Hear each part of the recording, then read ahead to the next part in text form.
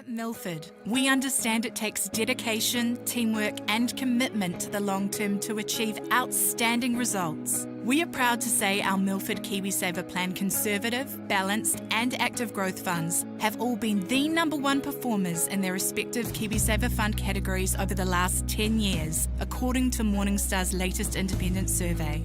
And now, we are proud to be investing in the rowing champions of tomorrow in their pursuits of outstanding results. Find out more at milfordasset.com. Milford, invested in you.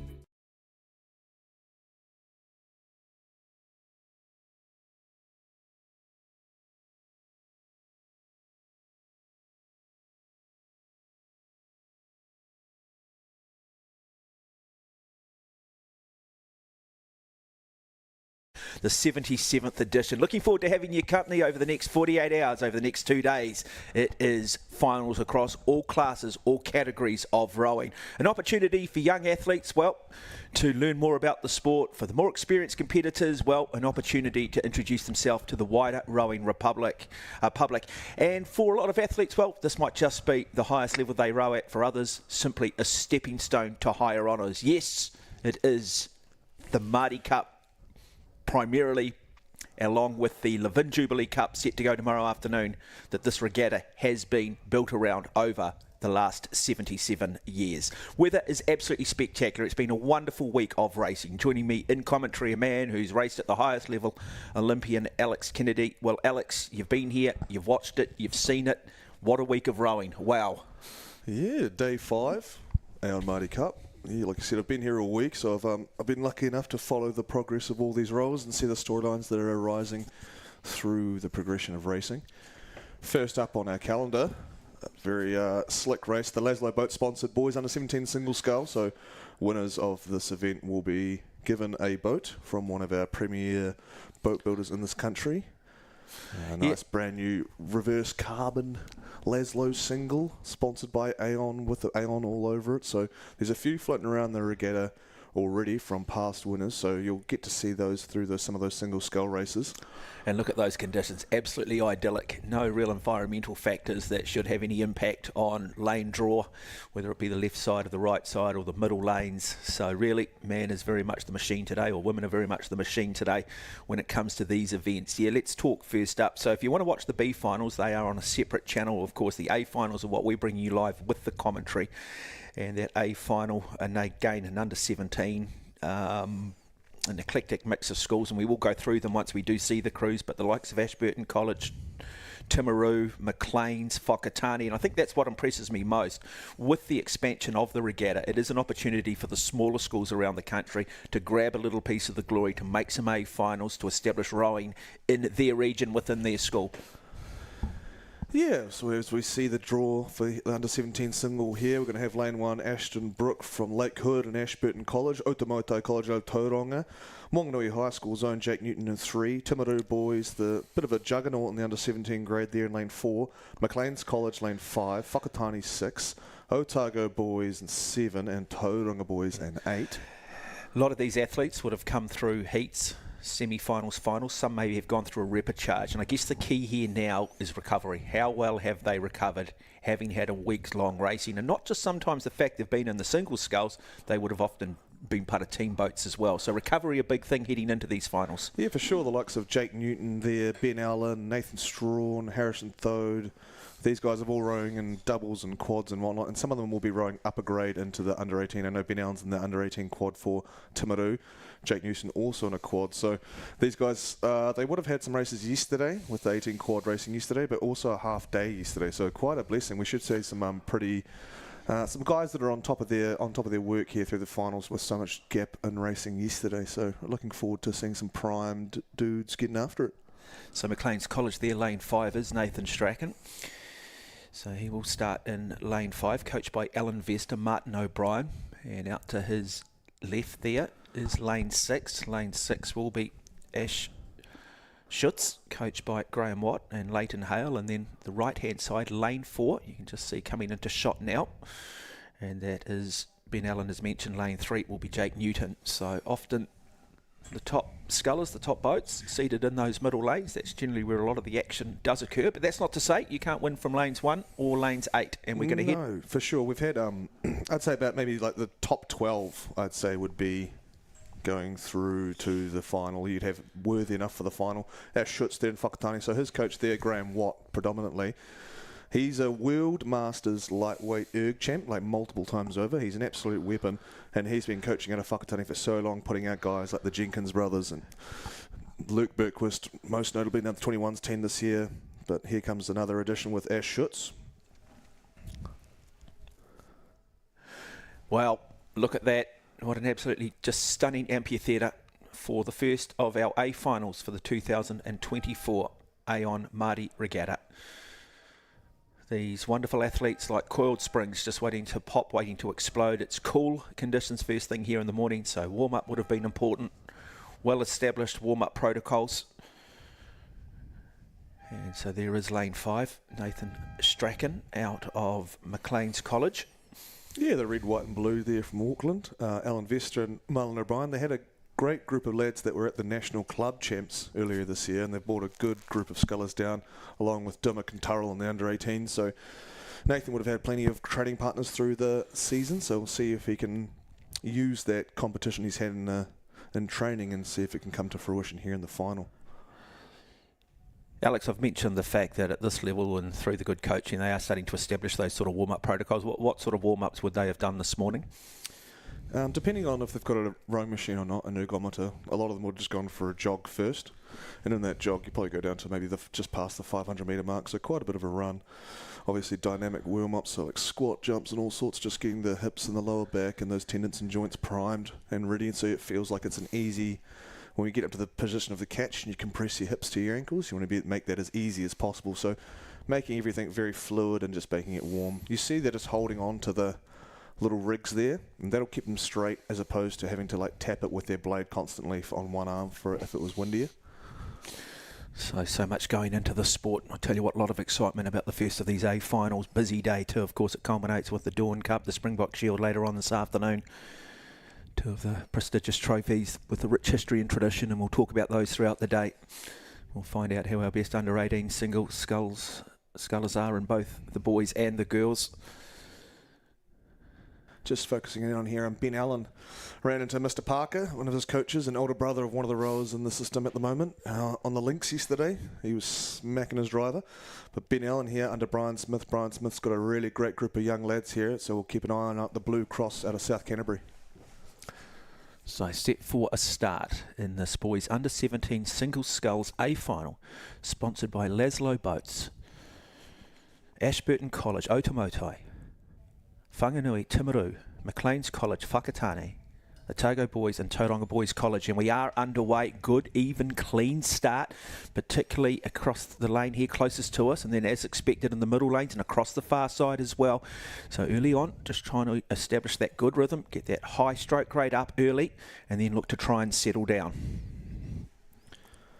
Yeah, the Timaru boys, they've shown a lot of good speed in the second half of their races, so I'll be very interested to see what the likes of Ben Allen and Bartlett and Park and the boys can do later on today, because if they can get on top of the majority of the field there, they'd be very hard to run down. So it is Ben Allen at the moment in lane 4 there, who's probably got a bell ball lead. Across the far side over lane 1, Ashton Brook out of Ashburton College, coached by Justin Wall and Mary Hefford. And the key thing here is making sure, and I say it with the greatest respect, you do not want to confuse ability with ambition early. You cannot train one way and then turn up and race a different way. So you've got to control the emotion, got to control the adrenaline. And now we start to see the move come down here in lane 7 too from Harrison Thode of Otago Boys. Yeah, these guys have been racing all week, and a lot of them would have been racing the 16 single last year. So I think by now they've figured out what sort of pacing they need for the single. You've done a lot of trials and failures through the season to try and figure out what sort of pacing works for you. Harrison's had pretty good starts all year.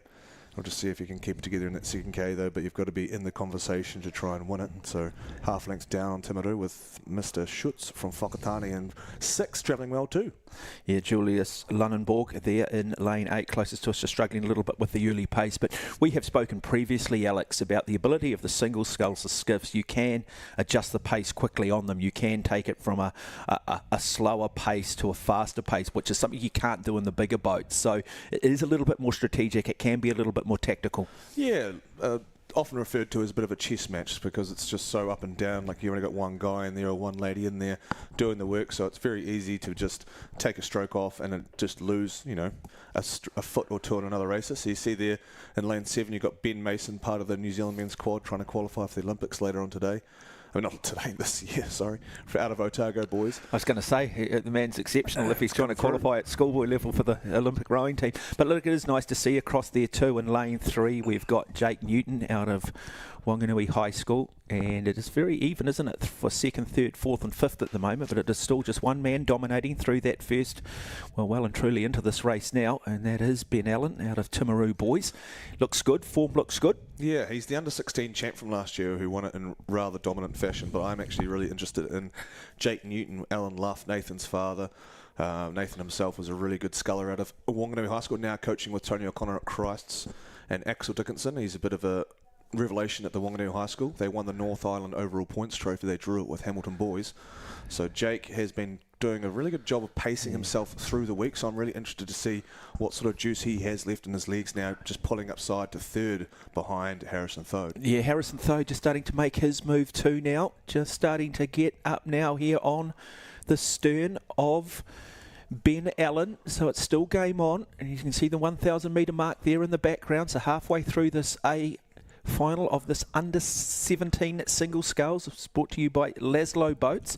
Yeah, massive momentum shift from Jake Newton. He was down on McLean's College, in lane 3, down on McLean's, down on Whakatane and Otago, and he's just put his foot down. He was lengths, he had clear water behind Allen, and now he's rocking up right now, half a length behind, half a length up on Harrison Thode. It's a great move from Newton. So Jake Newton starting to apply the pressure here on the pre-race favourite Ben Allen, the defending under-16 champion, and now also a big move coming from Harrison Thode. So it's very much game on, but look at the momentum shift across there from Jake Newton. He wants to ask a few questions here of Ben Allen, and sometimes that's what you've got to do. You come in at this age group level, you're the expected, you are the favourite, you've had it your all own way. Suddenly you're asked some questions. How do you respond? How do you react? We're also looking at Harrison Thode. He'll be looking left to McLean's College. McLean's College actually made some great moves, unlike Jake Newton just before that 1K. So keeping an eye on Nathan, and from McLean's in lane 5, he'll be wanting to come through and overrun Harrison. But here it is, drawing level now. Ominously is the boy from the swamp, Wanganui High School. It's Jake Newton versus Ben Allen here in the 17 single first race of the day. And just look at the bow there, just starting to get it high out of the water. So we do have a lead change through 12.50, and it is Newton out of Wanganui High School, narrowly over Ben Allen of Timaru. But this is where it starts to hurt. This is where they locked themselves well and truly into the hurt box. 1,500 metre mark approaching. Who has been smart? Who has not burnt too many matches too early? Who has the ability over the back end? And again, that big shift also coming from Harrison Thode, lane 7, just starting to look like he's going to tie up a little bit, but it's lanes 3, it's lanes 4. You're watching the boys under 17 single sculls, sponsored by Laszlo Boats. Yeah, I'd be interested to see how much or how many candles Jake Newton's burnt to get to this point. He is half length up and he's still moving, so it's massive momentum from him. But from him, right now, you just don't want to think about the end. You want to be going now, because you've got the advantage, you've got the momentum rolling on. You don't want to give Ben Allen a Smith, because those Timaru boys are tough and they'll look to come back through that 500. We approach the 1,500 metre mark. This is that threshold of hurt. Just looking at that stroke rate, fairly even here, Alex, between Jake Newton, Ben Allen. But you just feel, for some reason, that technically Newton just looks like he's got just that little bit more momentum. And maybe in a more traditional sense, he's got nice long arms. He's got a really snappy catch there. But just those Timaru boys, not for whatever reason, they train hard, they work hard, and they race hard. So it's unsurprising to see Ben doing what he's doing, but Jake's got a great hang off his elbows there. But looking here, Nathan Strawn / maybe Strachan, the red, white and blue canvas up now on Harrison Thode. He's just bided his time in that first half, and he's coming through with almost 250 to run. Okay, now, ladies and gentlemen, here we go. Who's prepared to hurt the most? Who's prepared to suffer the most? Two wonderful rising stars of New Zealand rowing. Jake Newton up against Ben Allen. It's Wanganui High School across there in lane 3. Timaru Boys High School in lane 4. It is still Wanganui. It is still Jake Newton by what? A bow ball maybe. Half a canvas possibly. Stroke for stroke. They're going to come down now. Very close to the finish line here. Now we start to see a little bit of a shift again coming from Ben Allen in lane 4 from Timaru Boys High School. He starts to respond. Now he starts to throw the questions back onto Jake Newton. Settle back, folks. Wonderful start to the finals. Yeah, Jake's just slightly underrating Ben there, so we'll see if Jake's got one more gear shift towards the end, a little bit more flexibility, but they've both played their cards out. Now it's just a straight swap sprint to the finish. And it will be lane 4, so tactically brilliant here. The patience of Ben Allen. He was under siege for much of this. Now starts to lengthen out. Now starts to increase the stroke rate. What a performance from this young man. Won the under-16s last year, looking to now take it at the under-17 level, looking to try and pick up that Laszlo skiff, which goes to the winner, and he will pick it up. Emphatic fashion. Brilliant performance from Ben Allen. Gutsy, courageous effort from Jake Newton. And picking up third place will be Nathan Strachan out of Maclean's College. Wow, Alex, if that is an example of what we've got to look forward to over the next 2 days, settle back, folks. It's going to be a stunning regatta. And not to pat ourselves on the back too much, but that is the chess match that can come from a single scull. So you saw Ben Allen try to take it right from the get-go, and then Jake realised that and had to really put his foot down in the second and third 500s. By the time they got to the last 500, they'd both laid their cards on the table, and it was just mano a mano sort of stuff in the last 500, but two different approaches to a race ending up pretty close together. And you can't do that, can you, really, when you get into the bigger boats? I mean, you can change speed, but not to that degree, not to that level. You can't, we've talked in the past in the 8s for the Maadi Cup, for the Levin Jubilee Cup, it's about getting boat speed early on and looking to try and maintain it. These boats, it's not over till it's over. Yeah, for sure. It is like a little bit closer to the fact that we are still under 18, like 17s. And there's Benny Boy loving that. He would have had a little bit of a heart and mouth situation there as Jake started rolling through in that third 5, but he dug deep. That competitive training we talked about. But it's interesting, isn't it? Because we know at this level too, we see a lot of kids who are physically very good, but there's still a mental side of it. There's a reason why there's an industry called sports psychology now, and I think that was just gutsy. The fact that he didn't panic, the fact that he reacted when he needed to, and he stuck to his game plan, which is not always easy to do. I think sometimes the great attribute of an elite athlete, and you'll know this yourself, Alex, it's about being patient. Well, it's also just not catastrophizing if something isn't going your way during the race. So you saw Jake Newton just rolled up on there, had all the momentum in the world, and it would have been really easy for a 16-year-old to just kind of panic a little bit and be like, oh no, I haven't got anything. And anyone in the end of that third 500 is going to be in a world of hurt. So super mature racing there from Ben, just to kind of stick to his guns and just work his way back slowly but surely, and then back himself in the sprint. And I guess at a macro level, great to have this rivalry too. Great to have 3 or 4 young men, all pretty close to each other, who over the next 12 months, some might be further developing physically, some will go away and go, you know what, I want to keep this going through winter, and it can change over the next 12 months, and everyone's looking over their shoulder now, and that's only got to be good for the sport. Yeah, and I think the big plus for both of those guys is they're coming from programs that they're rowing in quads, they're rowing in doubles, they've got good mates around them rolling through. And there we go now, so it is the... No, that's the wrong results there. That's from Heat 1 of the boys under 17 scull. We can have the official results here. We've got first place, Timaru Boys Ben Allen, is 7:30.07. Wanganui High School's Jake Newton, 7:30.69, so very close. Maclean's College, Nathan Strachan or Strawn would be 7:34.26, so very quick racing in Twizel. Twizel's notoriously not as fast. Yeah, look, having been across a number of sports too, water temperature can affect the boat speed. Colder water, slower boats; warmer water, faster boats. So a whole lot of things that can equate to time. That's why for a long time in the sport of rowing, there's never been sort of so much world's records. It's always been world's fastest times, because conditions can vary, whether you're in Poznan in Poland, say, versus Karapiro in New Zealand, where for whatever reason environmental factors will make certain courses quicker than others. Yeah, we're working with the turquoise water down here. It is a result of glacial water, so it is cold. I was going to go for a swim. Cold plunge. Join the A swimmer proper. All the sports, all influencers. Get in there. No, we've had so 7:30, rapid time for an 16-year-old in a single scull here on a cool morning here at Ruataniwha. Sometimes we get a little bit of a dam opening, so it might quicken up a little bit. Yep. Karapiro generally have a little bit more of a current than Ruataniwha. So generally looked upon maybe like 15 seconds potentially faster at Karapiro, maybe even 20 on a good day. And the world's fastest time ever over a single sculls, held by a New Zealander, 6 minutes 30. That's the one. Robbie Matson himself, former Marlborough Boys and St Andrews College oarsman. 2017, I think, World Cup in Poznan in Poland. And of course, Robbie will be part of that Olympic team for Paris. Yeah, he's teaming up with Jordan Parry out of Tauranga Boys. He won the under-18 quad in 2013, I believe. So at the moment you are watching in the distance there, that is the girls under 17 Cox 4B final. Now you can watch that on a separate channel that does feature Hamilton Girls High School, Diocesan School for Girls, Cambridge, Waitaki, Nelson College for Girls, Christchurch Girls, Cambridge, Dunstan High School.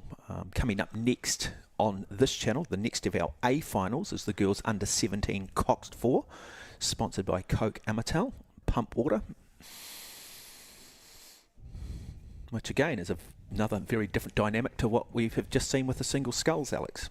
So taking over from a coxless boat to a coxed, you've got to account for that coxswain sitting past your screen there, St Margaret's bow cox, just in a sleeve cockpit there, sitting behind the bow. Yeah, let's talk about that, because a lot of people won't understand. We can talk about the role of the coxswain during the race, but in terms of having that extra person, how does that impact the setup of the boat in terms of the way you place your rowers based on their individual physiology? So having a coxswain versus not having a coxswain. Talk us through that. I think potentially the only difference would be maybe if you've got someone who's maybe a little bit more competent talking through a race plan, you might put them in a boat, in a part of a boat where their skills could be reached, like everyone can hear them. But then if you'd say someone who's just as skilled but doesn't need to talk, you could put them back in the bow seat because you need someone who's technically pretty good, or you put someone that's consistent in the stroke seat. So maybe you don't need that person talking so much within the crew because you have that external voice, that mini coach. Take the cox out of it. Does anyone then take on that role in a 4 without a cox? Yeah, for sure. I think largely you'd see 2-seat or 1-seat. So if we were looking at from our camera view in the race you just saw, would be the people on the furthest left of your screen. So probably 1-seat or 2-seat, like Eric Murray in the pair, he'd be the one that'd be chatting away. And then if you have like a 4 that we've got this year, like Matt McDonald, Tom Murray, Logan Ulrich and Ollie McLean, you'd probably hazard a guess that Logan Ulrich would be the man in charge making the calls in that 2-seat, and maybe Ollie McLean just chatting away a little bit, talking what he sees in the bow seat. So a little bit, a little bit someone century or to the back so their voice can travel down the boat. Hope you are enjoying coverage here, day 1 of the finals of the Aon Maadi Regatta. We just want to also take the time to acknowledge Milford to celebrate the dedication, hard work and focus it takes to get to the start line. Milford sponsors of all our live streams, are giving the supporters of the Maadi the chance to get a head start with a $500 top-up to a new Milford KiwiSaver Plan account or a Milford Investment Fund account. To enter, open or switch to the Milford KiwiSaver Plan or open a Milford Investment Fund account before 11:59 p.m. on Sunday the 24th of March for your chance to win one of 10 top-ups. Head to milfordasset.com/Maadi. That's milfordasset.com/Maadi. You are watching the Aon Maadi Regatta. Let's take a wee break and we'll come back next with our next A final, which is the girls under 17 Cox. We are all in the same boat. Our team invests in the same Milford funds as our clients. Find out more at milfordasset.com, official live stream partner to Rowing New Zealand. Milford, invested in you.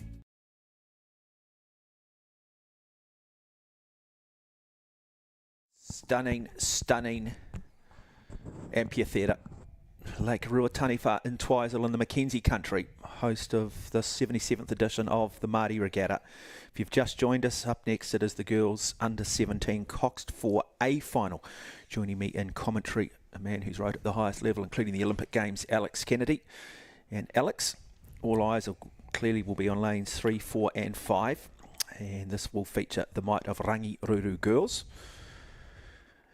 who many people are expecting again to defend the Livin Jubilee Cup, which they won last year, for the women's 8, set to go around about 4:40 tomorrow afternoon. Yeah, naturally my eyes are drawn to St Margaret's in 4, but we'll just give you a run of the whole squad here for the Hauraki Or and under 17 4. Lane 1, Queen Margaret College out of Wellington. Lane 2 is Marlborough Girls College. 3, Craighead out of Timaru. 4, St Margaret's. 5, Rangi, both from Christchurch. Lane 6, Wanganui Collegiate School. 7, St Margaret's College. And lane 8, Waikato Diocesan. And so they are getting poised. And we will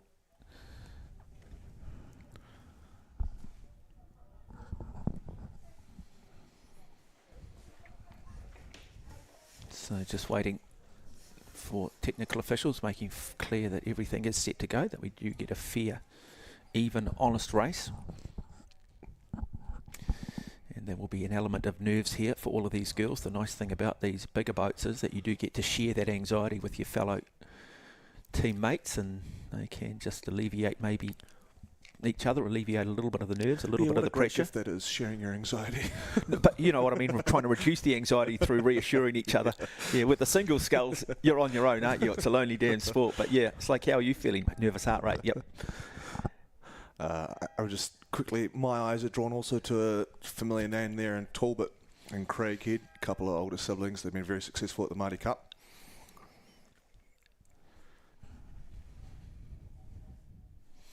So Rangiruru, that is the might of Rangiruru. And so they do start in lane 5. That's Izzy Jones, Brooke Harper, Samantha Parker, Harriet Abbott. Their cox is Sophia Saar. They're coached by Leon Barracliff and Adam Ling. Adam Ling, 2015 world champion in the lightweight men's single in France. Now, either side of them, lane 4 will be St Margaret's College of Ava Reedman, Belize Macquarie, Ain Leeson, Coco Flood, Bella Harris, their cox, coached by Matt Adam. Matt Adam, former Wanganui High School man.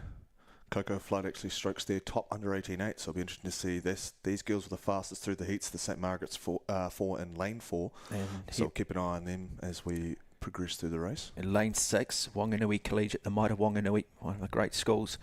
Eva van der Zel, Elizabeth Ardrol, Olive Strahan and Otali Mora, Hunter Rowland, their cox, coached by Tyler Scott and Rick Grobecker.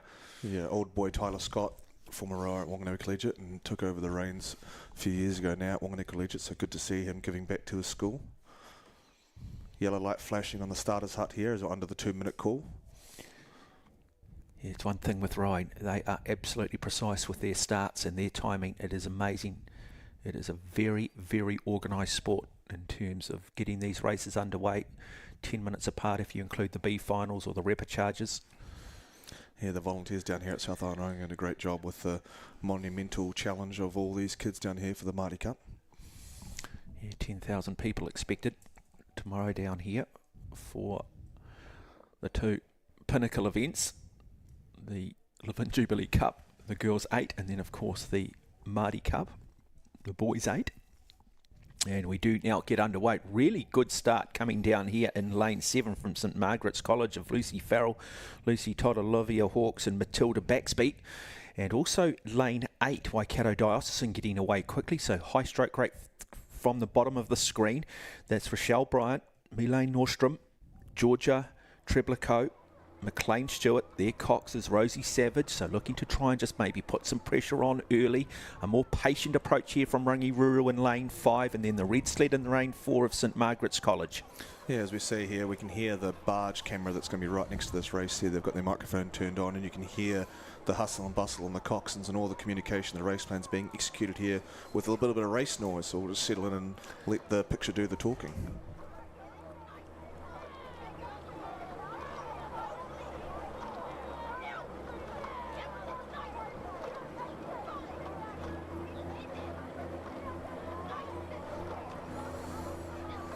Yeah, fascinating, the noise that does come off the water, particularly when you're live here. So now we just go back across. St Margaret's now in lane 4, just starting to make their move on. Outside of them, we've got Craighead Diocesan across there in lane 3, also starting to maybe just have a bow ball lead at the moment as they start to come up towards that 500 metre mark there in the background, just in front of that little island. But still good performance down here from Waikato Dio in 8.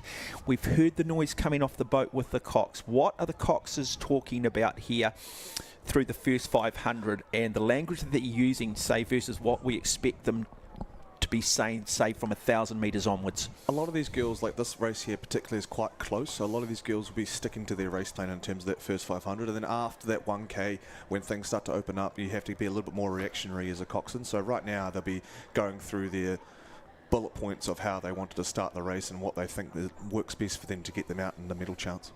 Okay, so that is the job of the coxswain, setting the strategy, reinforcing maybe the game plan, and then at times obviously it does become a little bit more tactical. So as expected though now, St Margaret's College, Ava Edmund, Belize Macquarie, Hayne Leeson and Coco Flood, Bella Harris just starting to establish a small lead. Still down here in lane 8, Waikato Diocesan across there in lane 3, Craighead Diocesan of Emily Card, Lily Richard, Lily Grant, Annabelle Talbot and Tessa Westgarth, coached by Dean Milne and Vicky Taggart. Yeah, Dean Milne, an absolute stalwart down there at Craighead Diocesan and Timaru. He's been putting out great rowers after year after year after year, with Emma Dyke, the Olympic silver medalist from the girls 8, and also Phoebe Troller, the junior gold medalist, the Junior Worlds in 2019. You can see the difference there between the rowing a little bit there. You've got Wanganui Collegiate, really long, strong, a little bit more relaxed there. You've got a super aggressive back turn and a really accurate front turn there from the girls from the Kaipoi River on St Margaret's, and a little bit of higher rating, just kind of ticking it over from Craighead. Yeah, so the Wanganui crew, they're in the navy blue and black. Down here at the bottom of the screen, still in contention, still fighting Waikato Diocesan. So absolutely in the hunt, absolutely in the fight. Starting in lane 8 means they certainly didn't come in as the fastest qualifiers or necessarily progress through winning semi-finals or heats. So they're looking to try and challenge in those outside lanes and saying, well, look, we've timed our run towards the finals. We've been happy to be patient. We maybe haven't been our best earlier in the week, but the more we're racing, the better we're getting. Yeah, that number 2 crew from St Margaret's, Baxby, Hawkes, Todd, Farrell and Fitzsimmons. Farrell's older sister, Grace, very good rower. So it's in the genes here with St Margaret's, but they were behind a little bit with that Waikato Die, but really showing through. The Ian Smallman, head coach there at St Margaret's, so you know the quality is going to be there. Matt Adam coaching these crews, he's an outstanding coach in his own right. And so we'll see what these number 2 crew from St Margaret's can muster in the second K, as they've just kind of stolen some momentum just before the K there. Yeah, we've got 2,000 metres, and you'll often hear me say it, and I say it with a smile and maybe a little bit of a cliche, but I often say 1,500 metres of hope and 500 metres of truth, or 1,750 metres of hope and 250 metres of truth. How tactical and how tactical are the coaches here, and are we generally going to see crews that are just going to look to try and keep it even over 2,000 metres? Is there more an emphasis, and is it a more popular thing to look to build through the third 500 or look to negative split the second 1,000? Is there a percentage game plan most of these crews do play? I think mentally for younger athletes, like the oldest athletes you'll have here are 17 years old. So if you can get out in front and get out of sight, it takes a massive mental blow on the people that are behind you, because you are still like familiarising yourself, building that mental strength. As we say that, Wanganui Collegiate just walking back a little bit now in St Margaret's, just a canvas down as we run through those buoy lines.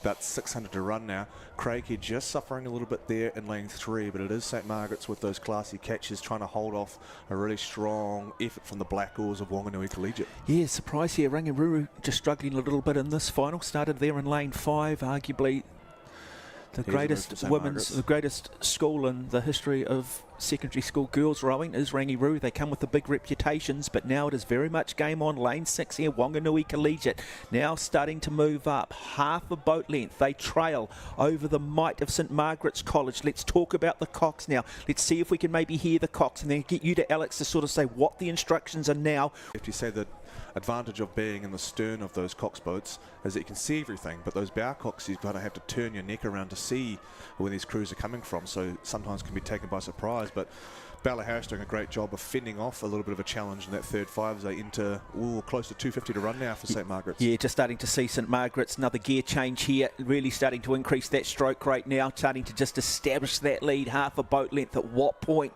or at any point, do Wanganui Collegiate potentially say possibly second is good enough today? The hurt going on, we cannot describe the pain that goes with this sport. You've got to be tough, you've got to be tenacious. 250 metres left to go. St Margaret's form looking good. Yeah, outstanding catches from the girls under 17-4. Like, those catches are slick. They're in on the way forward, super aggressive through the back turner, and that's probably coming through from Coco Flood. That stroke, she is stroking the under 18-8. So obviously a lot of trust in the under 17 to stroke the 18, and that's probably why they're out in front. Right, we might just try and pick up a little bit of the atmosphere here. Not far to go, but it is St Margaret's. Another big challenge coming from Wanganui, though. Still looking to see if they can just fight. They'll be counting down in the head now the number of strokes that do remain. It's St Margaret's, Wanganui Collegiate fighting back. It is still game on. Nice, the red and white from the girls stationed out of the Kaipoi and Waimakarere Rivers. Ian Smallman's lot with the Keeses. Matt Adam in charge of this crew and down to the line. St Margaret's, national champs of the Hauraki and the girls 17-4. Yeah, really good race though. And then across there also in lane 3, Craighead Diocesan picking up third place. Boy, what a wonderful finish from them. Didn't really talk a lot about the Craighead Diocesan crew, but when it counted over that last 250 metres, they made their move. They pick up a bronze medal. Yeah, there's no mistake when a Craighead crew is in the middle of the course there for those finals. You've got to take note of them. The forest green, the navy, and the gold, usually riggers of Craighead Dio. Wanganui Collegiate. Outstanding second half from then. Tyler Scott will hopefully he'll be proud of his young charges there with the effort they put in the second half to try and run down St Margaret's. So congratulations will go to the St Margaret's coaching staff too, and don't underestimate the pressure that the coaches come under, or the pressure that perhaps they do put on themselves to win, and so well done to Matt Adam. Yeah, Matty Adam, obviously, well, not obviously, but he was out of Wanganui High School back in the day, did stringing together some senior quad victories and premier challenges, and now he was down in Columba for a long time, won the 18 quad last year, and now he's here with this extremely clean looking St Margaret's. And that 17 Cox for Coke Amatel for their sponsorship. We also just want to acknowledge 776 BC. It's the official apparel partner of Rowing New Zealand. And if you are down here, you're watching this, or you're coming down, or you've got kids competing, make sure that they do stop and that they pop up and purchase some of the Aon Maadi Regatta collection before it is gone.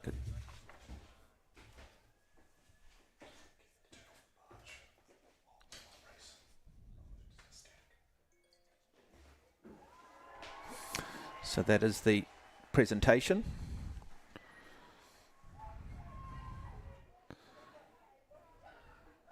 And really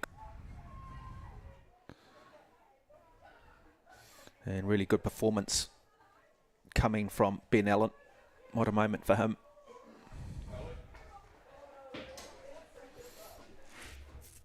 And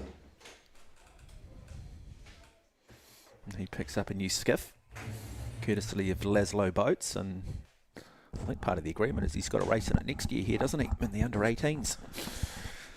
Yes, there's Vera on the course there, who's one of the partners at Laszlo, along with her husband. She's with the brains behind Art of Rowing. Also, if anyone's familiar with that Instagram page, a lot of fantastic media work there. And Vera is the lady behind that, behind the lens, essentially. And a lot of the artistic projects that go on at Laszlo. Yeah, what a wonderful moment there for Timaru boys. Such a rich history in sport, and of course the great Jack Lovelock, 1500 metre Olympic champion, 1936, coming out of Timaru, and Tommy Walsh.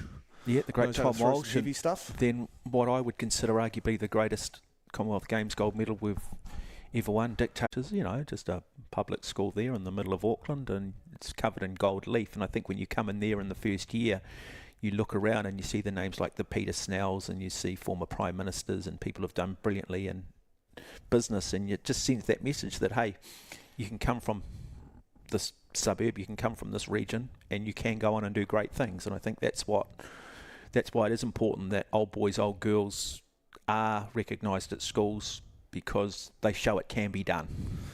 Yeah, for sure. Myself, coming from Regatta High School in North Canterbury, not necessarily the powerhouse of national sport, but look what you achieved. Yep. We've had me and myself. We had Angie Schmidt. Yep.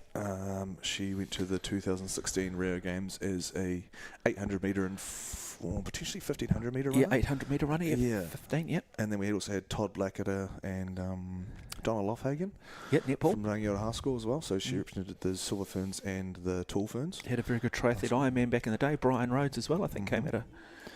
Yeah, so we've been very lucky with, we have had some names come through our school, and like I said, it's regardless of what school you're at, there's definitely people that have gone on to become legends of New Zealand. So yeah, it pays to look back at your history to make sure that you don't think you need to be somewhere else to achieve what you want to achieve. It's just about finding what works for you and working with a good coach, and just doing the day in and day out sort of stuff.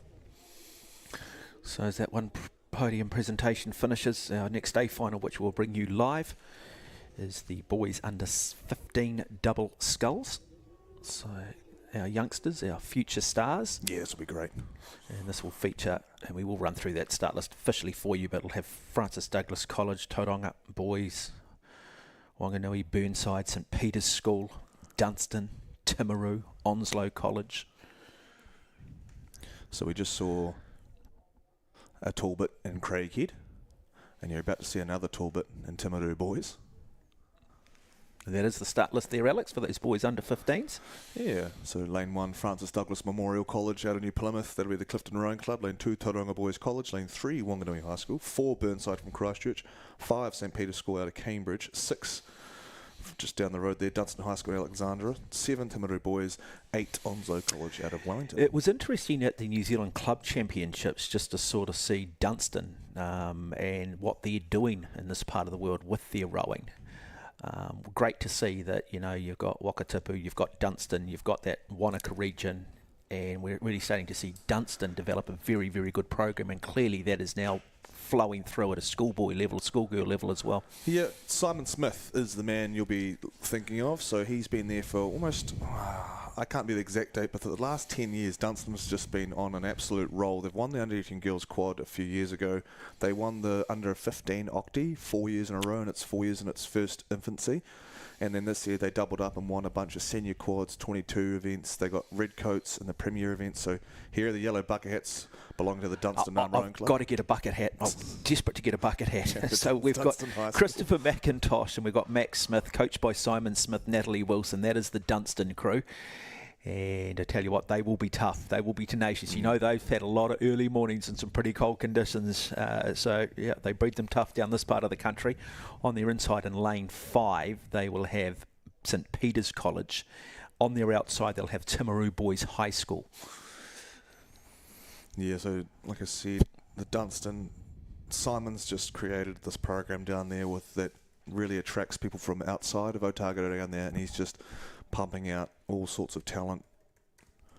You'll see a few of them have gone over to America now on scholarship. Here's Burnside High School's Riley McMorrin and Tom Carey. Christina Blackford and Rob Meets. So Christina Blackford back with Burnside High School. She's had a lot of good results with them in the past. She took a bit of a break. Now she's back, and with her return becomes the return of Burnside into A finals as well. So good to see Riley and Tom there representing the green and the white stripes of Burnside High School. Yeah, good Christchurch school. Big school, biggest in the South Island. Are they? Yep. Wow. Almost 3,000 on the books. Yeah, and my old Bob Mount Albert, along with Rangitoto, the two largest schools in the country, and Not sure if Rangitoto have representation here. Certainly Mount Albert Grammar do, but schools are just getting a lot bigger. Yep, Burnside, of course, the great Warwick Taylor came through Burnside, I think, one of the great All Blacks second 5'8". Also Jacob Wadley and Theo Yannico Georgios in terms of rowers that I coach.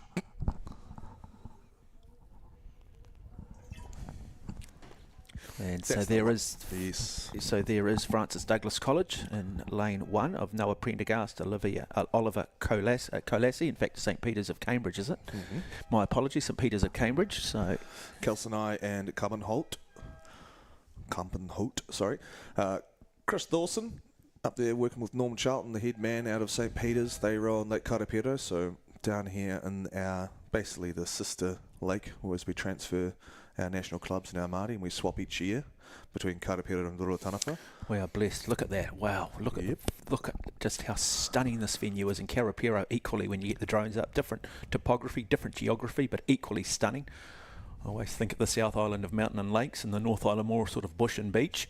But both just make New Zealand incredibly unique. So down here at the bottom of your screen, it's Onslow College of Max Bisley, Jasper Tucky, and then Timaru Boys High School. Here they are, lane 7. That's George Talbot, Tim Bartlett. Their coaches are Brian Smith and Jamie Harrison. Yeah, so you see Bartlett's older brother will be competing in the under-18 quad and the double, and he's a very quick boy himself. And then here comes young Tim coming through the ranks. And George Talbot, we just saw his sister claim bronze for Craighead.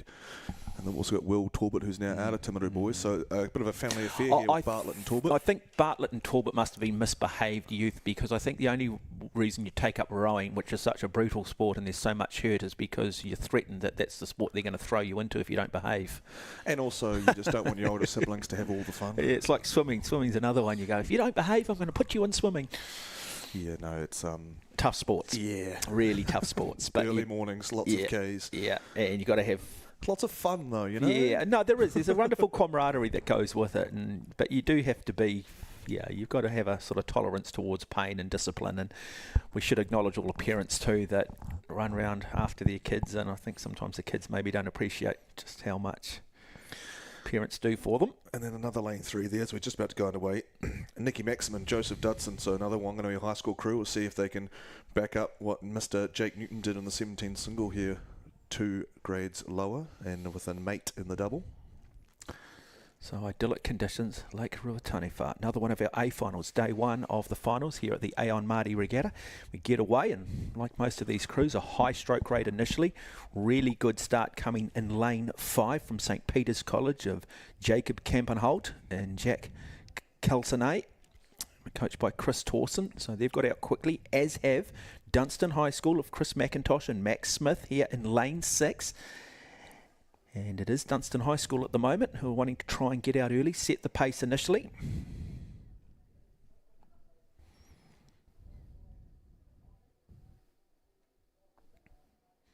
You also see the yellow blades flashing there, and maybe third trading blows with St Peter's, Wanganui High School, Maxim and Dudson.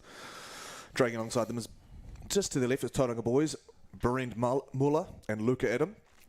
Richard G, Nicola Austin, some familiar names there coaching Tauranga. I also think Nikki Coles is helping out there, either as their head of rowing from the school or coaching, and she's a 2-time Olympian from Athens and Beijing, so a wealth of experience. Just see what they like. They don't even think about the last 500. They're thinking about 500 at a time. Get to that first 500, go again to the next, to the 1K, go again to the 1500, and see what you got left in the tank. Because there's no point wasting time out the start. That's going to go and see if they can get out of sight. And they train that way, do they? Oh, for sure. Simon, no wasted. What is it? We were talking to him last night. Actually, no junk Ks from Dunstan. No junk Ks. Just you get on, you smack out the work, and you get off. Okay, so now just starting to see that bell just lift a little bit out of St Peter's College of Kampenhout and Kelsenite. Chris Thorson there, he was probably a slightly different approach, be a little bit more patient. I'd imagine as the week builds, the coaches will be looking at their opposition. They will be saying, hey, look, this is the approach we think Dunstan are going to take. So we don't want you to panic too much. We want you to stick with the game plan. We're still confident we'll pull them back. Great coaching staff at St. Peter's. They'll be really in tune with what that needs to happen with those boys, Jack and Jacob, because St. Peter's themselves are a massive institution in rowing, and we've got likes of Matt Dunham, who's won the Henley. He won the Diamond Sculls is a lightweight. He was in 2017. He was a lightweight silver medalist, and he came out of the St. Peter's program rowing the exact same way. They've got that same technical model all the way through, so unsurprising to see these boys walking up alongside Dunstan in the second K. Okay, let's contrast the form of both Dunstan and St. Peter's. What are you seeing? I see a really long hang from the St. Peter's boys, so they get their hips quite far through the stroke before those handles really start coming back. Maybe a little bit more tied together from the Dunstan boys, a little more upright from Dunstan. Quite an aggressive catch, but you can see the hips really drive back in that blue and red corded boat there from St. Peter's. Okay, let's again, I'm interested in the tactics here of Dunstan. So they've gone out quick. Now they're just looking to settle things down. Are they settling it down deliberately, or are they just paying for the start? Yeah. So is this strategic from them, or have they popped? I don't know if they've popped, but I think that this group from St. Peter's are just incredibly quick. They are in lane 5, so there'll be a semi-final winner alongside Burnside. So I don't think Dunstan have popped. I just think that their race strategy was to be out faster than everyone else, and then the St. Peter's boys didn't really get dropped. They almost always had contact with Dunstan, so I don't think those St. Peter's boys would have panicked much, knowing that how much speed they have in the tank. Oh yeah, really good race here still from Wanganui High School in third of Joseph Dudson, Nicky Maxim, their coaches Alan Luff and Axel Dickinson. And then down here also in lane 7, the Timaru Boys High School crew of George Talbot, Tim Bartlett, still fighting for that third place, still fighting to try and get on that podium. But it's now St. Peter's College of Campenhout and Kelsonite who look to continue to just stretch, put the bungee cord here on Dunstan. Dunstan, what have they got left as we come through that 1,500 metre mark? Yeah, St. Peter's could break contact here and get clear water on Dunstan. That's a massive mental breaker in terms of rowing, and it looks like they're just starting to inch that stern of theirs just up on the F6, the lane number there from Dunstan. Francis Douglas Memorial, Cole Haas and Prendergast. So Greg Cox, Jason Williams, unsurprising, those boys will be out of the Clifton Rowing Club down there in lane 1, plying their trade, looking to see if they can overrun Wanganui High School, but also keeping an eye on the boys that we talked about, the siblings from the older Craighead and Timaru boys, is Bartlett and Talbot. Also keeping an eye on Burnside. They're getting pushed along by Tauranga boys, Muller and Adam. So when crews fall behind and they get in a battle with each other, it can draw them up alongside crews ahead of them that are maybe a little bit more on their own. So it is St. Peter's of Cambridge in control now. Good form, great cohesion. They were patient, they stuck to their game plan. Look at their supporters in the background, and that is typical of all the schools here right along the banks here of Lake Ruataniwha. And now Dunstan, and it is a boat length clear. That bungee cord might just break. At what point do you say second is good enough? We're probably approaching that threshold now. It's about maintaining good form here. It's about just trying to lift if you can, but it is all St. Peter's School of Campenhout and Kelsonite who look like they will comfortably come down and take this boys under 15 double sculls. Yeah, I'm going to be super curious at what time these guys put out, because this is under 15 double sculls. Like, look at the skill that these guys, young fellas, have had. Like, this is really good rowing for 14-year-olds. Yeah, wonderful. Great to see the tribalism in the background, and they'll come down, and what a dominant display, what a patient display from them. A really, really classy A final, thoroughly deserved. So 6 minutes 45 at the moment unofficially, alongside of me and Alex Kennedy. Well, that's the kind of speed you can't, you just can't deny. Like, they weren't slow off the start. They led out. Dunstan led them, but then they've just walked away continuously. They've just gotten further ahead as the race gone on. So it's just incredible. They're Wanganui High School trying to shake up a little bit there in the bronze medal position. They're trying to run down Dunstan. They have overlap. Dunstan might, though, this finish line might just come a little bit early, so Dunstan will probably claim silver there, up on Wanganui High School's Maxim and Dudson. And then Timaru Boys High School will finish in 4th, but wonderful display, patient display. I admire the approach, though, of McIntosh and Smith for Dunstan High School, looking to be aggressive early, looking to ask some questions, maybe put just a little bit of doubt in the more fancied St. Peter's crew. Ask them a few questions, but St. Peter's, well, showing their experience at the schoolboy level, and great acknowledgement between the two crews, saying, hey, you made us hurt, you made us suffer, well done to you two for finishing in 2nd. And these young fellas, they can see the pain is what's on their faces. Like, maybe St. Peter's feeling that gold medal, what's the word? Adrenaline a little bit more, so they're not feeling the pain as much. But you can see these guys collapsed over the rules and whatnot. And for 14-year-olds to have the ability to push themselves that hard is incredibly impressive. So Lake Ruataniwha is the venue for the Aon Maadi Regatta for 2024. Alternates between here and Karapiro on alternative years. idyllic backdrop. So that under 15 boys double was brought to you by the Lake Ruataniwha Holiday Park, thankfully enough. So they're just on the left side of your screen there over the pine trees a little bit, and they'll be stacked this week in the camper parks, and also I think Church Girls are regular customers. They hold up every South Island regatta down there, so incredibly thankful for the accommodation that they provide. And we are now going back to the medal ceremony for the girls under 17 Coxville. Wonderful moment for St Margaret's College, picking up the gold medal there. And that's St Margaret's College crew of Ava Reedman, Belize Macquarie, Aine Leeson and Coco Flood. Yeah, really sharp crew. That was a lot of these girls will be in the under 18 8 tomorrow for St Margaret's. You see Matt Adam there as the coach. And Wanganui Collegiate picking up their bronze medals.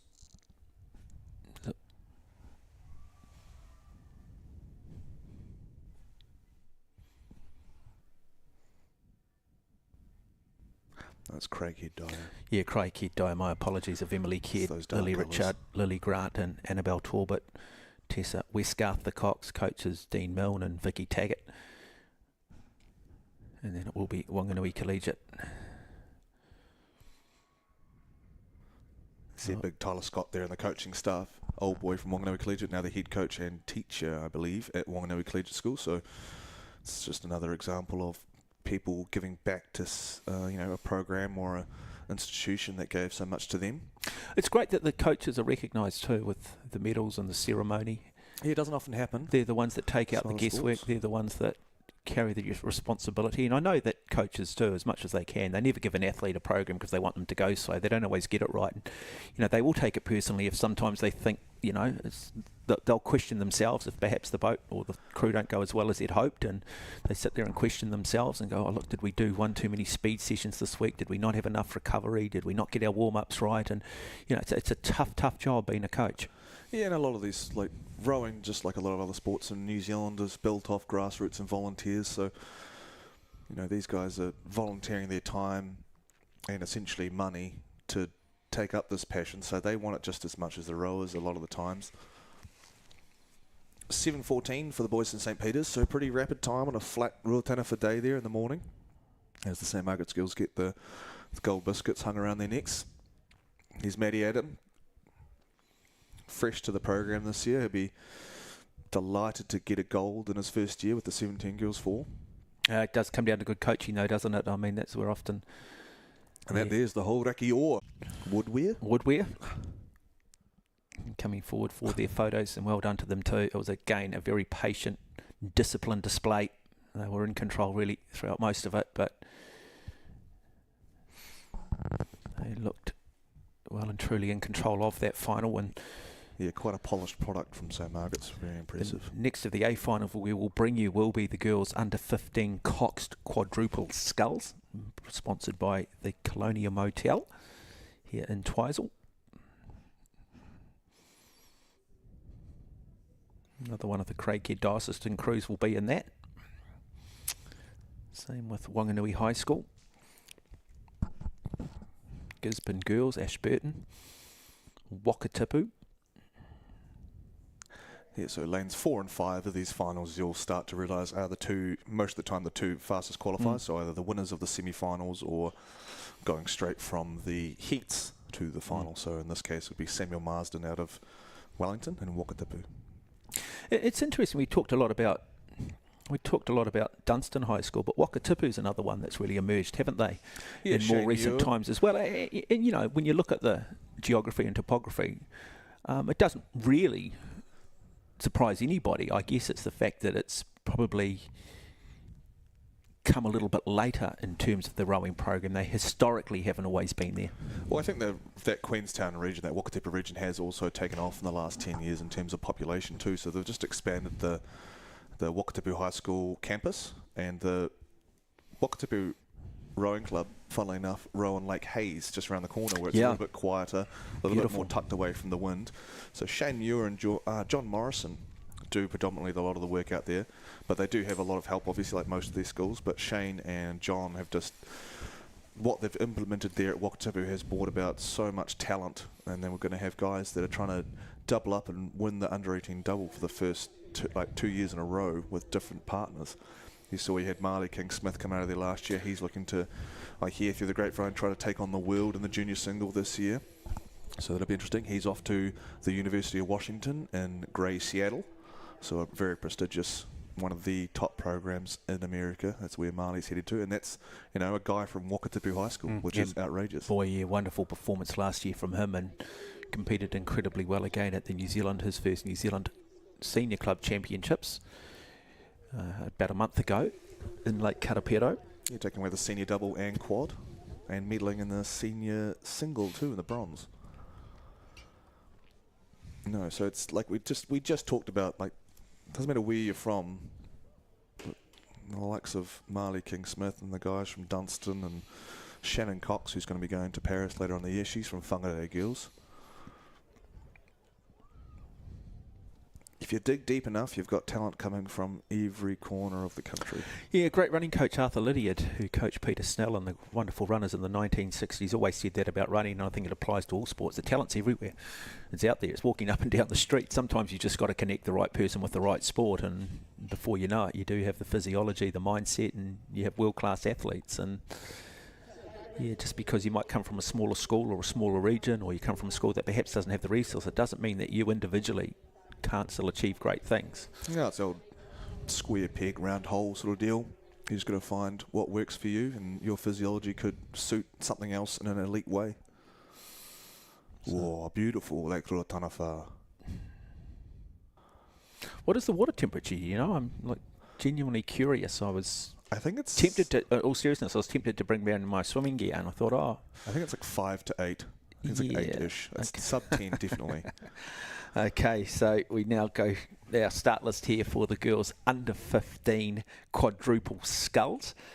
Gisborne Girls High School start in 1, Ashburton College in 2, Craighead Diocesan in 3, Samuel Marsden Collegiate School in 4, Wakatipu High School in 5, Wanganui High School in 6, Queen Margaret College in 7, and Hauraki Plains College in lane 8.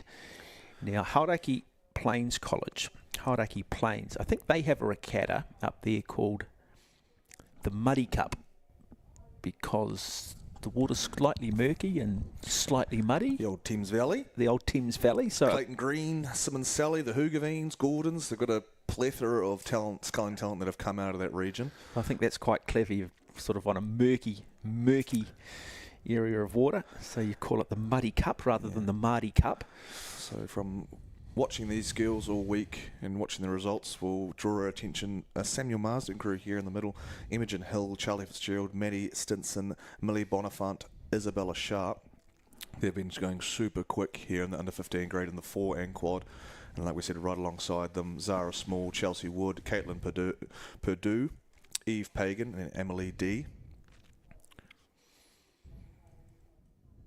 Those are two fastest. And then Wanganui High School were very close through those semi-finals. Jenkins, Barnett, Bullock, Jones and Wood. It's a real challenge, isn't it, for the coaches? I mean, you've got 4 rowers here, and they've all had busy schedules. Some might have rowed individually, some might have been parts of doubles, or some might be part of the 8s. And you've got to try and get all 4 athletes to recover, and all 4 athletes to come together and try and have them all within a certain range in regards to knowing that they can hold it together in these A finals. I think the luxury of these girls, actually, I don't know how many of them would have raced yesterday. Yesterday was dominated by under 18 sculling, under 17, some under 16s, and these girls did have semi-finals, but I think they raced these on the Wednesday rather than the Thursday, so a lot of these girls will be fresh and rearing and ready to go, so this will be good in terms. And tick off. As I say, you can't eat an elephant whole, but you can eat it in small pieces. You're allowed to say that these days. No one actually eats an elephant. It's more of a metaphor, isn't it? But you know what I'm saying. It's we'll give it a good go. But you do. You've got to just break it down in your head. Just play the little parts. Try and make it easy. A lot of those race plans are like, you focus on the first 5 strokes and then 10 strokes, and then it's the first 250, and then you work to the 400, and then we affectionately call that little 500-metre island Alcatraz here, down at Ruataniwha, and then you're just working through block by block through the course. So bottom of your screen is Hauraki College, Hauraki Plains College of Taylor Batchelor, Georgia Green, Lily Hammond, Taylor Gibbs, Sienna Edwards, Faith Ball, the coach. Lane 7, so just on the inside, is Queen Margaret College of Lily Melville, Isabel Robinson, Lucy Gittings, Billy Every Palmer. Their cox is Lauren Carr. They're coached by Bianca Martin and Oliver Fahey. Good senior row in his day too, Oliver Fahey, the young fella out of Wellington. We've got the Hauraki Plains. They'll see they've got orange blades and they've got a very grey, white and black with a white sash there. Their orange blades represent the Hauraki Plains Rowing Club, who have the orange row suits. So just the light there in the starters area, directly in front of lanes 4 and 5. So that represents a 2-minute warning. So if you're not locked on to the start within 2 minutes, you'll incur a penalty, like a yellow card at a football. 2 yellow cards, you're out of the race. Across the far side, top of your screen, in the distance is Gisborne Girls High School of Bonnie Mason, Alexia Mackay, Tilly King, Maya Carrington, and Georgia Forsyth is the cox, coached by Luke McKenzie. And each of those lanes will have a little traffic light in front of them, sitting in orange or red, sorry, and then flick to green to go along in unison with the buzzer, the starting buzzer. And then in the little hut you see down there on the left-hand side of the cruise is the starter's hut. So he'll sit there and he'll line it up on a TV screen on a line that he has on his own screen in there. And we do get underway. Really good start coming in lane 7 from Queen Margaret College. Olivia Melville, Isabel Robinson, Lucy Gittings, Billy Every Palmer and Lauren Carr. But again, in lane 4, it is Samuel Marsden Collegiate of Billy Monifant, Maddie Stinson, Charlie Fitzgerald, Imogen Hill and Isabel Sharp, coached by Jamie Fitzgerald, probably got the best start. Lane 6 also getting away quickly, Wanganui High School. So lanes 6, 5 and 4. You can see the difference in approaches to stroke here between particularly Wanganui High School and Wakatipu. See a very dynamic, fast leg drive coming from the Wakatipu girls. They really whip it through the back end. And you can see a very long, loose stroke there coming from the Wanganui, maybe rating just a little bit lower. It's a very strong crew out of Wanganui High School. They only just came second in their semi-final, so we'll keep an eye on those middle 3. And Craighead also not too far off the pace in those semi-finals, so Dean Milne's girls relatively close to the middle. We set it in the 17-4. Keep an eye on those girls from Timaru. So Wanganui High School, maybe the smallest of leads, a bow ball, half a canvas possibly, leading here in lane 6, Wakatipu lane 5. Just looking at the contrasting form, lane 5, I might be a bit tough here, don't look quite as smooth in terms of their rowing technique. No, under 15 girls quads too, you know, just got to keep them in the context, but they are going pretty hard out there at the start, and you see, like I said, they've got a very rapid leg drive coming out of Wakatipu. Still got those nice long arms though, and we'll see how that translates as we go down the course. Here comes that Samuel Marsden crew, so they won a semi-final with the light blue blades there. They're coming through just on top of Craighead Diocesan, but it is the girls from the swamp, Wanganui High School, through the 500 there. And that's out of past Alcatraz here, the 500 metre mark. That's the one. Affectionately known as Alcatraz. And so it is, as we said, Wanganui High School, who now look to just try and lengthen out here a little bit, start to try and just stay a little bit more controlled. Got away quickly, got the boat up to good speed. Now look to just lengthen out perhaps, bring it down a couple of strokes, and then look to maybe tactically play out their race plan through that second 1,000 metres. Across there in lane 3, Craighead Diocesan School of Neve Callaghan, Jasmine Payne, Kate Caird, Neve Gordon, Bella Westgarth, their coach Dean Milne, Vicky Taggart. They're still in the fight, still in contention. Lane 7, Queen's Margaret's College, just starting to struggle a little bit with the pace, as other crews across there in the far side, lanes 1 and 2. Yeah, quite sympathetic was the way I described the Wanganui High School catch. So the catch, what I talk about, is the blade entering the water when the girls are all compacted up at the front of their slide. So a sympathetic catch from them. I'm really trying to look after the boat as they enter, because when you enter the water, obviously you're slowing it down because you're putting more, pieces into the flow and the hydrodynamic sort of deal. So they're a sympathetic catch to try and look after that front end and then really sling it along through their legs and swinging of the bodies through to the finish when the blades exit the water. So it is still Wanganui High School, who are having an outstanding first 1,000 metres here, looking nice and controlled. This is exactly like the semi-finals, just as close. This is great. Just looking very much in control at the moment. The form looks good. They're in one with each other. Bow nice and high out of the water. Wonderful demonstration here being shown by this young crew. Yeah, great contrast actually there between Wakatipu and Samuel Marsden. So you see Samuel Marsden So Samuel Marsden in lane 4. Yeah, so you see Wakatipu in the gold boat, the gold rose suit with the blue, and then a light blue from Samuel Marsden. You see they're just using their bodies just a little bit more off the front. They're a little bit more dynamic off the front, and you see Wakatipu keeping it a little bit lower in the shoulders and just driving the hips straight back. So quite an interesting, two different approaches to the style. And is there a right or wrong? No, I don't think so. Like we've talked about, you look at individual physiology too, don't you? I've just talked about during the week. If you're like propelling the boat in the same place, you're moving in the same way, then the boat's going to move in a more coordinated fashion. But if you've got people doing different things, then the boat's... And Charlie Fitzgerald, Imogen Hill and Isabel Sharp, so they're starting to make their move. You can just start to see an increase in their rating, starting to get the call coming from their Cox, which is Isabel Sharp. So she's now starting for them to start to empty the tank, start to burn a few more matches. It is game on, lane 5 as well. Wakatipu still hanging tough, still in the fight, still in the contest. Yeah, well, semi-finals, we had Wakatipu and Samuel Marsden win the semis, and they both did 8 minutes flat.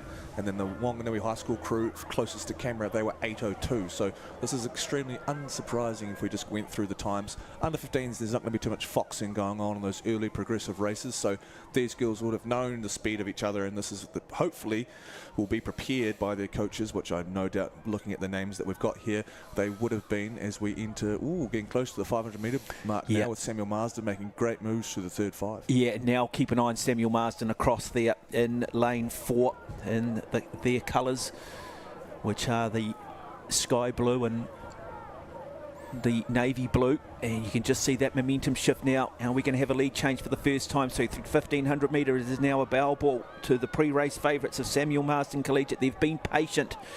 What do Wanganui have left in the tank? Have they burnt too many matches? Do they have another gear to go to? And let's not underestimate Wakatipu as well, who are anchored between both of these crews at the moment. You might just see their yellow bell just starting to come into shot now. Yeah, it'll be interesting to see how many matches Wanganui High School have burnt to get there, but great work here, great change of pace with 500 to run from Hill, Fitzgerald, Stinson, Bonifant and Sharp. Jamie Fitzgerald's the coach. He was a bit of a weapon in his day with maybe a young Charlie, some sort of relation, but going from bow ball to quarter of a length, moving to half a length, just moving all the time now. Samuel Marsden, Wanganui High School, we're looking to their right to Queen Margaret, another Wellington crew, Every Palmer, Giddings, Robinson, Melville, Carr. Wanganui High School now looking left and right, Wakatipu and Queen Margaret creeping up on their bows.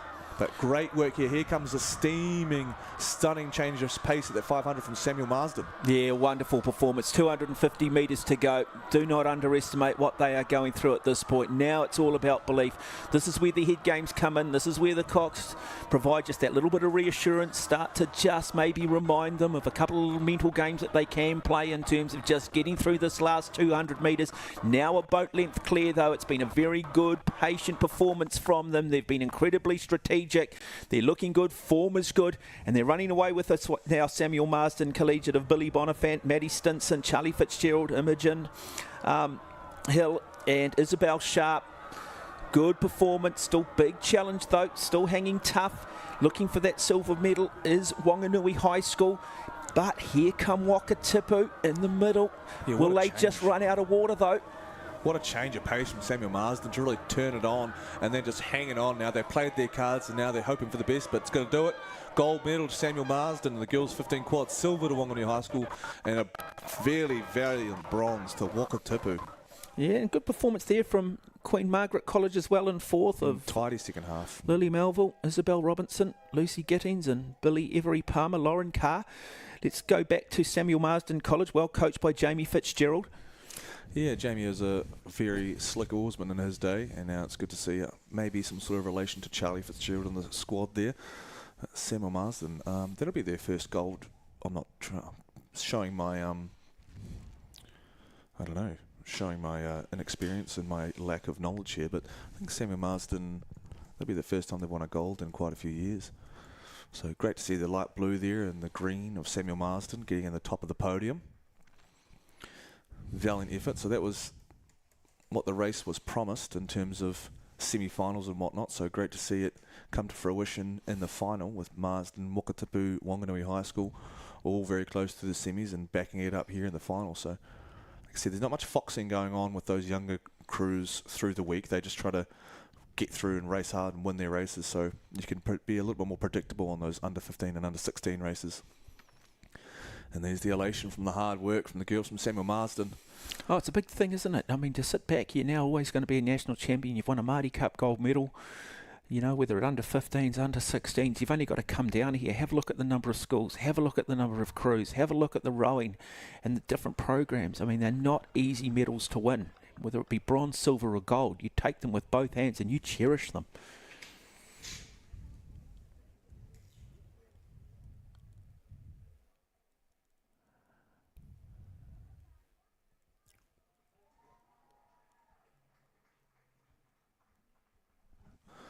So here we've got the boys under 15 double sculls. See front and centre there are the red and light blue quarters of St Peter's School out of Cambridge, training on Karapiro. On your left in the yellow bucket hats, the quartet, Natalie Wilson, Simon Smith, and you've got Max Smith, and you've got Mr McIntosh as well, backing him up for Dunstan High School in the silver medal. Bronze there on your right hand side. The boys from the Swamp, Wanganui High School, the green and gold.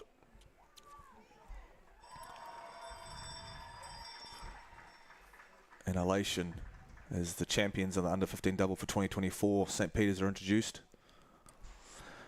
So you'll see the lady there front and centre with the blue and the red. That's Kay Gregory. She's our announcer for the whole day, 2 days here of the medals. She's been doing it for a while. And she's an absolute superstar when it comes to giving these kids their spotlights. So we thank Kay for her work. She comes down here every year with nationals and national secondary schools, and the national clubs and secondary schools, and does a flawless job of putting the spotlight on these great young athletes.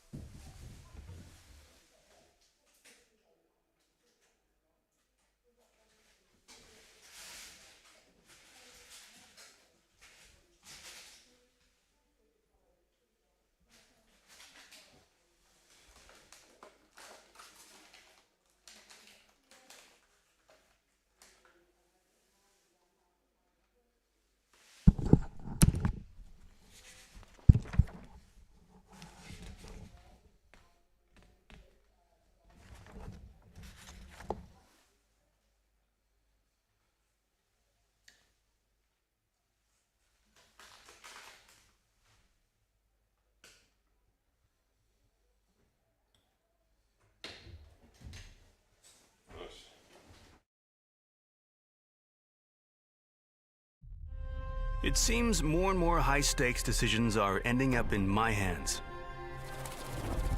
While still of the challenge, I worry some decisions might not get the attention they deserve.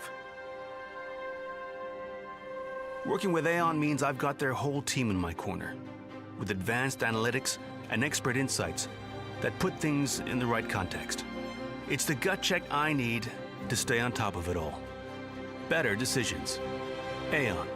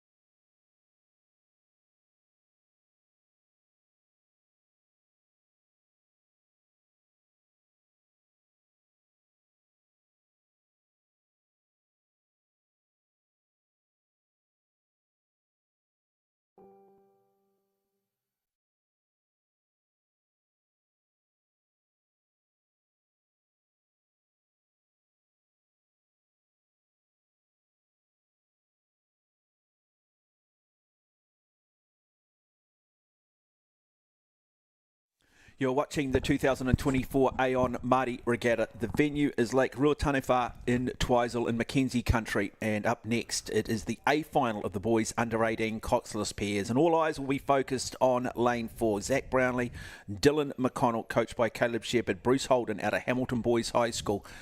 The challenges will come from the likes of Maadi Grammar and Christchurch Boys High School in lanes 2, 3, 5, Timaru in 6, the Kings in 7, Marlborough in 8 and Glendowie College in 1. But really, Alex Kennedy, Hamilton Boys High School, their race to lose. Yeah, these boys competed at the national champs in the senior pair and came away with a medal, so that's an impressive feat in itself for the schoolboys. Caleb Shepherd, two-time Olympian and silver medalist in Tokyo with the girls' 8, with the women's 8 I should say. Bruce Holden, just a stalwart first amongst people. So it's quite, I think it's probably the hardest crew boat to row. They say that pairs are made in heaven a little bit, so you can definitely work on them. But Eric pushed, he had a euphemism about pair rowing. It's just like squeezing the pimple. So you could have an even pressure both to sides. make sure that the pimple gets popped in the right direction. Yeah, and that's very hard at the schoolboy level or schoolgirl level too, isn't it? When you get kids who develop physically a little bit earlier than others and just trying to get that balance right. It's not like you've got 6 or 7 different athletes that you can necessarily trial for these particular boats. Sometimes you're forced together, and so you've got to play around with it. Good coaching, King's College here, led by Lewis Upton and Jackson Compain, coached by Mark Hasselback and Harrison Elliott. Yeah, the maroon and the gold there. Old boys consisting of Olympic gold medalist Dan Williamson and two-time IRA champ Ollie McLean out of the Cow Bears. Yeah. Ollie's in the men's 4 going to Paris this year. Dan's in the pair, so definitely a nice, pretty star-studded lineup. Yeah, Rob Waddell would be their most famous rower to come out of King's College. That's the one, the boy from Tikawiti. Yeah. Glendowie in lane 1, the boys, bit of a throwback. They've actually in the under-18 double and under-18 pair, so classic work from the boys from St George's, Zane Cook and Frank Eisen. And then 2 out of Mount Albert Grammar School, so we've got Ethan Green and Fraser McIlvray out of in lane 2, and then the second of the Mount Albert Grammar crews, or the Mount Albert Grammar number 1 crew of Luke Sanders and Max Jarvie. They'll be looking to certainly try and get themselves on the podium. Mount Albert Grammar, of course, the first ever winners of the Maadi Cup back in 1947, will be in that Maadi Cup final tomorrow. But we are set for a start. A final. Under-18 coxless pair. Glendowie in 1. Mount Albert Grammar in lanes 2 and 3. Hamilton in 4. Christchurch in 5. Timaru in 6. King's College in 7. Marlborough Boys College in lane 8. And we are underway. Really good start coming down here from the crew of Blake Campbell. Lewis Girling out of Marlborough Boys College in lane 8. So they've just exploded like a coiled spring. Got to get in Sydney in the men's 4, so A little bit in the genetics there, but not to be discounted. Galvin and Yule from Christchurch Boys, coached by Osmers and Maxwell. So Hamish and Tim, the coaches there, have both been pretty prolific pair rowers in their time, and they're trying to pass down their knowledge down to these young fellas from Otautahi. Now they're about to approach Alcatraz 500 metres through this. It is Mount Albert Grammar, it's Hamilton Boys High School, and then it is Christchurch Boys High School. So Mount Albert have said, hey, we're going to go out quickly. Now you just start to see that Hamilton crew just start to get into their work, just starting to increase their stroke rating a little bit. Certainly have the momentum. Bow is nice and high out of the water. The crew of Zach Brownlee, Dylan McConnell. And it's interesting, Mount Albert Grammar School, heavily always aligned with the West End Rowing Club in Auckland, famous Ashby family back there, and part of the dynasty of New Zealand rowing, certainly back in the 1950s and 60s. Yeah, those Hamilton boys, they started slow up at the national championships and really worked that third 500. So unsurprisingly, they won't be too dissuaded starting behind this Mount Albert pair. They've done it a few times this season. Obviously, it's not ideal, but sometimes it's just the way things go in terms of your racing style. So we'll keep an eye on those Hamilton boys, look to do their work through the middle K here. Well, you can just see the distance they're gaining per stroke on Mount Albert Grammar already. You can just see the momentum they've got, and we've got a lead change now. So Hamilton, the pre-race favourites, have taken the lead through the 750 metre mark. Mount Albert Grammar certainly asking some questions though. And so one thing we've seen with the Mount Albert crews, they are fast finishers. Yeah, they showed that in the heat actually for the under-18 8. They just pipped Christchurch Boys to get a direct spot through to the Maadi Cup final, and Christchurch Boys having to go through the repechage here. Back there in the second and third spot, the third and fourth spot though, Galvin and Yule are just fighting off a very strong challenge from Blake Parker and Peo O'Sullivan. So we saw those Timaru boys in past events with Ben Allen and the young fellas from the under-15 double, and now you've got the under-18 pair duration with Brian just walking away. Mount Albert have to be careful here because the Timaru boys are on one.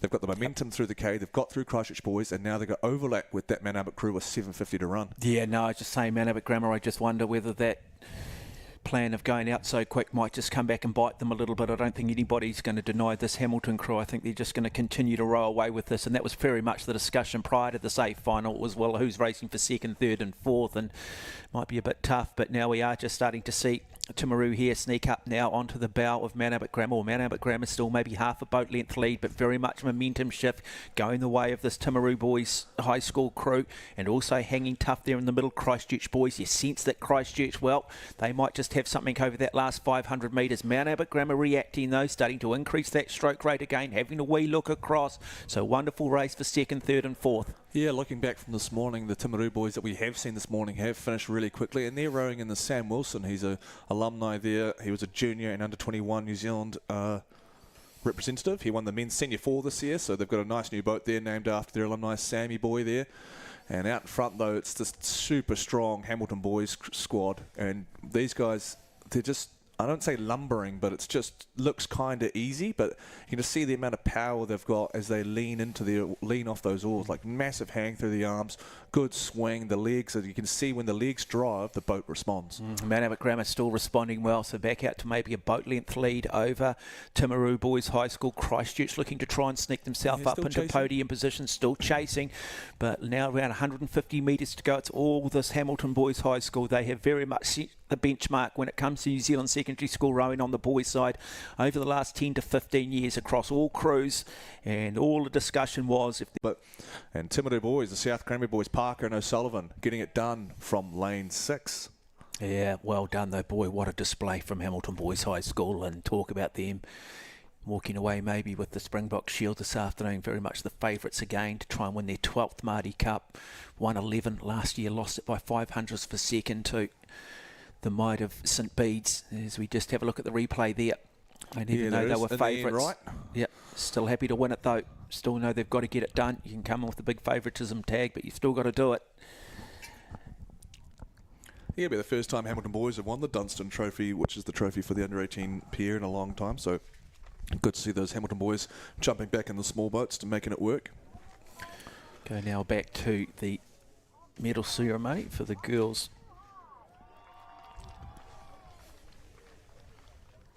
Under 15 Cox Quad Sculls, and it'll be Samuel Marsden College who won the gold medal, Wanganui picking up the silver, and Wakatupu picking up the bronze.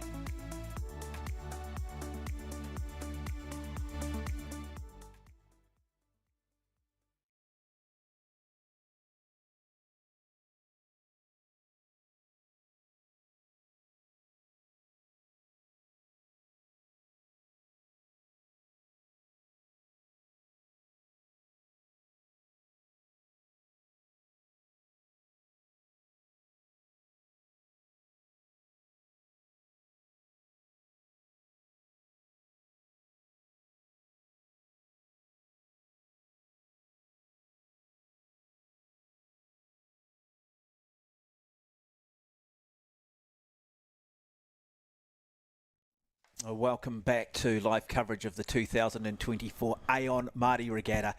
It is the girls under 18s. We are looking forward to this particular A final. Features Hillcrest High School out of Hamilton in 1, Cambridge High School in lane 2, Ashburton College in 3, the Maida Marlborough Girls College in 4, Wellington Girls College in 5, Mount Aspiring College in lane 6, St Peter's of Cambridge in lane 7, and Nelson College for Girls in lane 8. Alongside of me, a man who rode in the 8 at the Olympic Games in 2016, Alex Kennedy. Alex, having a look at the crew here in lane 7 out of St Peter's of Cambridge. Another exciting race, another big final. Your thoughts? Yeah, St Peter's on screen here, coached by Norm Charlton and Callan Wren. If Norm's involved in the coaching staff, you cannot rule out his charges. So we'll see how the juggernaut of sculling for St. Peter's will go here in the under-18 girls. My eyes are drawn to Wellington College, so Jackie Kittle, old girl, should be going to the Paris Olympics in the lightweight double. Ella Barr, Emma Bagri picking up a bronze in the women's under-18 pair last year. Now she's picked up 2 awards for this double, and they've been absolutely electric, this Wellington Girls College crew out of under-18s. We just saw prior to this, we just saw the boys under-18 coxless pair. This, of course, now is the double scull, so you don't just have the responsibility of keeping one side of the boat balanced. Here you've clearly got 2 oars. So again, just talk us through the difference in boats and what's required in terms of getting this boat up to speed. What are the strengths? What are perhaps the difficulties? Well, I think it just goes down to sweeping and sculling in general. So sweeping, you got 2 hands on one oar and you're going out to one side. So there is like a element of rotation and going out, following the blade handle out to the one side, either left or right, stroke side or bow side. And you've got Wellington College here. And then with sculling, it's a lot more about symmetry. So coming forward and making sure you're placing the handles at the same time, staying centered on the boat, sitting on the top of your hips sort of thing. So just a different feel for it. You can get a lot more leany and a lot more rangy in a pier and sweeping, and then sculling is a little bit more, obviously you can't reach out as far to one side, so you don't have as big an arc, or the blade doesn't get as far behind you. So a bit of a quicker movement, so potentially a little more just hang and leg drive as opposed to really leaning and swinging through like you would in sweeping. So this Wellington College crew of Emma Bagri, Ella Barr, coached by Catherine Duffin. There in lane 8 is Nelson College for girls of Naomi Robertson, Madeline Collis, Tim Babbage, their coach, along with Phil Knight. Some wonderful names in the coaching ranks across all of these schools as we look across the course now. And there is lane 5, as mentioned, Wellington Girls College. Lane 4 on their inside will be Marlborough Girls of Ella Barnes and Abby Craig. And we get underway. Sophie Gibson and Sienna Skilling out of Lakewood and Ashburton College. Sophie, bit of a pocket rocket there off the line. She has a monstrous finish. So if she's in with a shout of a medal, you will look out for Sophie and Sienna. They did medal in the club double at the national champs, so they come in with pedigree in this combination. Yeah, good start coming down here in lane 7 from St. Peter's School, and then also a very good start across there in lane 2 from Cambridge High School of Lauren Wood, Tegan O'Dwyer, coached by Carl Manson and Joel Clayton Green. So that's Robbie's younger brother there, Carl. He's a bit of a weapon as a coach, and he's also a New Zealander himself. Joel Clayton Green, that name speaks for itself. But the Tegan O'Dwyer, actually just coming back from an ACL surgery, playing rugby last year after winning the under-17 singles. So she's back here after maybe, I don't know, just over 2 months worth of training, like full-on rowing training. She's back here in the Cambridge double in lane 2, starting well alongside Ashburton College. Yeah, Ashburton doing very well here. So Sophie Gibson, Sienna Skilling, coached by Justin Wall and Mary Hefford. And this is again, we've talked about these smaller boats, the ability for them to change speed and therefore maybe be a little bit more tactical. You can get the gear change a lot more significant, so it will be a lot more tactical. So some crews will be fairly measured through that first 500 metres, fairly measured through that first 1,000 metres, and then that all-important third 500 where things can change so quickly. So it is still across there in lane 3, Ashburton College, Wellington Girls College here in lane 5, and Marlborough there in lane 4, just struggling a little bit with the pace at the moment, the girls out of Marlborough. But how smart are they? How strategic? How tactical are they? The fact they start in lane 4 says they've had very, very good performances through qualifying. Yeah, they have. And they're coached by Joe Binion, who's a very experienced coach. Oh, he's just popped over the mountains there from Nelson. And this Wellington Girls College, though, they've been incredibly impressive through the prior races here, getting into the final. Extremely fast, and you can see the boat run that they get. They really draw the handles all the way through and get a lot of run between the strokes there as they see how long the blades go and travel through the water before they take them out. So Bagri and Barr, there we go, sitting a little bit higher, more upright. And you can see the aggressive style from the girls from Ashburton, really ringing their bodies and trying to stay on top of those Wellington girls. The contrast in form, though, we talk about individual physiology. I mean, if you're naturally tall, that is going to mean that you're going to clearly have a different style of rowing and pulling because of the distance and the length of your arms versus, say, those rowers with a smaller stature. Yeah, rowing is a sport of leverage, so longer the levers, longer time you can spend in the water, the bigger the watts you can drive through the boat. But that's not, like, at the same time, it's a lot of it, there's so much artistry and, like, feel about rowing, so being added off the front. And From boys high school in the previous A final, when that crew of Zach Brownlee, Dylan McConnell just blew everyone else away in the boys under 18 coxless pair. yeah, for sure, that is extremely similar versions here. And you can see on that gold boat from Wellington College is their new double, named after Jackie Kittle. She was a world champ on the 5K on the erg. She's been a double. She's been a world champion in lightweight women's double, and she's going to Paris later on to represent New Zealand in that lightweight double along with Shannon Cox. So, I think Jackie also got a medal. I'm not sure if she won, but she got in the under 18 double. So we're going full circle here. 5K on the erg, I think it's one of the toughest tests in sport. I know they talk about 2,000 metres on the erg because it's not even measured. You've just in sport. I know they talk about 2,000 metres on the erg because it's not even measured. You've just literally got to go into that dark place. But I know Rob Waddell, first man in history to go into 15 minutes for 5K, which I just shake my head. Anybody that sat on an erg, so it'd be interesting to know what that women's record is. I can't remember off the top of my head, to be completely honest. And it also was lightweight, but she's the nicest girl you ever meet in your life. And then she gets in a boat, and she's the most competitive person that you'll ever meet. So she's got a nice juxtaposition there, Jackie Kittle, and thankfully her name's on that boat, and maybe a little bit of magic from Jackie's rubbing off on these girls, Baggery and Barr, because they're absolutely dominant now as they clear water out on the aggressive style of Sienna Skilling and Sophie Gibson, who are still in second place in lane 3. I mean, you're the expert. You've rowed at the highest level. For a lot of people sitting at home, they might not necessarily notice any sort of subtle changes in form. Are you seeing any here from what you saw at the start through the first 500 to what you're seeing through this, what now is the last 500? I think that's what actually defines that Baggery and Barr quite nicely, is that they didn't really change too much from their start, and it looks like they're very, like, systematic in their approach. They're not dropping much speed through that. So might not have started the fastest, but they're not dropping any speed as they go through the K. A lot of people bathtub and kind of like drop their splits and slow down to that third 500 like no man's land. So for them, they've just kind of flatlined that race and kept their speed. So incredibly mentally tough, fit, but they've also got that technical ability to hold on to their speed through the tough parts. So you're watching just an absolute wonderful exhibition here, and there is the alumni in the background there, that tribalism that goes with the Aon Maadi Regatta, Wellington College. Out there in full force, recognising, honouring their athletes, Wellington girls I should say, and so really on a way to a gold medal at the Aon Maadi Regatta in a very, very dominant performance. Yeah, super clean, and like I said, there's so much time that they've got in the water, those Wellington girls, Baggery and Barr. They've just got long levers at the front, they've packed all the way up, there's nothing missed out the front, but you can just see when they drive and they swing, there's so much carry to what they're doing in their drive. The handles come all the way through, they take it out just at the right moment, they're not cutting anything short, and so the run on the boat is so constant. Yeah, really good performance, wonderful performance here from Ashburton College in lane 3. They've been solid, they'll pick up that silver medal, but this crowd, and it is starting to build, around 10,000 people here in Twizel, here at Lake Ruataniwha, recognising and honouring one of the great performances in the history of the Aon Maadi Regatta. The girls 8 under 18 double sculls will go the way of Wellington Girls College to Emma Baggery, Ella Barr, and what a wonderful moment too for their coach Catherine Duffin. Bronze medal, Cambridge High School have done a great job to fend off the challenge from Nelson. Nelson really hanging tough there in lane 8, so representative of them, maybe not being one of the fastest place getters, but they're still sitting there above the rest of the pack. But it's going to be Cambridge and bronze at this rate as they come down to line. Wellington College for girls in the Jackie Kittle, Ella Barr and Emma Baggery take gold at the Maadi Cup. Second's going to be the girls from Lake Hood, Sienna Skilling and Sophie Gibson from Ashburton. And third's going to be a very gutsy bronze from Tegan O'Dwyer and Lauren Wood out of Cambridge High School.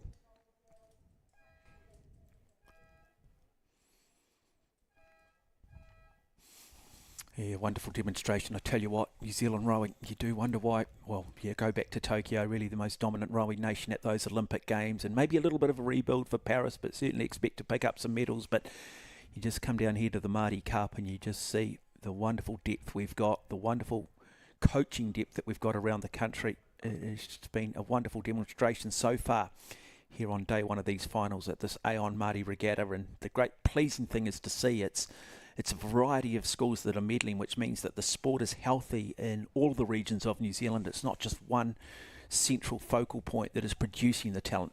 No, for sure, and that's what's always been enjoyable, is just seeing where the wins are going to come from. Last year we saw St. Bede's win for the first time since 1991. And this year we've got Wellington College coming through in the girls. They had a really good year last year on the sweep boats and the 4 and the pair, and now they've got the double coming through. And like we saw Timaru boys. We've seen Glendowie doing really well. Cambridge, who you said a finalist here from Hillcrest out of Hamilton. So even within those regions, it's getting spread through the schools as well. And it's a lot of people returning to those regions and coaching, as we have the podium here for the boys under 18 pair for the Dunstan Trophy. Yeah, Zach Brownlee and Dylan McConnell will be national champions. The Man Abbott pairing of Luke Sanders and Max Jarvie will pick up the silver medal. And then the bronze medal going the way of Timaru boys of Blake Parker and Peo O'Sullivan, adding to their long, rich history in rowing and a lot of sports at the highest level. Yeah, you're running into Peo's mum on the way down. Is my own mother picking up some cheese from Geraldine. Yeah. Ran into Peo's mum and had a little chit-chat about what's going on. And so Peo's mum will be down here extremely ecstatic with the bronze medal in the under-18 pair. Have to say, I haven't seen too many Timaru boys get up for a under-18 pair medal, so that might be very few and far between for them, but good to see Parker and O'Sullivan. You see Blake Parker's brother there as well on the podium with the blue and white striped rugby jersey on, so Liam. So always a family affair coming through in the rowing, as the boys from Hamilton boys, McConnell and Brownlee, come through for their gold, along with Caleb Shepherd there standing right next to them, and Bruce Holden next to him. No, well, I bumped into Pat Drum, the headmaster of Man Abbott Grammar School, incredibly proud of his rowing team this year. And Pat Drum, older brother of Emily Drum, arguably one of New Zealand's greatest ever women cricketers. Well, Mount Albert had such a long layoff despite being the first couple of winners of the Maadi Cup. Well, they've won their Maadi Cup. They've won the Cup on eight occasions. They're about 4th or 5th in history. But yeah from about 1970 onwards, the program never really existed. No, it came back Shane really O'Brien strong. popped out and won a gold in 84. Yeah, it came out strong in 14. Yeah, it's probably been 2014 was the first year they really came rocking back, 13 and 14, and then it's just been so good to see them come from strength to strength. They won the Springbok Shield a couple of years ago on this lake, and they've got another Maadi 8, and then they've got these boys here getting silver. So they've won the pair and the 4. They've just got to add that Maadi Cup back onto their trophy cabinet and since taking a little bit of a break. Olivia Tattersfield, female single sculls in the women's under 18 still to come. Certainly got a chance of getting on the podium, as you say, Springbok Shield this afternoon. And the pair as well with Kernow. So another Tattersfield coming through that Auckland rowing ranks with their older brother was also very handy with the sculls. And again, we talk about certain schools, and we'll try and talk about all the schools throughout the day and the different alumni that come through them, and that's what we love about the Aon Maadi Cup. It is pure. It is about the rich histories of the schools, whether it be in rowing, other famous names that schools have pumped out, and everyone does have their story, and these young men and women writing another chapter in the long history of the Aon Maadi Regatta. And of course, later on this afternoon, we will bring you the famous women's or girls' Dawn Cup, and of course the boys' Springbok Shield, and then it all culminates tomorrow afternoon at around about 20 minutes to 5 with the girls' 8, the Levin Jubilee Cup, followed then by the Aon Maadi Cup for the boys. 77th edition. Hope you are enjoying the coverage. Just want to acknowledge again Milford, the sponsors of the live stream. They know that the Aon Maadi Regatta Week is the pinnacle of school rowing, and to celebrate the dedication, hard work and focus it takes to get into the start line, Milford are giving the supporters of Maadi the chance to get a head start with a $500 top-up to a new Milford KiwiSaver Plan account or Milford Investment Fund account. Now, simply to enter, open or switch to the Milford KiwiSaver Plan or open a Milford Investment Fund account before 11:59 on Sunday, that's 11:59 p.m. on Sunday, the 24th of March, for your chance to win one of 10 top-ups. Head to milfordasset.com/Maadi 2024 to find out more about this exclusive Maadi offer. And so we do acknowledge Milford for their wonderful support in terms of bringing you this live stream. And we will take a break from commentary. When we come back, we will bring you the next of our A finals. It is the boys under 16 quad coxed sculls, and that will feature another eclectic mix of schools from right around the country.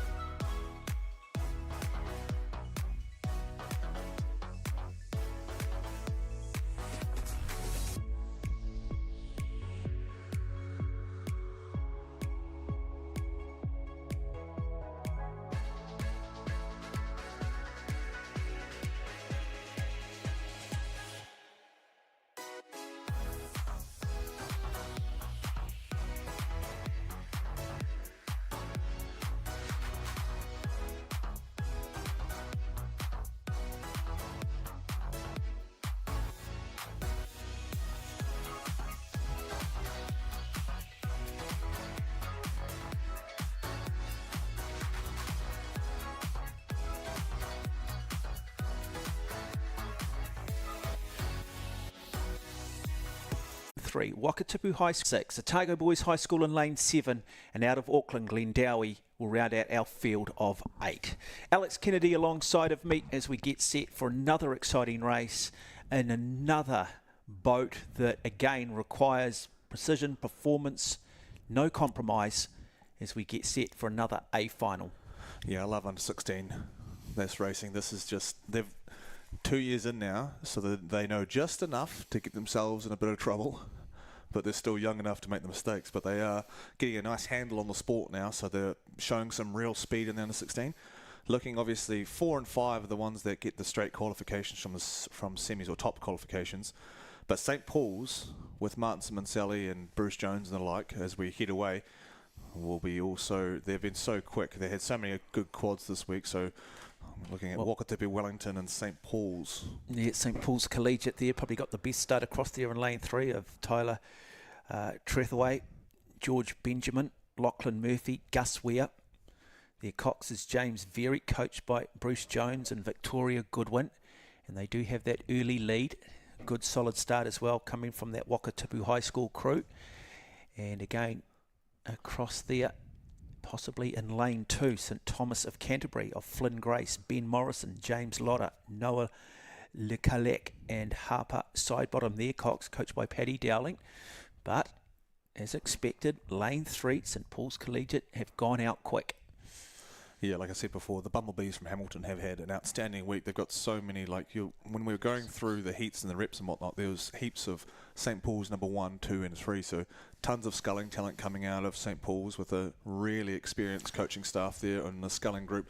And you can just see wow, it's pretty, under 16 rowing, those catches are pretty slick. And then you got Wakatipu starting to walk up alongside them. And Wakatipu all week have had these really, really quick leg drive. And they really whip it around the back turn when the blades exit the water. Yeah, Marlborough Boys College there of Logan Flight, Hunter Marthel, Willem Rowe, Aidan Bennett, Blake Marthel there, Cox in lane 6. So they're also certainly in the fight at the moment. It's come back as they come up to Alcatraz at the 500 metre mark.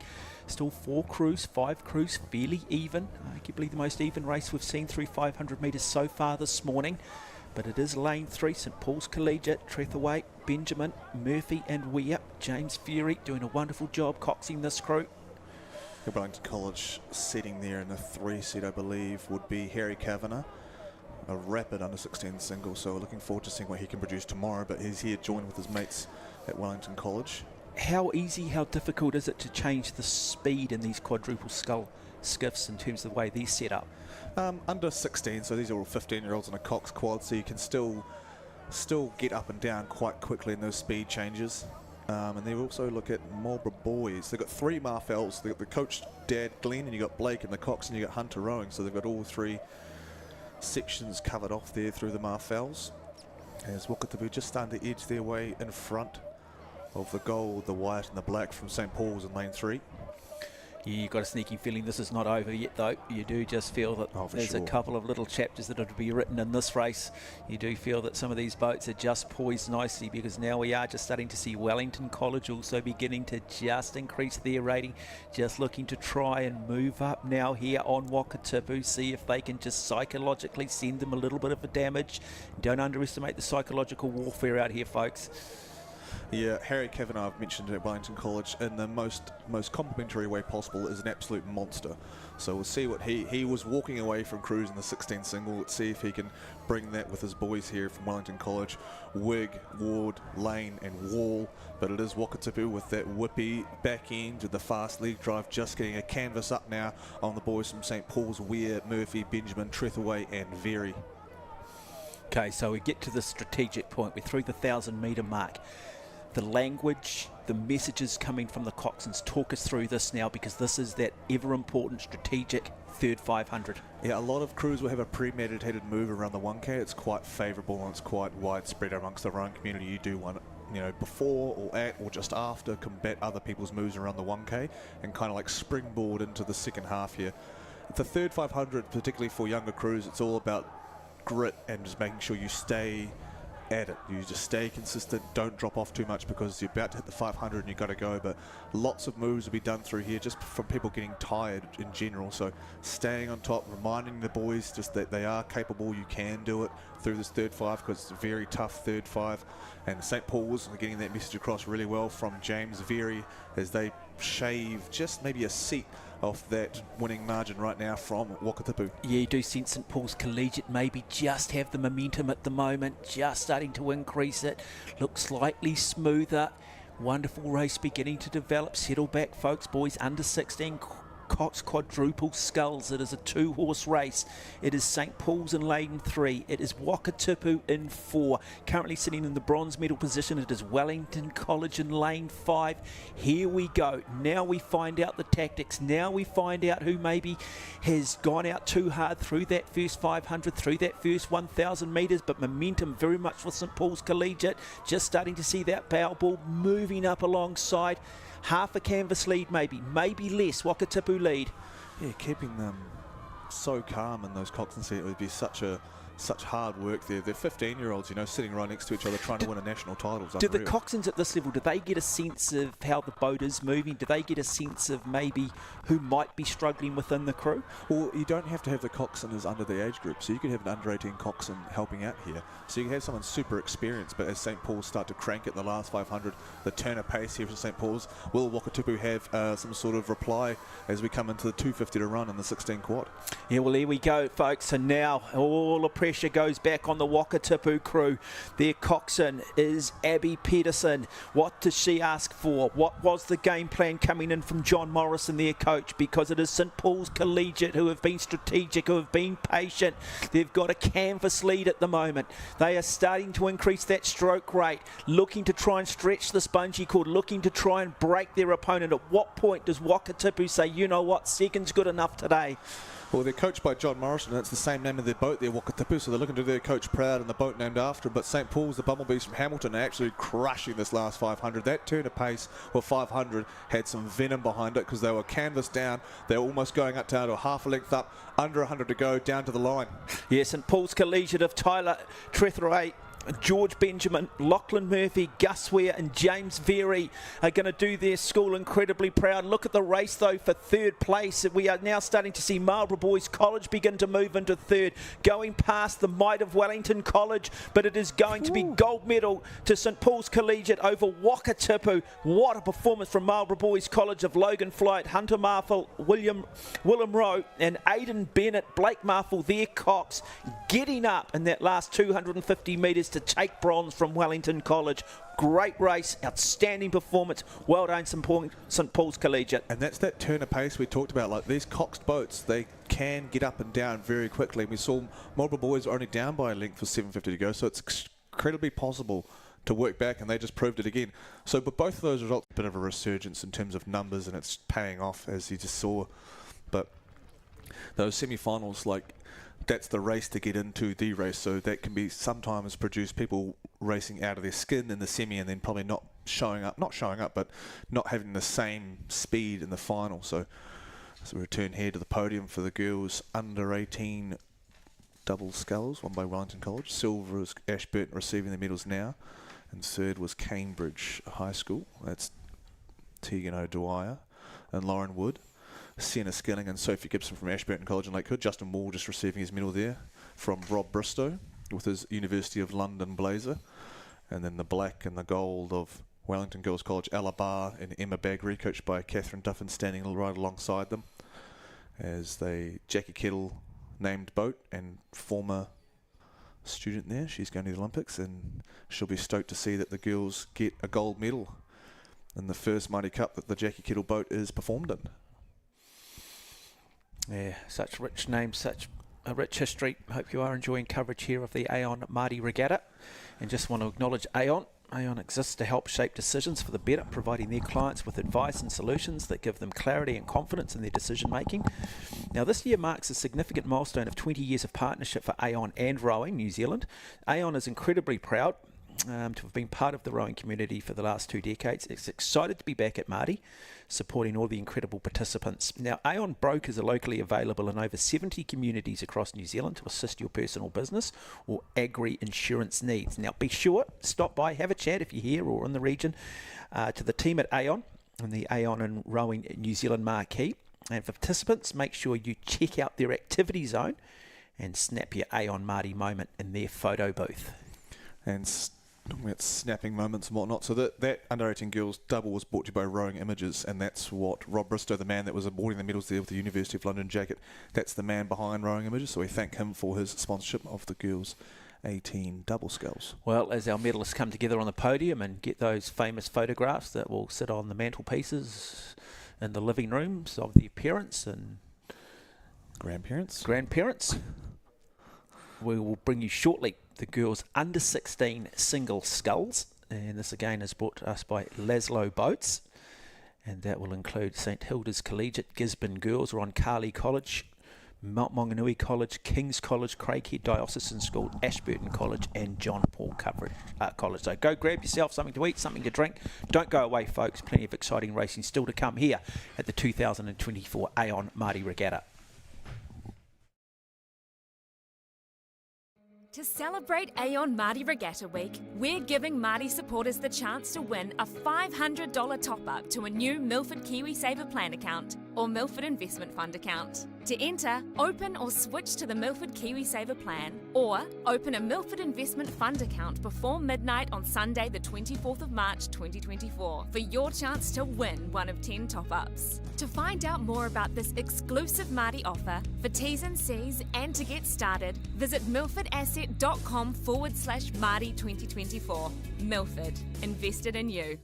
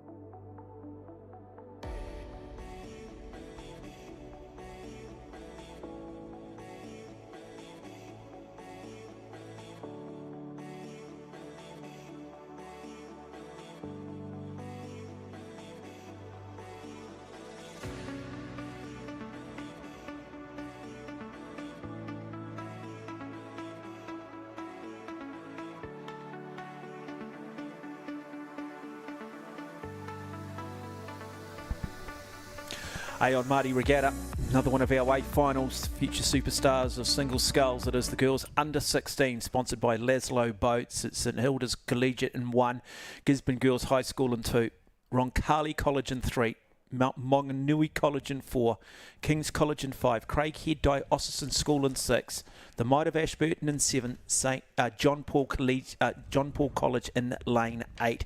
Alex Kennedy alongside of me. This should be an interesting race. Tough event. No one else to lean on. It's just you, yourself, and your own temperament.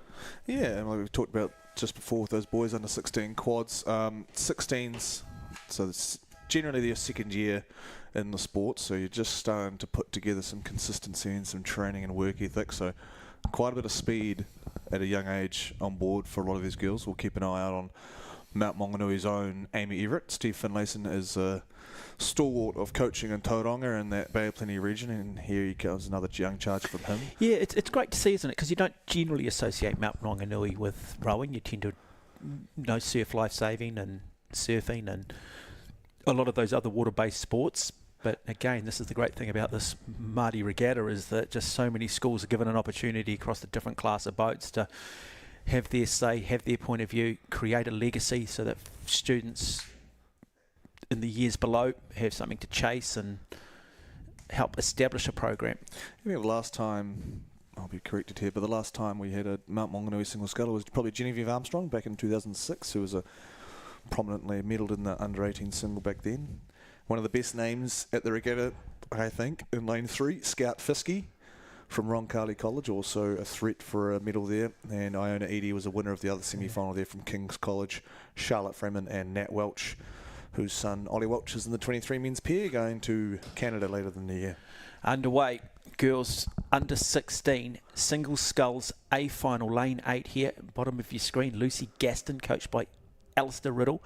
Lane 7, Ashburton College, Isla Moffat, coached by Justin Wall, Mary Hefford.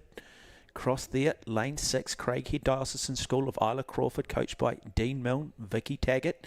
But leading this race early on through the first 200 metres, lane 4, out of Mount Maunganui, as mentioned, Amy Everett.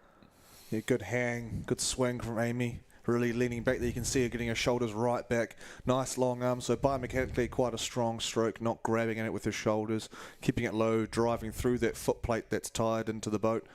Getting a good lean back there. Amy Everett, Steve Finlayson, like I mentioned, a bit of a stalwart amongst the coaching and Bay of Plenty, and he comes with more talent under his wing. Great start from Ashburton College, Isla Moffat, Justin Wall and Mary Hefford. They just had the girls get second in the under-18 double, so here comes another young lady from Lake Hood and Ashburton College. Yeah, what's the key here with these young athletes at 15 years of age, racing the single sculls? Clearly don't have a lot of experience, maybe got a year or 2 years of rowing behind them. What would be the message from the coaches to these individual athletes in a final of a Maadi Cup? Well, they're in the final, and it's a very competitive event, so these girls do have the speed. It's just a lot of the time, young men, young women, it's about reinforcing the idea that you are good enough, you're capable, you're supposed to be here. So backing yourself, not trying to change anything, just row like you've been rowing, how you've been taught, go back to your simple, go back to your basic stuff. So don't try and row any differently, and just trust the process and just go hard. And how much emphasis at this age is placed on technique and then building the athlete later on? I mean, clearly you want to reinforce good habits early on with all rowers, and maybe for people at home, just how technical is rowing? How important is good form?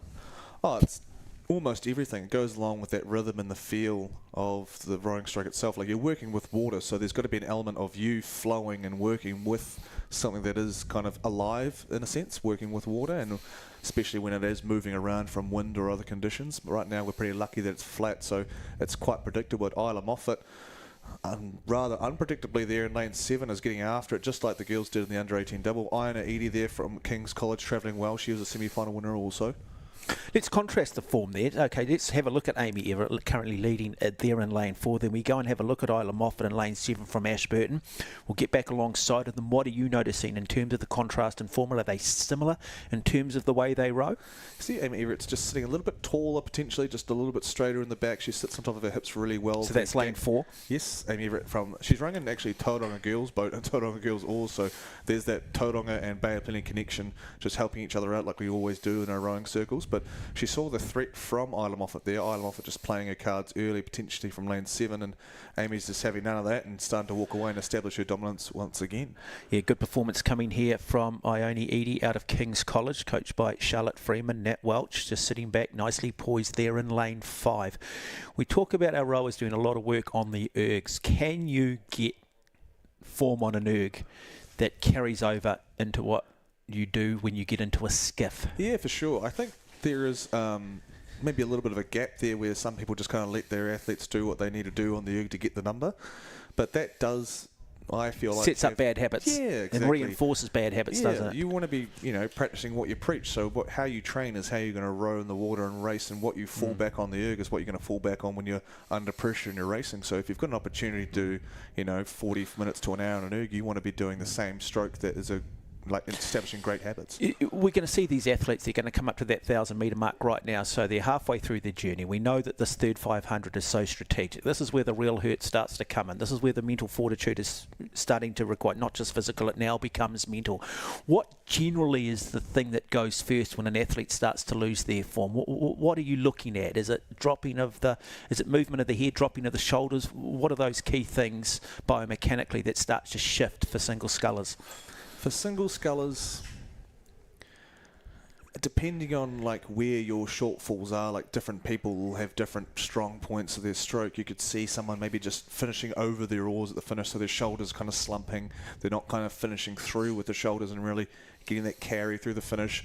Or they maybe just the blades are just hanging up in the air before they enter a little bit of tiredness, or they're just slumping a little bit as they roll forward. Ione Eadie here from King's College, starting to just increase her stroke rate, currently sitting in 3rd, looking to try and move up on Isla Moffat out of Ashburton, and really good performance now coming from Scalp Fiske here from Roncalli College, and Isla Crawford also beginning to make her move. Lucy Gaston in lane 8, so it's all starting to come close. So a lot of these athletes who were quite strategic through the first 1,000 metres are now starting to play their hand through this third 500 metres as expected, but it is still one-way traffic at the moment. It's still Amy Everett of Mount Maunganui. She's gone clear, 2 boat length lead. Still starting to now pick up her stroke. Isla Moffat of Ashburton has responded to the challenges. Maybe the race at this point is for 3rd, 4th and 5th. Well, we saw at the last race with Marlborough Boys being a length down with 7:50 to run, managed to chase down and nab Wellington on the line for that bronze medal. And Scout Fiske was actually last out of the blocks there with the gold blades out of Roncalli in lane 3.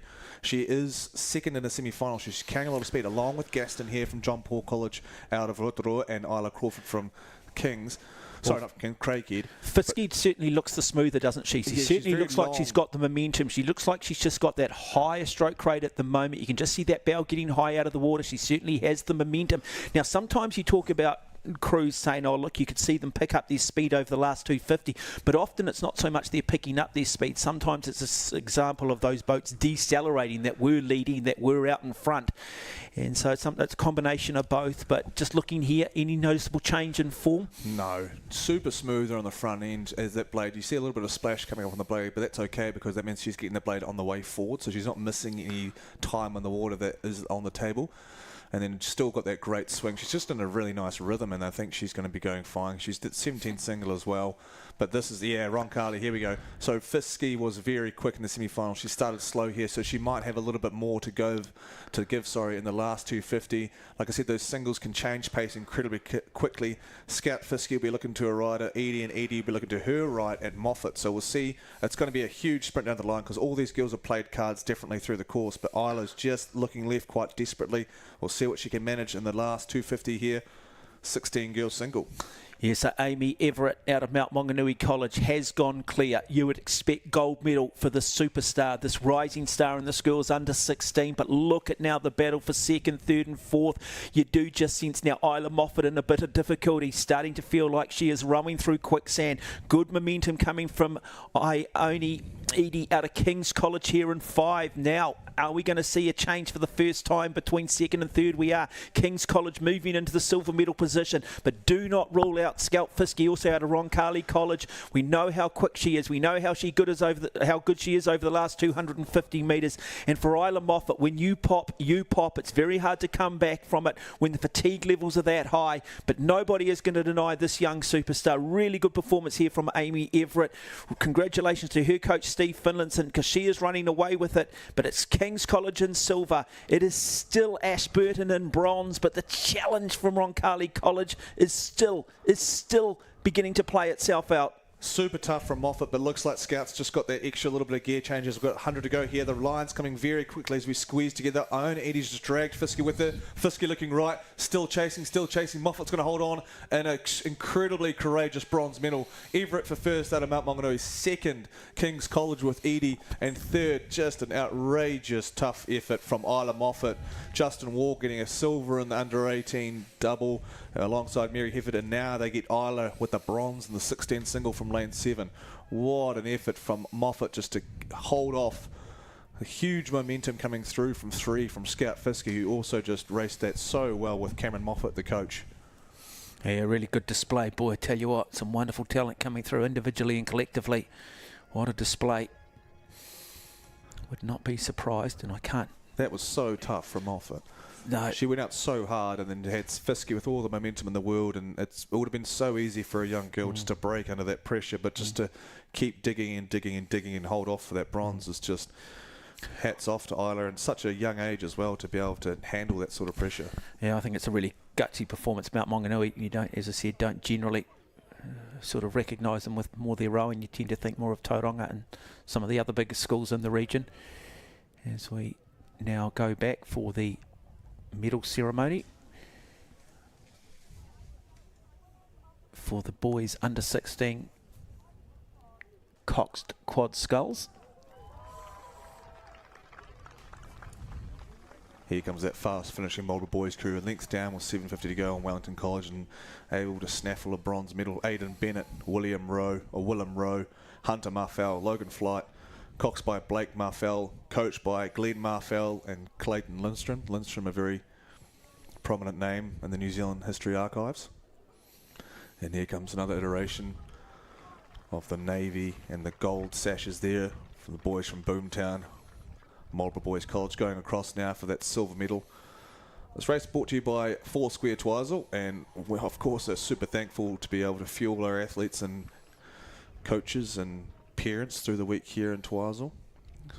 They take on a lot of work, that Twizel Foursquare, and we're very thankful. Otherwise these boys probably wouldn't be getting their medals the same if they didn't have access to chocolate milk. Have you got an account there? I'll do anything to get an account there. I'd love an account there. No, it is a lovely part of the world, very friendly too. And just want to acknowledge all the volunteers and coaches, family, friends, supporters that are down here in numbers too. Great to see the coaches being recognised with medals. Don't often see that in a lot of sports. Yeah, big Shane Muir doing great work down the Wakatipu with those boys he's done the last few years. It's the old thing with coaches, isn't it? If you perform well, it's all the athlete. If you perform badly, you sack the coach. What do they say in English Premier League football? There are only 2 types of coaches, those that have been sacked and those that are about to be sacked. And so it is nice when the rowing coaches do get recognised for their hard work. It's not easy, a lot of anxiety. They take responsibility. They take it personally if crews don't perform. And the Bumblebees of St Paul's here stepping forward to claim their gold medals. Gus Weir, Lachlan Murphy, George Benjamin, Tyler Trethaway, James Very with the reins in the coxswain seat, coached by Bruce Jones on the left. Then we go to Victoria Goodwin, and on the far right of that coaching team is the present Martin Simoncelli, New Zealand coach for juniors. He's been at St Paul for a few years now, and it's starting to show through now with a ton of crews coming through to A finals. As the coaches typically do, they just try and they don't know who to give the medal to, and Bruce Jones claims it to give it to Victoria Goodwin.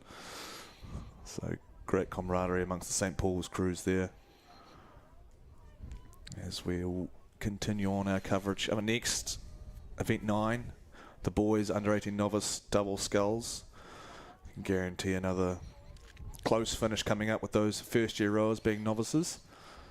Here at the 2024 Aon Maadi Cup. We'll just join you again shortly.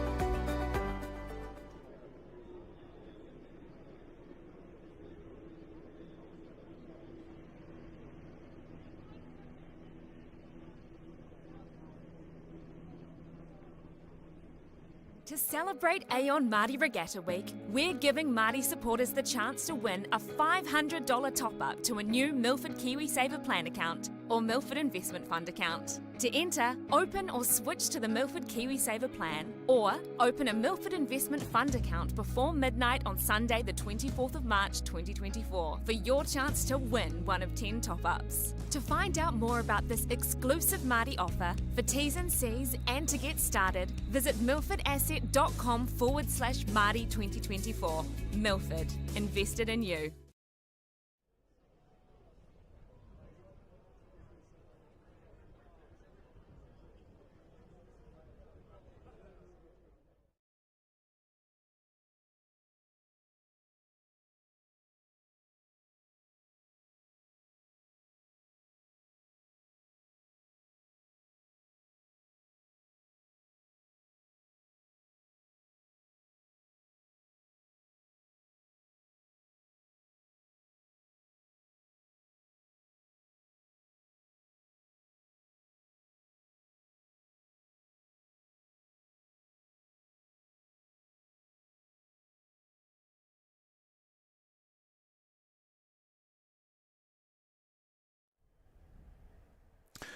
Courtesy of Plumbing World Oamaru, we now bring you the final of the boys under-18 novice double sculls. Waitaki Boys High School will start in lane 1.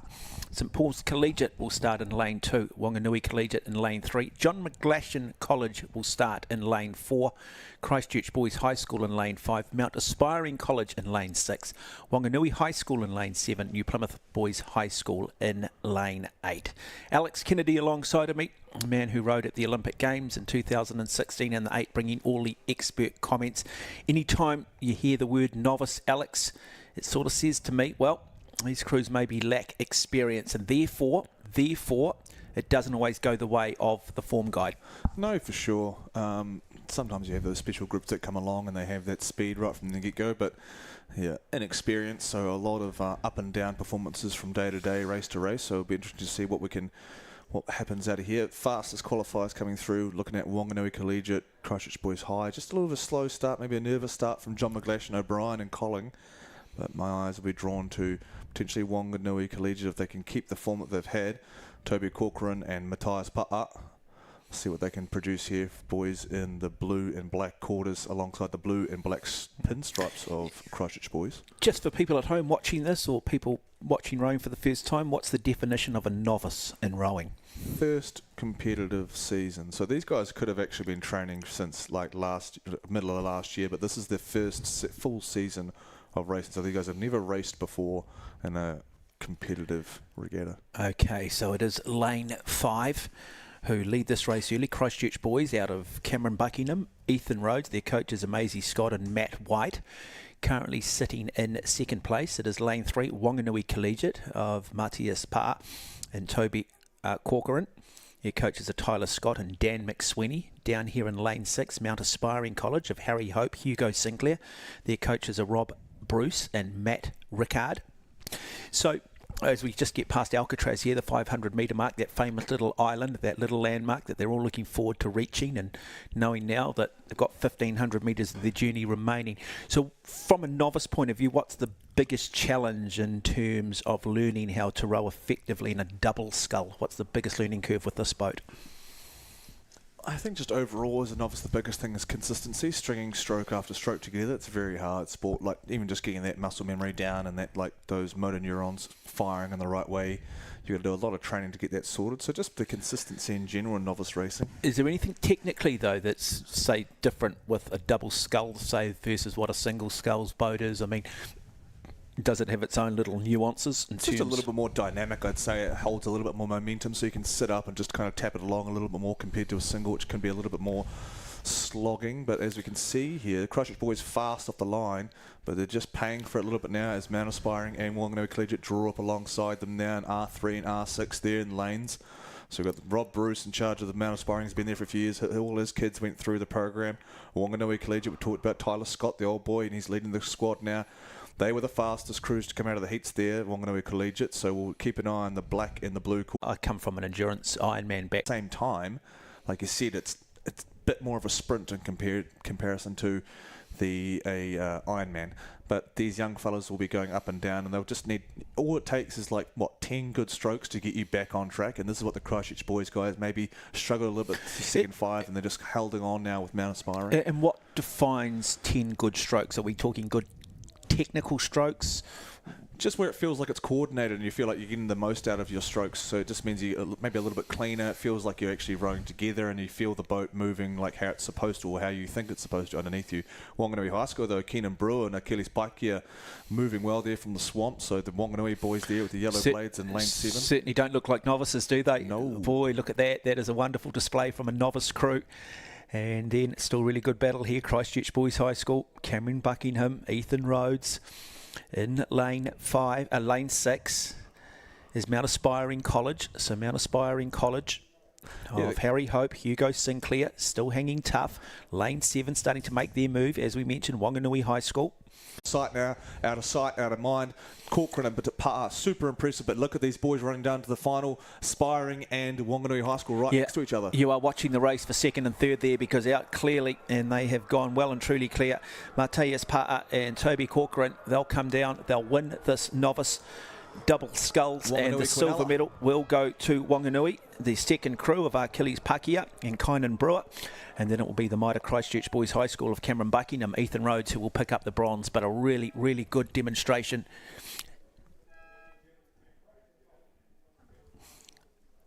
So Mount Aspiring managing that bronze medal there, Sinclair and Hope, after tenacious effort from those boys from Otatahi, Rhodes and Buckingham. Yeah, my apologies. It was in fact Mount Aspiring College. That's all right.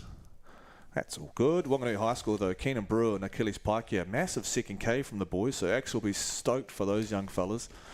Like I said, they're coming here with a bit of a pedigree, this Wanganui High School crew, with the amount of points they picked up at the North Island Championships, so they've been going well. They had the single earlier on in the day, the 17 single with Jake Newton, and they had a really good showing from the girls' 15 quad, who picked up a silver, and now they picked up another silver here, and the novice boys double. So Jordan Manville and Axel Dickinson out of Wanganui doing great work. But Corcoran and Pa'a with Tyler Scott and Dan McSweeney, the black and blue of Wanganui Collegiate, absolutely stomping that as we turn our attention to the podium here of the girls under 16 single scull. One, of course, going to Mount Mauganui's own Amy Everett. Steve Finlayson standing next to her in the middle of the podium, as the bronze medal is being awarded now by that really tough, gritty effort from Isla Moffat. Went out hard, held off the all-comers, especially Roncalli. So Isla Moffat there, Justin Wall and Mary Hefford. Justin there. Schools on the men's side have won. Maadi Maadi haven't Cup. won it for a while. No, haven't won it, I think, since have won it 8 times, haven't won it since 1961. King's College in Auckland, which you'd expect, very wealthy school, I guess. They haven't won it since, I think, 1963, and have only won it on 3 occasions. It's not easy to win.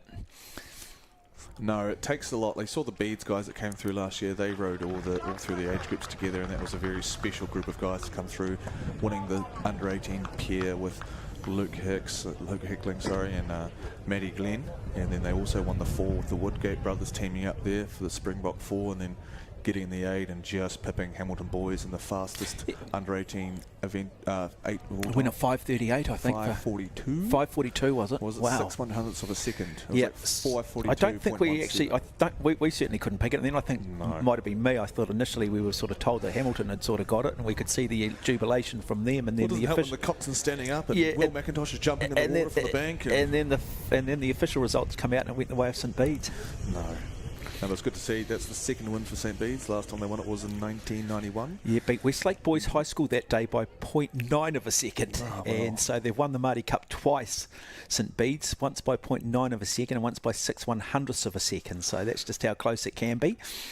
I know that because I had a very close friend who was in the Westlake 8 that were mowed down on the finish line and lost that Maadi Cup in 91 to St Bede's. Seen there, the under-16 girls single podium just coming off now after a nice team photo, and we'll return soon with the girls under-18 novice 8. Yeah, one of the great things in all of sport is to watch an 8 in rowing, folks, whether it be at the novice level, whether it be at the elite level. Don't go away. We'll have the drones up in the air. We're going to bring you all the action. It's going to feature Diocesan School for Girls, Waikato.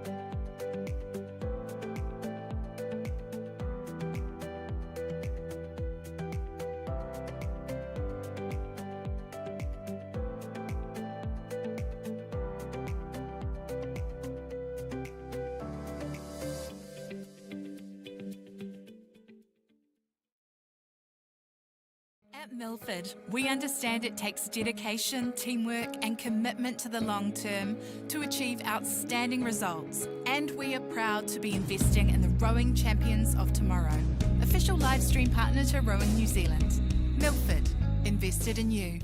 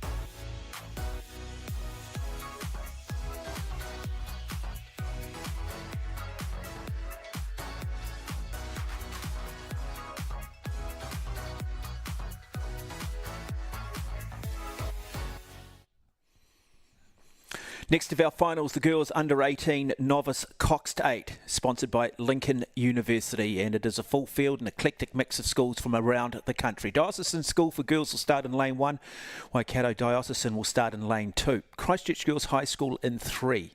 Rangiruru will have 2 crews, lanes 4 and 6. They will be separated by St Margaret's College in lane 5. Hamilton Girls High School in lane 7, St Peter's of Cambridge in lane 8. Always one of the most visually spectacular things that you can watch in all of sport. The boys, the girls, the men's or the women's 8. Hopefully we get our drones up in the air, have a wee look above. A lot of responsibility here falls on the Cox. Really tough boat to set up, trying to find 8 athletes of similar physiology. 8 athletes with great mental fortitude and that ability to individually and collectively suffer. So there is the Maadi St Margaret's College, Isabella Green, Annabelle Glengarry, Poppy Blakely, Scarlett Hanson, Ella Drummond, Sophia Cathro, Bronnie O'Sullivan, Isabel Brooke, and their Cox is Ellie Scotland. Already had a good morning, picking up a gold medal earlier today. Did St Margaret's in the 4s.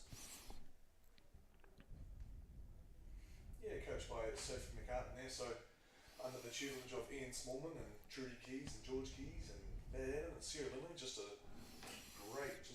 week of coaching staff really at St Margaret's. They all had all their own way, right next to their Christchurch crosstown rivals, Rangirangi Girls School, and also Christchurch Girls had a really good heat for this novice girls 8, so it'll be interesting to see what they can Well, put forward. It's Rangiruru comes with a reputation, isn't it? Often when you are the favourite, your school that have dominated, you become the target for every other school. You hear people going, well, we just hope anybody but the school wins.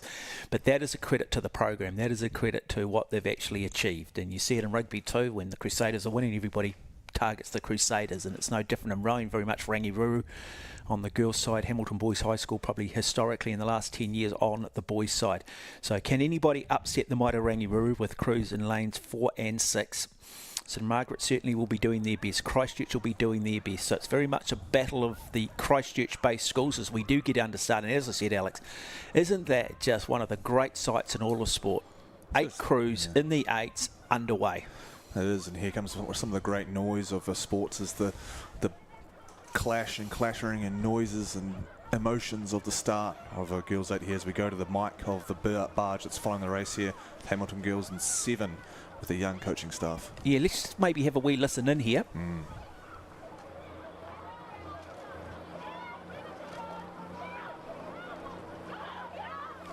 Got to say, with 500 metres to go when you're locked in the hurt box, I was always somebody who just wanted quiet. I'm not sure you get that in an 8. That is the responsibility of the Cox. Now, just have a look here. Lane 3, Christchurch Girls High School of Emily Shearer, Ella Tucker, Michaeli Timo, Harasa Timo, Caitlin Mercer, Amelia Scrigmagur and Gree Bauman, Sophia Robertson, Zoe Sullivan.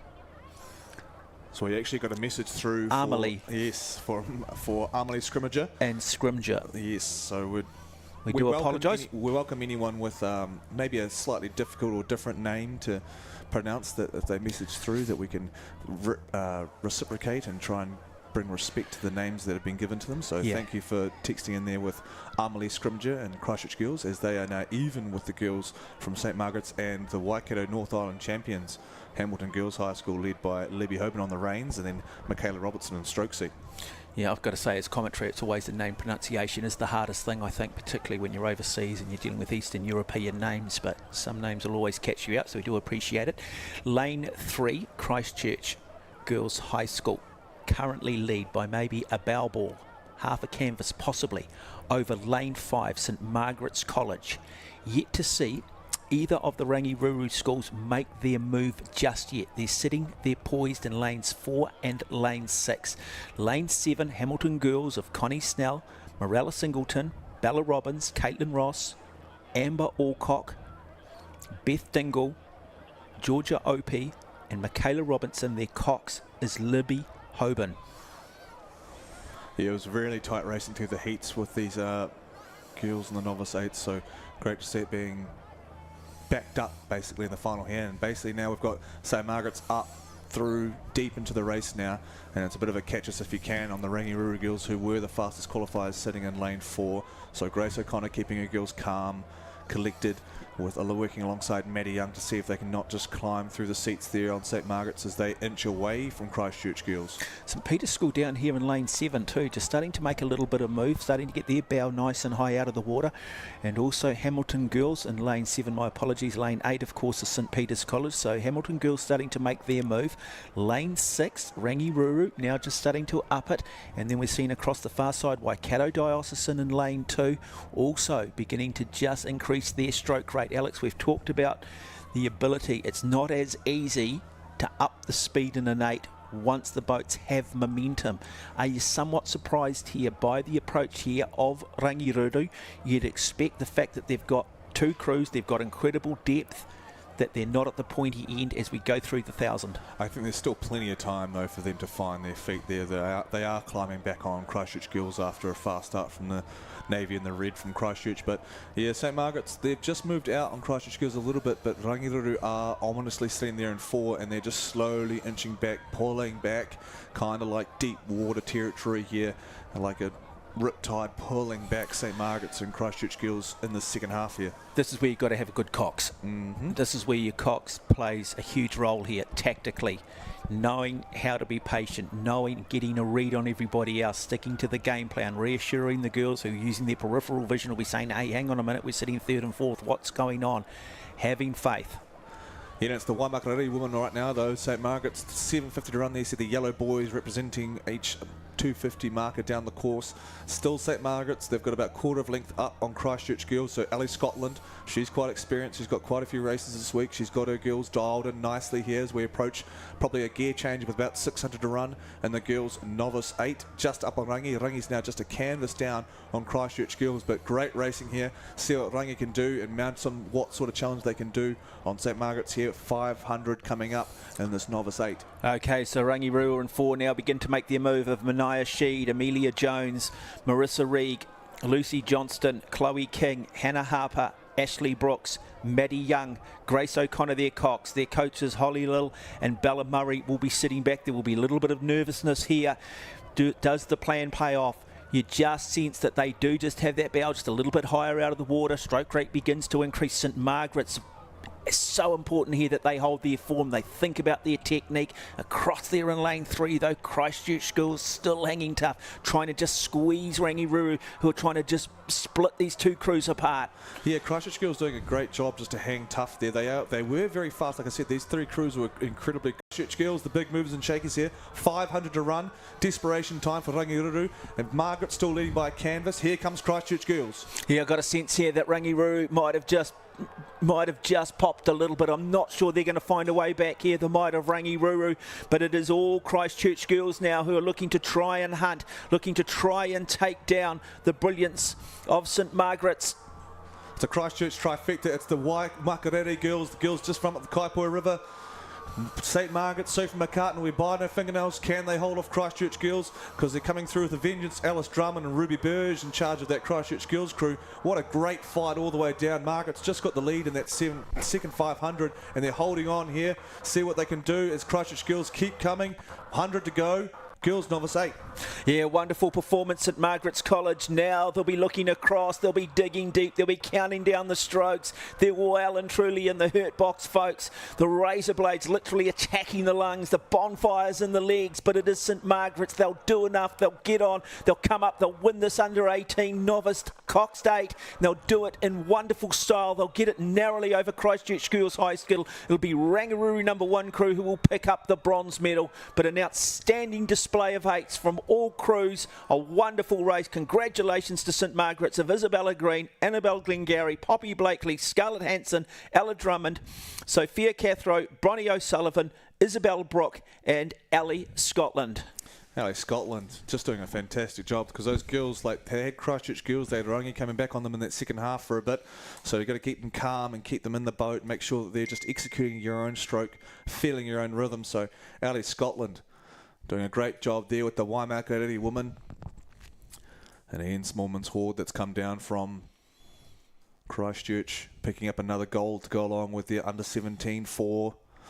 So showing out are the red and the white stripes of St. Margaret's. Tenacious effort from Christchurch Girls. They were brave leading out in the front. They had Rangirua walking back on them in the third 500, all just to keep walking away and have a match this week. And knocking on wood that it holds out, but taking centre stage right now and receiving their medals is Whanganui High School. In the bronze there on the right hand side is Mount Aspiring. They did a 7:13 alongside Whanganui, so you see how close it was. And Mount Aspiring represented by Hugo Sinclair, Harry Hope, Rob Bruce on the podium and Matt Rickard as well.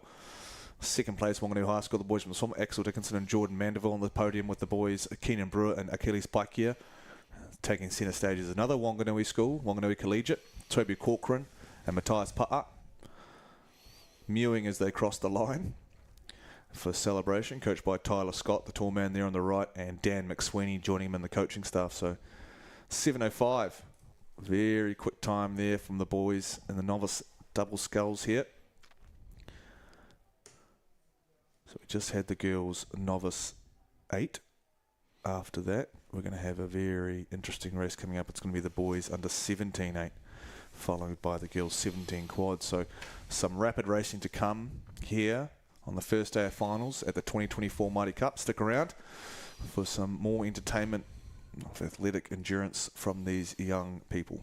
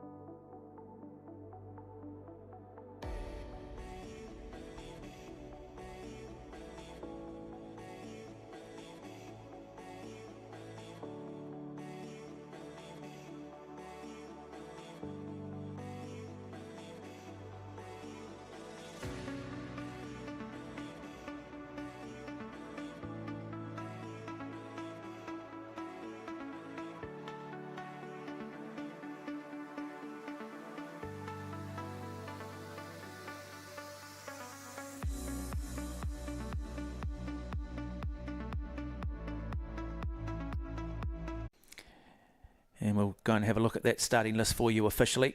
Take you through that lane draw. Big responsibility again falls on the Coxons. But this really is about what school potentially could be in the mix for next year's Maadi Cup. With still another year to row. Hamilton Boys High School in 1. St Thomas of Canterbury in 2. St Peter's College in 3. Christ's in 4. St Bede's in 5. Christchurch Boys in 6. Sacred Heart in 7. Westlake in 8. Here is the Hamilton Boys High School crew. In fact, St Bede's, I think it is. Yep, St Bede's in lane 5. My apologies. Jake O'Sullivan, Christopher Gurney, Alex Cowan, Quinn O'Sullivan, Harry Cornane, Bruno Dooley, Bede Guerra, Hugo Van Herel, Liam Duff is their Cox, coached by Dale Mayer. And so, can they win this one and then have another year and look to try and win their third Maadi Cup in 2025? Won it, of course, in 91 by 0.09 of a second, or 0.9 of a second, and then last year by 0.06 of a second. I know, Alex, you're incredibly excited by this one. Arguably, this might just be the most open of the finals we've seen so far this morning, with lane draw not necessarily giving any one particular boat a huge advantage. No, and also St Bede's coming out of that Stuart Scully High Performance Centre, another group of that Waimakariri mob to go along with St Margaret's, who row on there too. So this is Christchurch Boys of Harry Cook, Ollie Browning, Jack Dennehy, Viliamu Finau, Danny Webb, William Harrington, Ben Rowe, Harry Hegan and Liam McPherson is their Cox. Good to see. Very precise and very controlled, but it is St Bede's at the moment. They're in lane 5, lane 4 on there inside Christ College. Out here in lane 6, it is Christchurch Boys High School, lane 7. Sacred Heart out of Auckland, which includes George Marshall, Marco Glass, Vin Marsden, Lachlan Dwyer, Nawai, Amoamo, Blake Cooper, Alexandra Costigan, Cole Ellis and Ryan Slater, their Cox.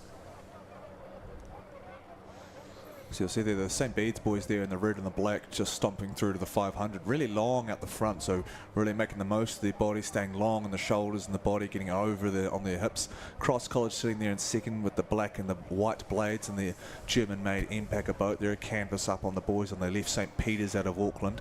And then down here, Christchurch boys in the black and the blue just edging Sacred Heart out of Auckland. We get a close-up shot there of the boys in the red and the black. So it's the same boat that was in the Maadi Cup. The 7 set there, Bede Guerra. He won the Maadi Cup last year. He's backing up his boy, Hugo Van Herel there. And the coxswain, Liam Duff, leading the way on the reins, barking orders into their second 500. Ominous work here coming from St Bede's. Not over yet, though. Christ College sitting there menacingly. George Wilson, he's been doing well there at sitting in that Christ College boat, joining up with Reedy, Chan Allen, Richards, Young, Haddon, Pavey, Airy, John Gary the Cox, and a very experienced coaching staff of Henry Smith and our Olympic gold medal men's 8 coach, Tony O'Connor. Now St Peter's out of Auckland made their first ever Maadi Cup final last year, only a small school in the centre of Auckland, just down the road from Auckland Grammar. Very much big brother, little brother. When the two schools play each other in rugby, it's simply known as the Battle of the Bridge, and it's not North Harbour versus an Auckland school. And so really good sporting school, St Peter's College, and great to see their rowing program really starting to establish itself and maybe upstage some more traditional or more historical schools in Auckland. But again, St Bede's College doing a nice job here. Got the momentum. We talk about Bede Guerra, the experience he brings, part of that crew last year. He knows how to win, and I'd imagine too, when you've got a guy of that reputation at your school, the rest of the crew are not going to want to let him down. No, super impressive stuff. Like they've got left in the tank. Can they make a bit of a run? Can they look to try and pick up the silver medal here? Because you do sort of feel that already St Bede's, well, they've gone clear and psychologically might have just damaged the rest of these crews. Wonderful images here, courtesy of our drones at Lake Ruataniwha. Just that absolutely stunning coloured water, the beautiful pine trees in the background. It really is idyllic. And still just hanging in there and hanging tough is still Christ College. They're not letting go just yet. You're going to need a huge shift here from Christ College in the last 500. Not many times you'd see, even in under 17, 15, 16 races, you're going to see an 8 pull back that sort of margin. So the boys from Waimakariri, the St Bede's boys, coming through again in an 8's becoming awfully familiar. They won this title 2 years ago on this water with a different group. They went on to win the Maadi Cup, and they're back again. Dale's boys, with Aaron Maxwell in tow, with the coaching staff there doing an absolutely stellar job, just pumping it off the line, backing themselves through the middle. And now let's see what they're capable of as Christ College start to whittle it away a little bit now. In the last 500, can they come back with enough water left? Yeah, Christchurch really now starting to ask everything of their crew, and you do feel they've got that momentum. Can they just get that bow ball to just continue to edge closer and closer to the bow of the St Bede's crew? St Bede's, though, they fight back here. They're coxswain screaming at them, asking more of them, continuing to apply the pressure as Christ College. Half a boat length in it now, but it's still St Bede's. They might just run out of water. St Bede's now just get that little gear change, just take it up another notch again. Some good form being shown here. It will be St Bede's in this boys under 17 Cox State. Great crowd in the background. Look at that, and I'll tell you what, it's only going to get bigger as we get through the finals over the next 2 days. But St Bede's doing what they did 2 years ago, looking now. But coming up, our next A final set to go at 10 minutes after 12, and around about 14 or 15 minutes time from now, we will bring you the girls under 17 Coxed quadruple sculls, which will feature St Hilda's Collegiate, Dunstan High School, Twizel Area School, St Peter's College, Cashmere High School, St Paul's Collegiate, Marion College and Iona College.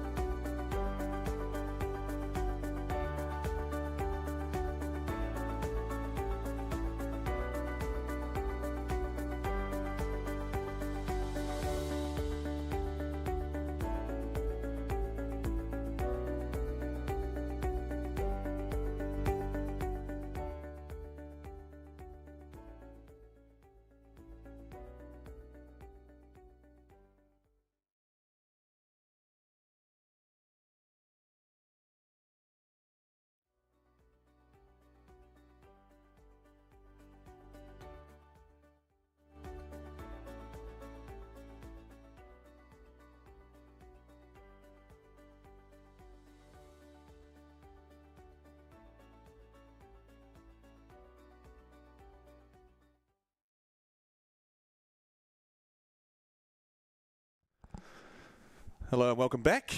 The coverage here of the 2024 Maadi Cup brought to you by Milford along with the boys at Altitude HD here on the drones, on the tools. Girls under 17 quad, Trudy Keys Cup. A prominent figure in women's rowing in St Margaret's coach still. So lane 1, we've got St Hilda's Collegiate out of Dunedin. Lane 2 is Dunstan High School. Lane 3, the locals from Twizel. Lane 4, St Peter's School. Lane 5, Cashmere from Christchurch. Lane 6, St Paul's Collegiate in Hamilton. 7 is Marion College in Christchurch. Also in Iona College out of Magpie Country in Hawke's Bay.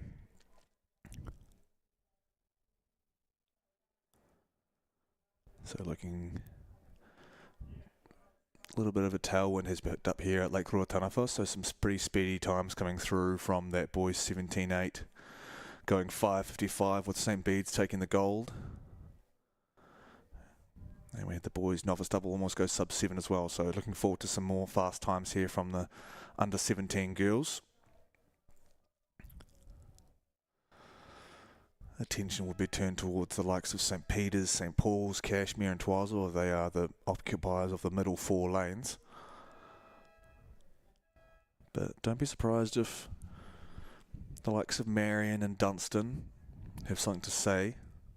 Some strong quad sculling from those 2 schools through the week here. Got some familiar names rolling through here from St Peter's, the likes of Barnard and McClintock doing good work in the double together. Poppy Wynnum and Abby Higgins, the winners of the under 16 double from last year. And the Cashmere maroon and gold stripes, and then alongside them the Bumblebees from St Paul's Collegiate. Names like Brangwyn, Dunn, Saville and Church. Regan Isaac, Morgan Blinn, the coach there. Morgan Blinn, Conrad's daughter. Conrad is the man behind Rowing Picture Show. You'll see the tall man running around with a pink fluoro, taking photos and capturing the memories. Here's one of the favourites, the light blue blades and the red quarters, St Peter's School out of Cambridge. Norm Charlton and Kaylin Wren. Norm's been there for a fair few while now, very experienced, has a lot to offer that program. So we'll see what his young chargers can achieve today. Long way down to Lake Ruataniwha. We've got the yellow flashing light there on the starter's hut representing 2-minute warning as the girls are about to get underway here. There's Cashmere. Quick adjustment from Poppy there in the stroke seat. She was part of the under-17 South Island team last year, so bring that experience here to the Cashmere quad. Young coaching staff, Maddie Allen and Joe Young.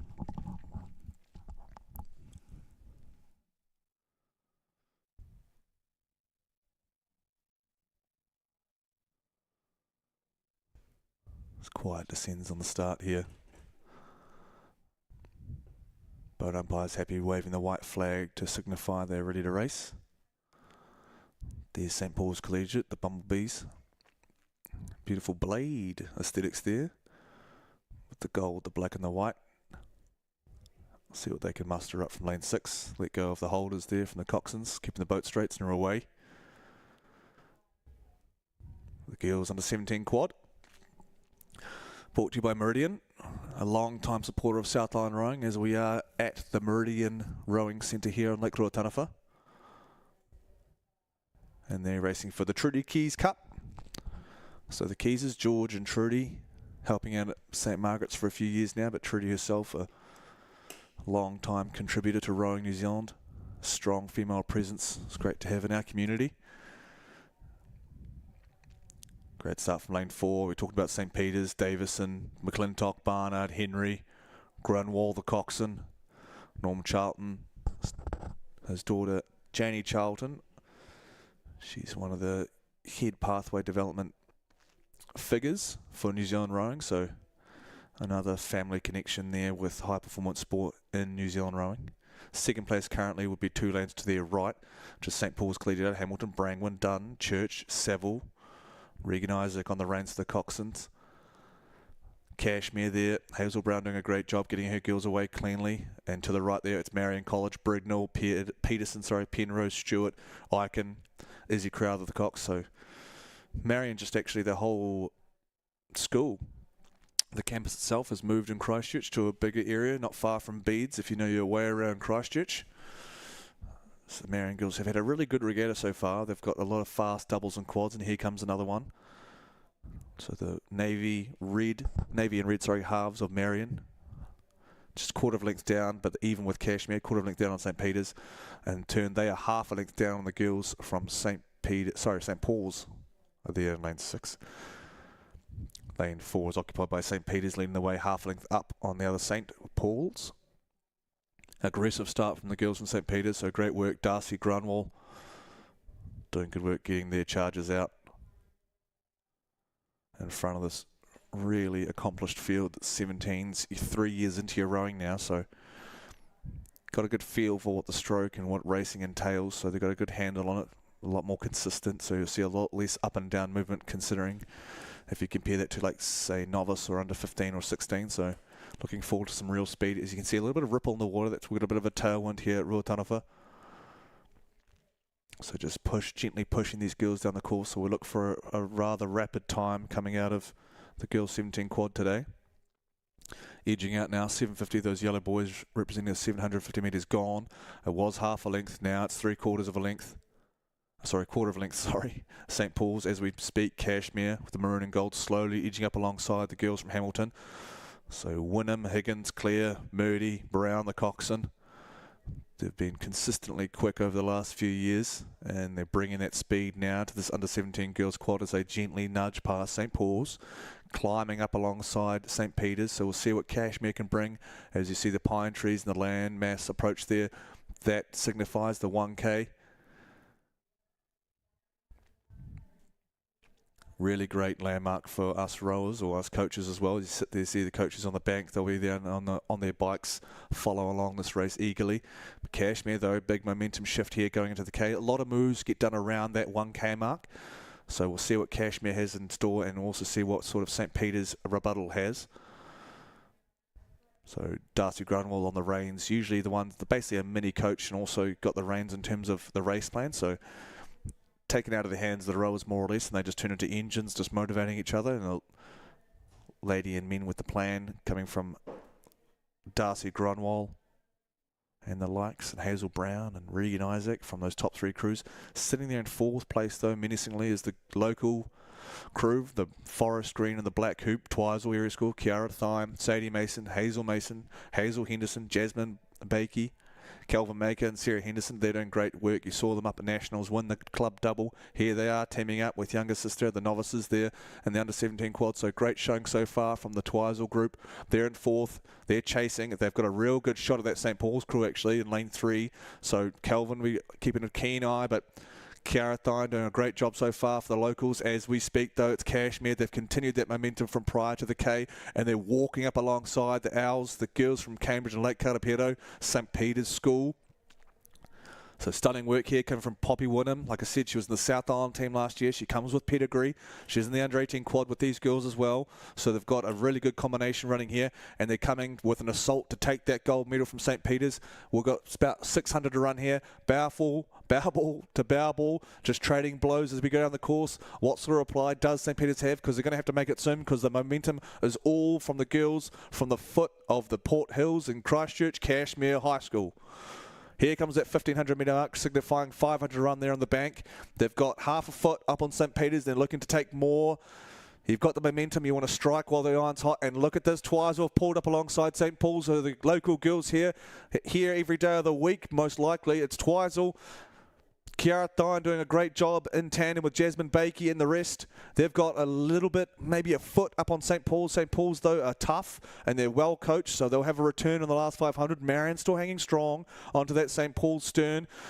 So the girl, Sienna Eichen, the coxswain for Marion, keeping her girls in the loop now as Twizel moves out to a canvas, as well as Cashmere have crushed it in the second half here. Ever since just before the 1K, they're up by almost half a length. Cashmere with all the momentum in the world here. Poppy Wynnum, Abby Higgins, Larry Clare, Thea Murdy, Hazel Brown are rocketing through with under 500 to run. The next big mark will be 250. You see that in your top left corner, the yellow sign, as the boys change from red to yellow. We've got an 8th left of this under 17 girls quad, and Cashmere are crushing it. Pipey Wynnum's got them rolled up. Great work there with Hazel Brown. Hazel Brown cracking the whip on the girls, and it's working. Maddie and Joe's girls are crushing it here, and Cashmere looking to take gold in the 17 quad. They've walked through St. Peter's, a tenacious start from the girls from Cambridge. They're going to be looking left to Twiresville and right to St. Paul's, and a fast finishing Marion from Crichton's, a tenacious effort from St. Peter's, and third on home water. And the 2024 Maadi Cup Under-17 Girls Quad will go to the results as they come through. And we're a little bit back on the angle here with our drone coverage. But an outstanding 12.50. So they started really moving in that second 500, Cashmere. Rolled up along St. Peter's in that early in that third 500 and just kept on cracking the whip. They had their tails up.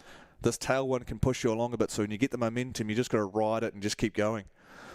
Outstanding effort from Poppy Wynnum, Abby Higgins, O'Leary Clare, Thea Murdy, Hazel Brown with the reins, Matt Allen, Joe Young on the coaching staff. Second place, great work from Charlize Davison, Molly McClintock, Peyton Barnard, Olivia Henry, Darcy Gronwall, keeping the crew together. And in third, I'll go on a limb and think it's Twiresville Area School, Kiara Thine, Sadie Mason, Hazel Henderson, Jasmine Bakey, Calvin Maker, Sarah Henderson, doing great work here with the locals. Confirmation now of the girls Under-17 quad first, Cashmere, second St. Peter's, and third Twiresville Area School, 7:18.36. So 0.4 of a second essentially up on a fast finishing tough Marion outfit. Brignall, Peterson, Penrose, Stewart and Icon. Here's your results. So stellar work from all these crews. That's a great race for the girls Under-17 quad. Brought to you by one of our major rowing partners in the South Island, Meridian. And they'll take home the coveted Trudy Keys Cup as the young fellas from the Under-17 Boys 8 assemble on the podium. The red and black of beads from the Waimakariri River and the Stuart's Gully High Performance Centre. On your right, the gold and the blue of St. Peter's College and the bronze medal, and the black and the white on the far left there, the familiar sight of Christ College on the podium for an 8. Coming up next will be the boys Under-15 octuple. And then following that, the girls 15-4. So stick around with plenty of good racing to come here. We will be unable to show the visuals for those Under-15s due to New Zealand sport regulations. So we'll leave it to the on-course commentators to work their magic for us. And we will return with another Premier Under-18 event, and this time it's in the shape of the boys Under-18 Cox Quadruple Skull. In the A final, we're returning at 1:10. So a bit of a break from us. The coverage will still continue with audio, and we will return with our visuals at 1:10 for the boys 18 quad.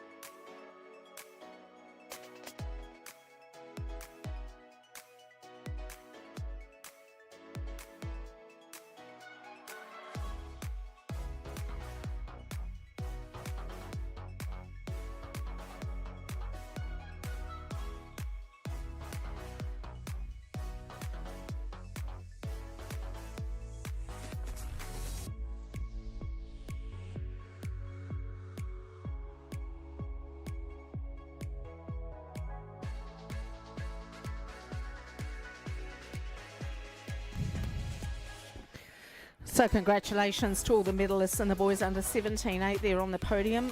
Coming up next is the B final, then the A final, the girls under 15 Coxed 4. Racing right now, I think, I better check that, is the B final of the girls 4. No, they are not. They're in the blocks. So we'll bring that to you shortly. Following the girls under 15 4 is the boys under 18 quad. Also looking forward to that.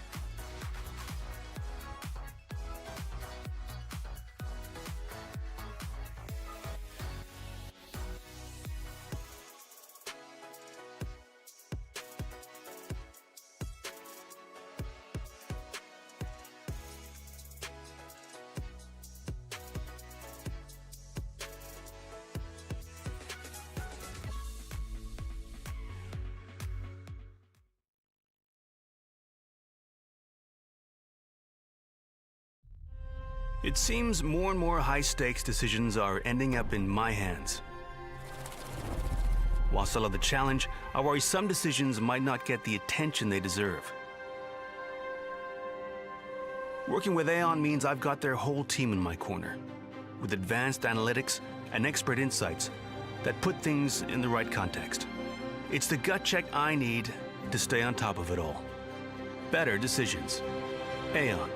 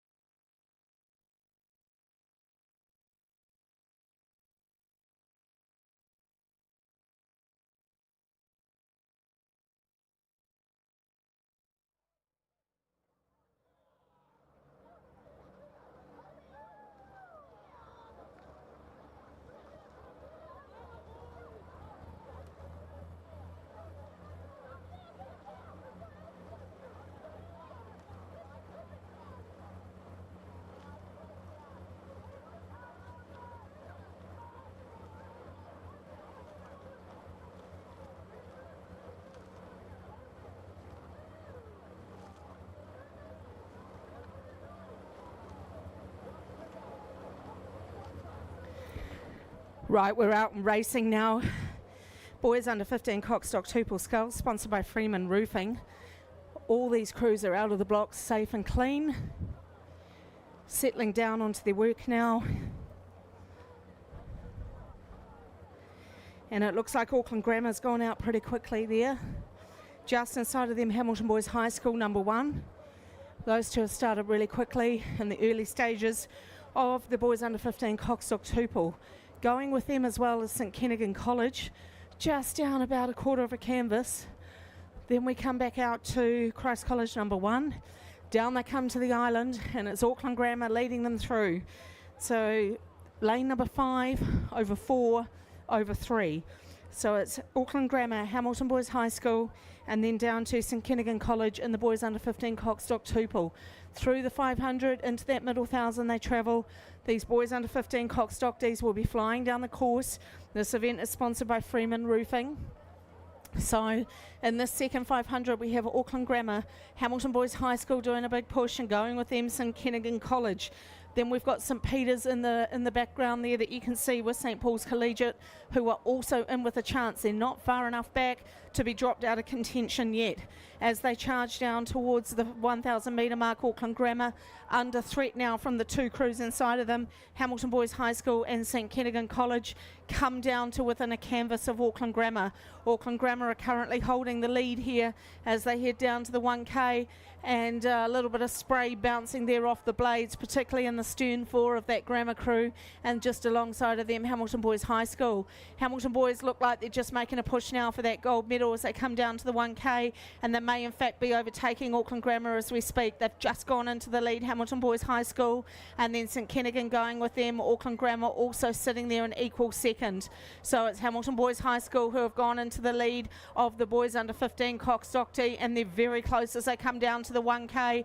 Let's watch them as they come through down to the bank where everyone will start cheering and riding their bikes and yelling at these crews in support to get up to that second level and push themselves through that third 500 to make a claim for the medal. Auckland Grammar go again, and they come down through the 1K. It's Hamilton Boys now, St Ken's and Grammar together now. So silver and bronze have also broken away from these other two crews. Down on the inside you're looking at St Peter's College, and then right over on the outside Christ College over there in lane 7.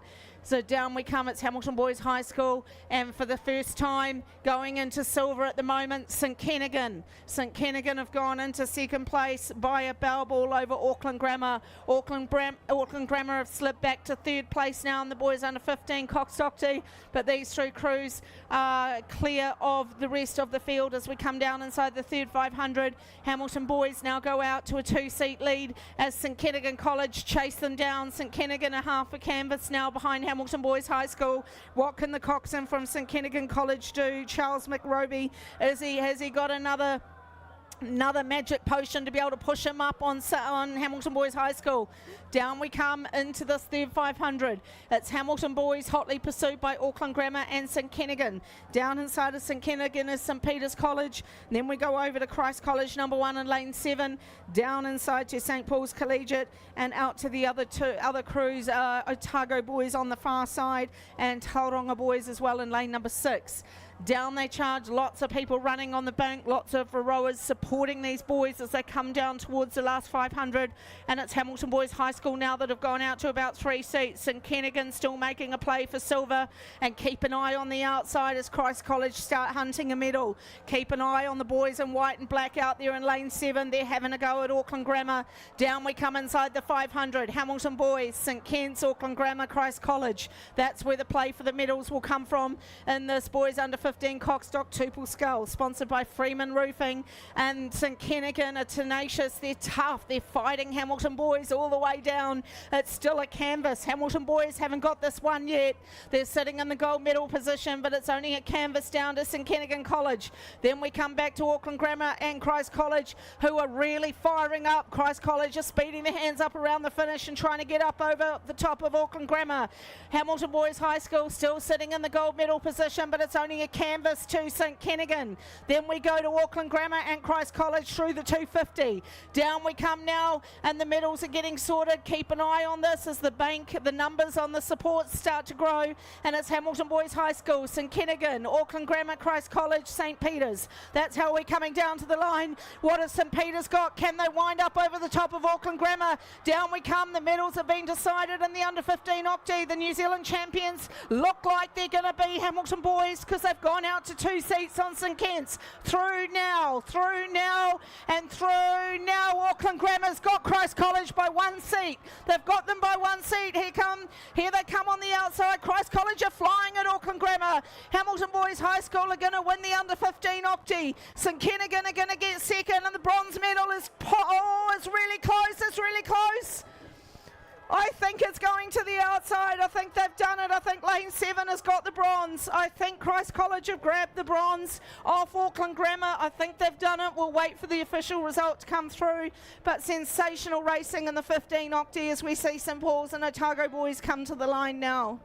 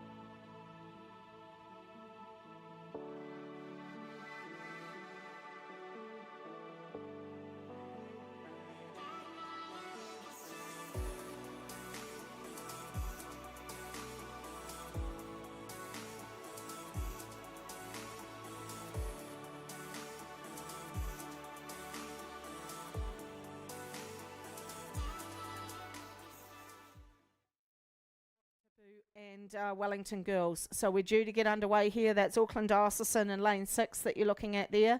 About ready to start the girls under 15 Cox 4A final. So well done to them for being in an A final here and possibly their first or second season of rowing.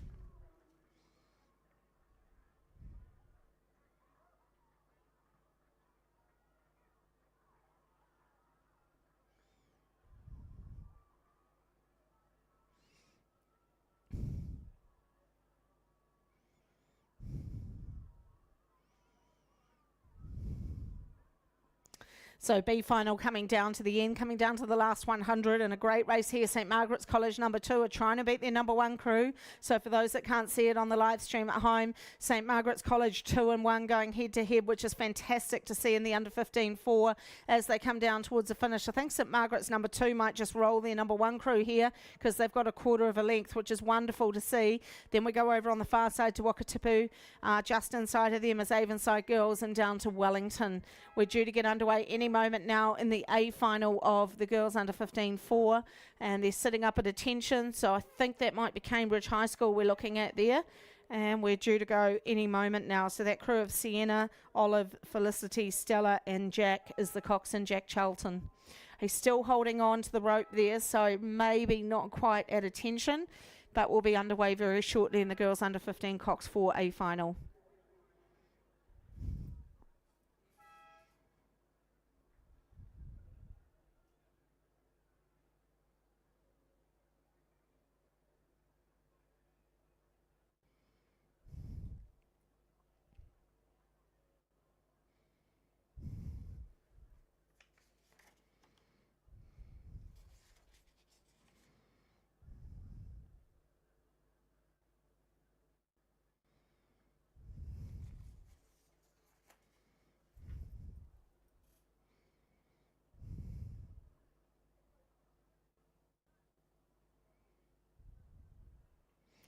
Girls are good to go here in this A final. Any moment now we'll be underway.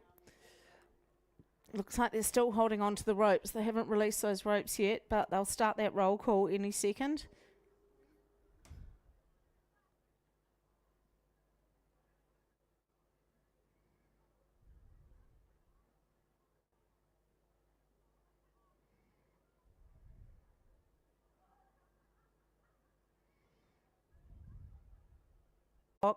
So Cambridge, Hamilton Girls, Dio, Columba and Ashburton have all come out really quickly, but boy oh boy, Cambridge High School to have a length almost after 150 metres. What are those girls rating? They are going to have to be super careful come the end of that race because they're using up a lot of energy in the early stages of that race, sitting on 38-39, but they may be fit enough to do it. We'll soon find out. Down they come as they settle onto their race work, and that Cambridge High School crew has gone out to clear water already. That's an incredible start from them. So Jack Charlton has really lit a fire under them as they come out. Look at that. Look how clear they are, and they're nowhere near the 500 metre mark under them as they come out. Look at that. Look how clear they are, and they're nowhere near the 500 metre mark yet. This is under 15 racing, so I'll be intrigued to see how this plays out in the third 500 and whether Cambridge High School hang on to this very early massive lead that they've established in the girls under 15 4. Chasing them for silver at the moment, just over their right hand shoulder is Hamilton Girls High School in lane 5, and then right beside them is Diocesan School for Girls in lane 6, and down on the inside we can't rule out Samuel Marsden Collegiate, and just alongside them Craighead Diocesan. So everything to play for here in the girls under 15 Cox 4. There's a good look at lanes 7, 6 and 5. So that's Columba College, Dione, Hamilton Girls, and then right down on the inside, the only gap that you're seeing, of course, is those leaders as they come past the island into that second 500, Cambridge High School. So that's a pretty sensational first 600 metres there from Cambridge High School, and we'll see if they can maintain this ruthless pace as they come down inside that second 500 down towards the 1K. These girls must be supersonic fit to be able to hang on to a rating like this in the under 15 4. this will be pretty impressive if they hang on all the way down. I know they were pretty good up at the North Island, but they've obviously had a pretty good 2 weeks up at Karapiro before they came down to the Maadi Cup. So now we look for that silver and we go right over on the outside. This is a good move, is that Columba down there in lane number 7. They've poked their nose out into second place now, so they've done a big push on Hamilton Girls and Diocesan. So this is a good move for the girls from Dunedin: Isla, Charlie, Siobhan, Emma and Hannah, coached by Ellen and Emily. And that's lane number 7 putting in a claim for the silver medal, as is lane number 1, Gisborne Girls High School. Let's keep an eye on them. And that's lane number 1 down on the inside, Travelling Well Gisborne Girls. So they've done some good work in that second 500 as well. And I thought that pace was pretty fast from Cambridge High School, because here they come. They all start to close up. Really good effort from Cambridge High School to be hanging on. They're still sitting in that gold medal position, but they all start to chase up. That big fight between all those other crews up, pulling them up onto the stern of Cambridge High School, as lane 1 and 7 are looking really good here as well, Gisborne Girls and Columba College. Down we come to the 1K, and looks like Gisborne Girls now have put their nose up into that silver medal position as we come through the 1K, past the bank with all the bikes and the people supporting, coaches and parents and friends and other athletes are cheering them on as they come into this third 500. So it is still Cambridge High School, the local girls, Adelaide Karapiro, and chasing them hard is Gisborne Girls now down on the inside. So let's see who ends up with the bronze medal around their neck as we start to see this push. Cambridge High still keeping up a ruthless drive into that finish. They are super strong into that finish for under 15s. Gisborne have just been biding their time, quite high on the rating as well down there on the inside, but they're getting driven along. I can see some kids on the bank running alongside, yelling out to them. So great support for Gisborne down there on the inside as they try and pull in this lead that Cambridge High School have established in lane 4. We have got overlap now, whereas Cambridge High School was well and truly out in front before, but it's only Gisborne that can reel them in as we come down this third 500. So it's Gisborne. Then we are looking for that bronze medal as we look at these other crews. Is it going to be Samuel Marsden, Hamilton Girls, or Columba who is sitting in that bronze medal position? There we get a really good look at these other crews. So it's Gisborne down on the inside. Then we come inside to Samuel Marsden Collegiate. They've already picked up a gold this morning in one of their boats. Can they pick up a bronze or even a silver as we come down towards the last 500? Cambridge High School still looking pretty dominant in the girls under 15-4. They are looking good for a gold medal here, and they would have to substantially slow down here for Gisborne to overtake them, but it's still looking really good for Cambridge High School. They had such a high rating as they came down through that first 600, and now Gisborne are really piling on that pressure. Who's the coxswain down there? Georgia Forsyth. Oh, she's doing a great job. She's really, really motoring Gisborne through. Watch them through those boys. Now, so that's not even a canvas. It's actually a lot closer than it looks. Gisborne are pulling in Cambridge High School. So Cambridge has still got the gold medal round their neck, but keep an eye on lane number 1 because here comes Gisborne. Gisborne have just gone. Actually, Cambridge are gone again. Cambridge have just pulled out. Gosh, these girls are tough. They've really pulled out hard. That screen there is actually not indicative of how close it is. Gisborne's a lot closer than it looks like in there. And down we come towards the closing stage. It's still Cambridge High School, Gisborne, and then inside of them Samuel Marsden Collegiate now sitting in that bronze medal. Down we come towards the closing stages of the girls under 15-4. It is still a canvas to Cambridge High School, but Gisborne are going again down on the inside.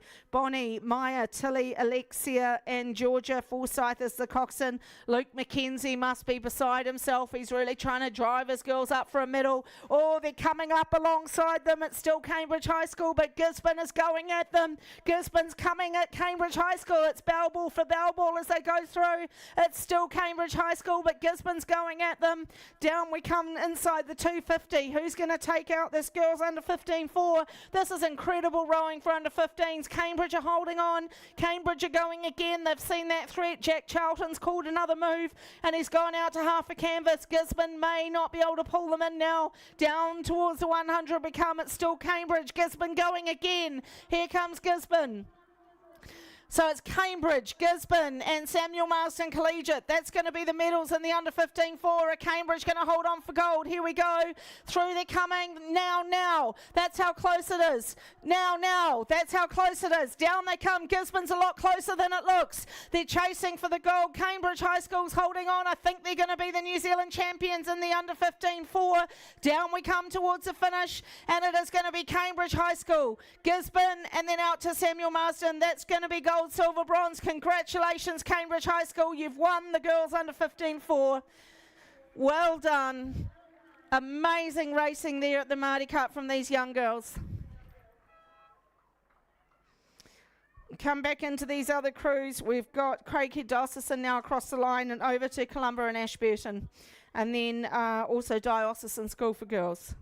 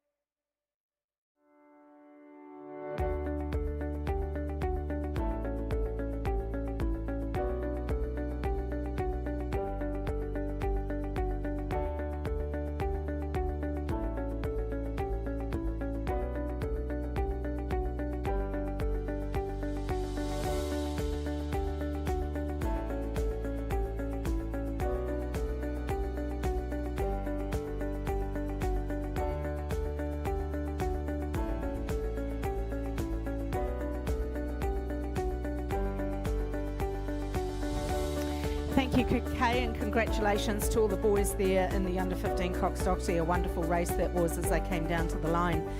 Another big premier event on our program is coming down the course now. This is the B final of the boys under 18 Cox Quadruple Skulls.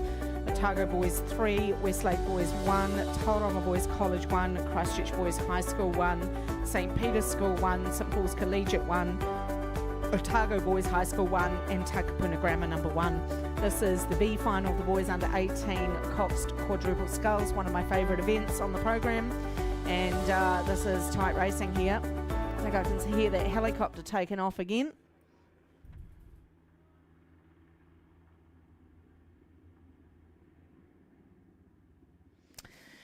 And down they come inside the third 500, the boys under 18 Cox Quadruple Skulls. And out in front of us, it should be in the centre of the course, maybe St Peter's. But just inside of St Peter's, Christchurch Boys High School. So Sean, Bradley, William, Matthew and Grayson Faulkner is the coxswain, coached by Tim Osmers and Scott Shackleton. And it is Christchurch Boys High School coming down in the B final. This event sponsored by Mackenzie Supply Services.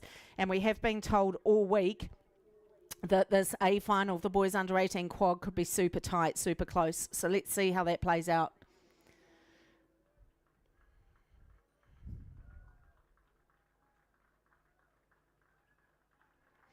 Down we come inside the last 500, boys under 18 Cox Quadruple Skulls, and it is out in lane number 4.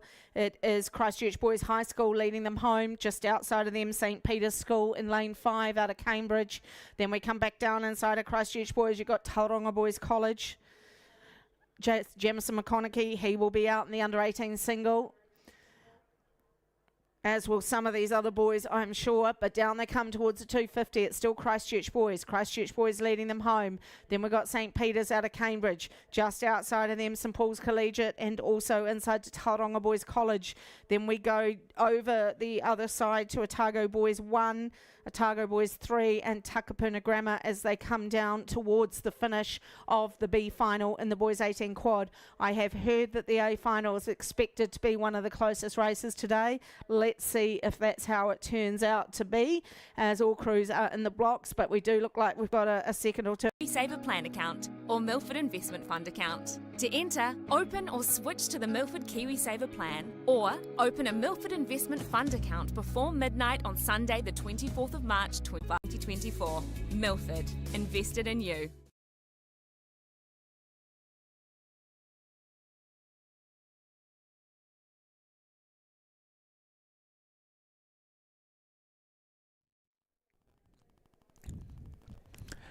Boys under 18 Cox Quadruple Skulls is our next A final, and I've got to say Alex Kennedy's incredibly excited by this one because maybe for the first time there's no real clear-cut favourite. It is a unique boat, it is a unique class, and we run through that starting list. Wanganui High School in 2, John McGlashan in 2, St Andrews in 3, St Peter's of Auckland in lane 4, Wakatipu in lane 5, Wanganui Collegiate in 6, Timaru Boys High School in 7, and Maclean's College in 8. Alex, why so much excitement? Why are you so eagerly anticipating this particular final? I just love I just really love the under 18 quad girls and boys. It's just such a great race every year. You see some stellar crews, but this one there's like, I don't know, it's hard to pick a favourite. They've all come out of the heats at a similar speed. You've got the likes of John McGlashan Stack from Christchurch, St Peter's, Wakatipu, Wanganui Collegiate. The boys in Timaru have proven their speed already, with Ben Allen winning the 17 single, Peo O'Sullivan and Bart Parker winning the bronze in the 18 pair. I mean, they're just, I don't know, they'd be throw a blanket over the field sort of stuff today. Yeah, lane 6 there is Wanganui Collegiate, and that is Toby Corcoran, Tyler Wayburn, Benjamin Poulton, Keegan Haincom and Jack Walker, the Cox. So plenty of responsibility will fall on the Cox, particularly through that second 1,000 metres when it does become incredibly tactical.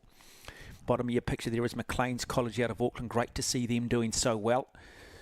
Very close to St Kennigan's College in Auckland. And we were sort of talking a little earlier about St Kennigan's. Haven't really seen them with a rowing program, looking at the resource of where they're actually based as well. So great to see Maclean's here. And here's St Peter's on the screen here. Barron, Shanahan, Bentley, Hyde, Theo Wagg, the coxswain there. They won the semi-final in the fastest time out of the group, the whole under-18 quad group yesterday. Yeah, produced a lot of very good All Blacks. A lot of current Super Rugby players come out of St Peter's. Yeah, Stephen Jones, two-time Olympian, recently in the men's 8 and the men's pair in Tokyo. So he won the 17 quad and 17 single in his time at St Peter's when they're a little bit of a smaller program. These boys here will actually double up. So they'll be in this under-18 quad. They're also going to be in that under-18 8. So talented guys doing both disciplines. Yeah, reached their first ever Maadi Cup final last year, did St Peter's of Auckland. A smaller school. They sit south of Auckland Grammar School, not separated by about 200 metres. And so we are set for a start. Boys under 18, quadruple skulls. There's Wakatapu with small white, Tregeger, Watson and Pagan. So small and white, getting a bronze in the boat class last year. Coming back to see if they can get 2 places better. Yeah, good even start too. Really even start. In fact, good start coming across from John McGlashan College of Charlie Caron, Angus Lowe, Oliver Hamilton, Matthew O'Meara and Aidan Sabe, the Cox across there in lane 2. But also down here in the bottom, McLean's College out of Auckland, exploding out of the blocks like a coiled spring. More controlled start from those, I guess, teams that have qualified in the fastest times in lanes 4, 5 and 6. And so it is lane 4 though, St Peter's College of Auckland, who take the smallest of leads through this first 200 metres. Yeah, we've got the bronze and gold medalists from the under-17 singles back at it again with Nathan Strawn and Ben Allen there in Timaru and McLean's College. So I'm interested to see what they've got left in the legs after a tough race against each other this morning. It's a fast start though from centre field there, St Peter's, according to the lawmakers. They were the fastest through, so we'll see what they can do with that favourites tag attached. The biggest challenge though, isn't it? You can be brilliant 2 days out, and then we talk often at this level about the recovery, particularly athletes are only allowed to do 3 particular events, but that can often still mean a heat, a repechage, possibly a semi-final, the accumulation of fatigue.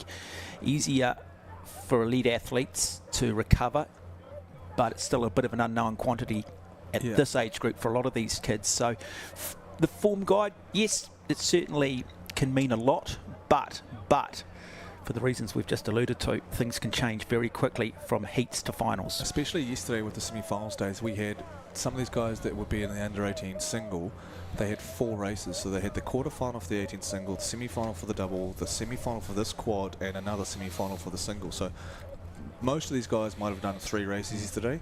Most of them would have, a lot of them would have done 2, and some of them would have done 4. Yeah, and it's not just the physical component that they've got to recover to, it's the mental fortitude, it's that ability. Yesterday they suffered incredibly hard for 4 races of around 6, 7, 8 minutes, and then to back it up the next day, go, I've got to go to that dark place again, I've got to go there.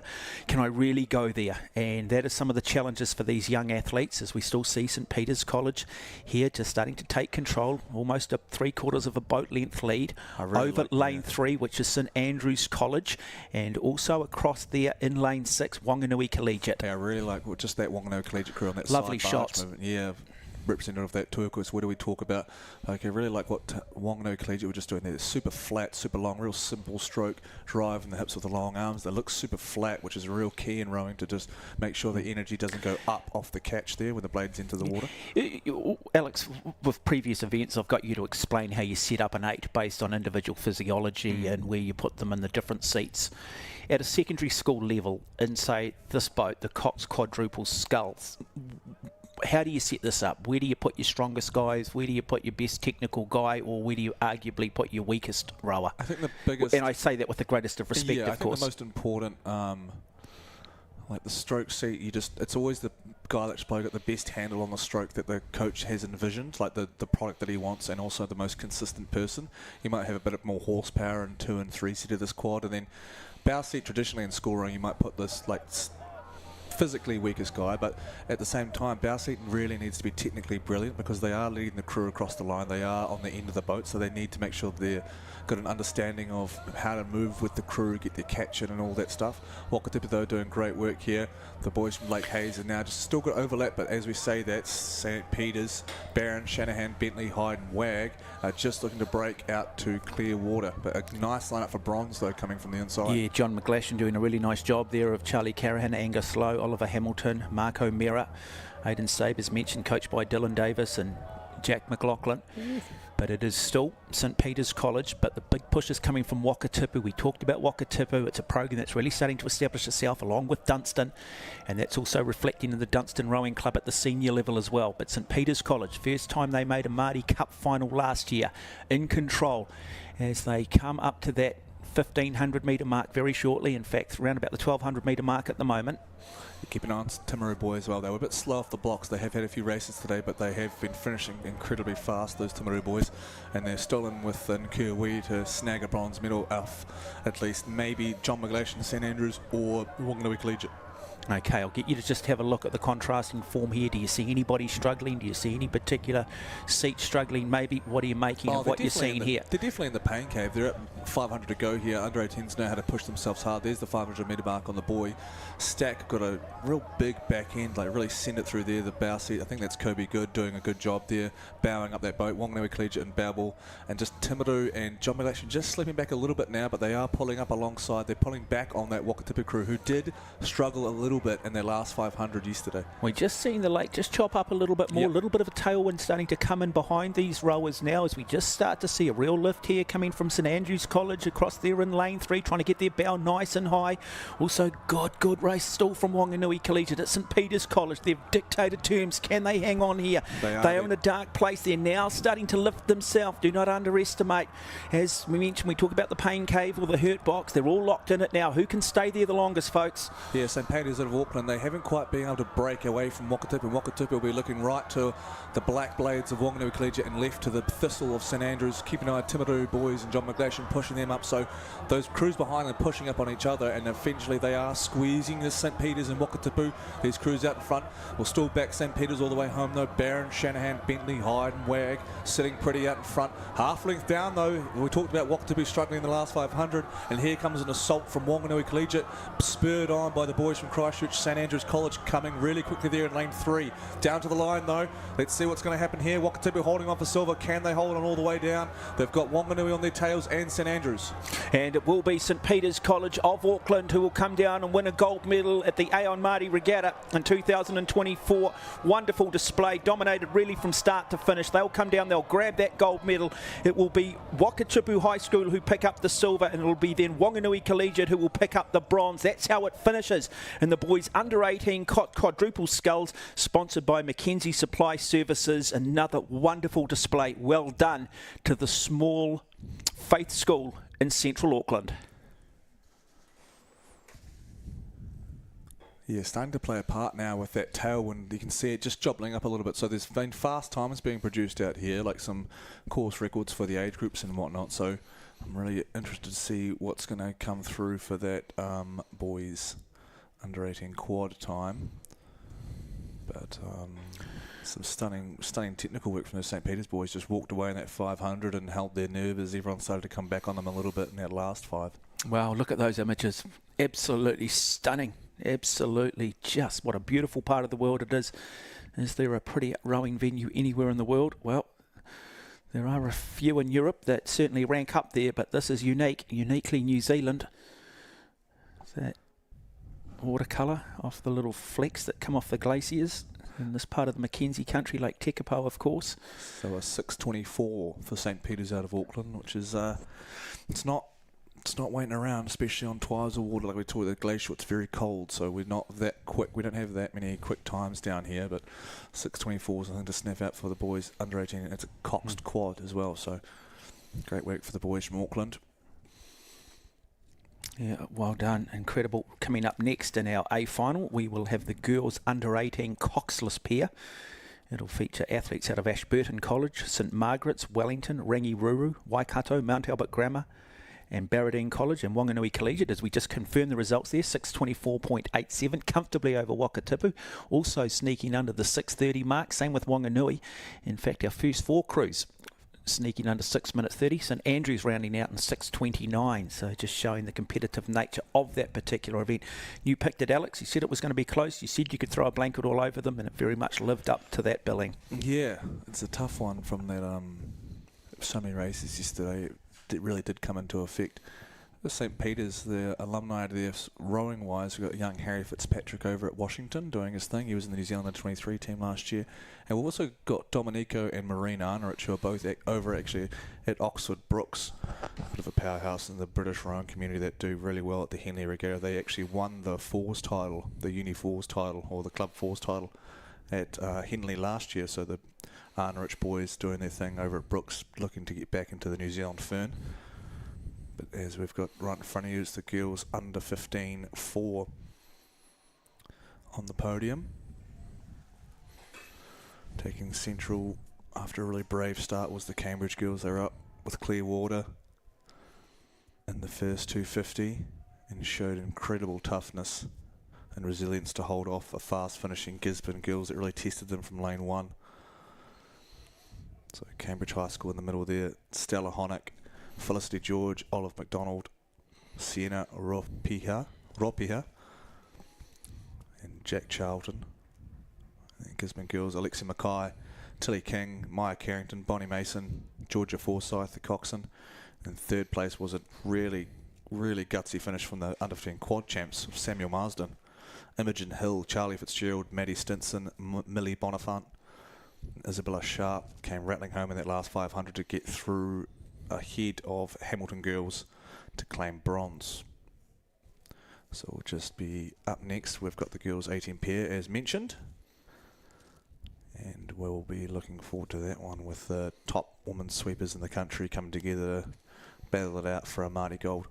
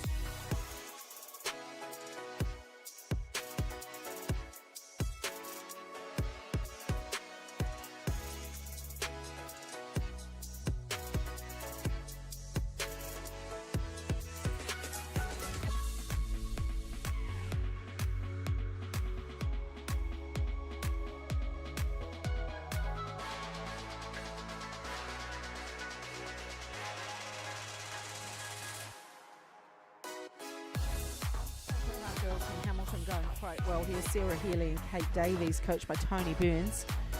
Right over on the outside, we have got Epsom Girls Grammar, Macy Williams, Lily Torcher going well. And just inside of them, Cara Lorch Church and Jemima Dryden from King's College.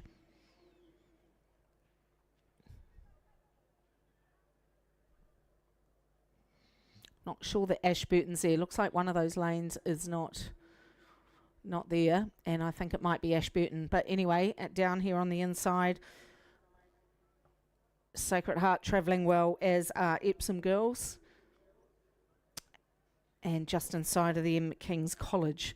B final, the girls under 18 pair. The A final probably going into the blocks. And this will be quite an important race for those going for selection. Either North and South Island under 18 or juniors probably at the under 18 level. Under 18 racers looking for junior representation.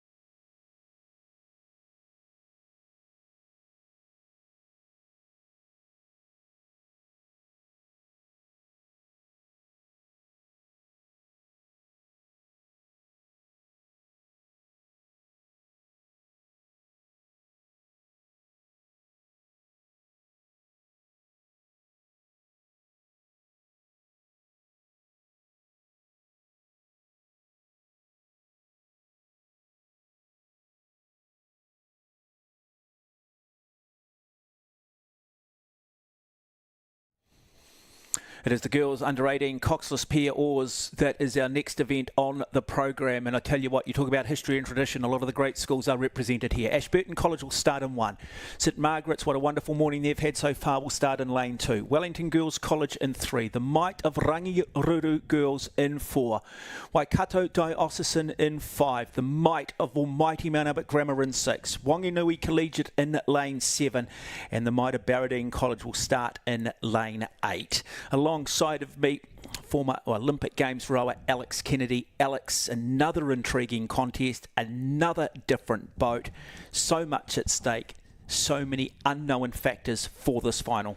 Yeah, I've got the set straight to it. I've got the Rangiruru girls sitting in lane 4 there, Alice Ferguson and Lucy Vance, both part of this Rangi program that was uber successful last year. Lucy's older sister claiming gold in this event last year, so here comes the younger sister trying to replicate it. They scratched out of this finals at the South Island, so they didn't come through in the medals there, but it's the Rangiruru and an under 18 sweep event. You're not going to underestimate them at all, and that's why they're in lane 4.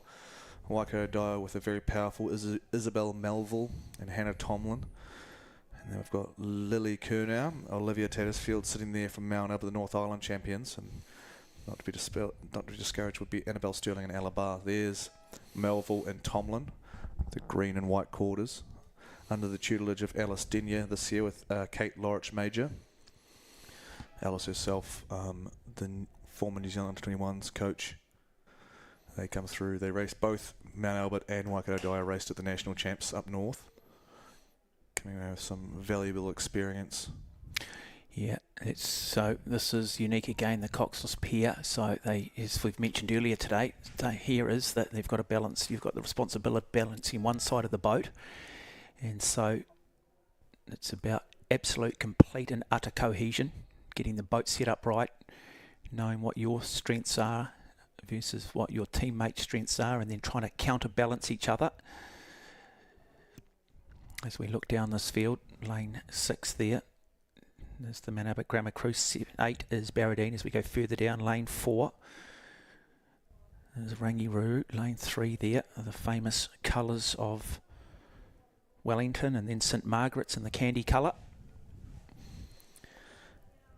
Yeah, Lila Stallard and Phoebe Wilson out of St Margaret's. Lila's father New Zealand under-23 coach and former New Zealand elite coach, and just also helps out with the pathway development for New Zealand rowing. Mark Stallard, Phoebe Wilson has got older brother Sam, very slick rower out of Timaru boys now at Avon, winning the senior 4 at the national championship. So a lot of genetic potential around here. Now, you can't win the race from the start here, but can you lose the race at the start? That's what I tell my athletes. You can definitely we don't win a race from the start, but you can definitely lose one. And we'll have a look here who wants to win this under-18 pair. Well, St Margaret's College got out quickly there in lane 2, but then immediately we go across to lane 5, Waikato Diocesan, Mount Albert Grammar School in lane 6. Very good starts, equally also from Rangiruru. So the top 3 ranked schools coming in have probably got the best 3 starts. Good start down here in the bottom, also from Barradine College. The big question on them is, can they hold it? Can they maintain it?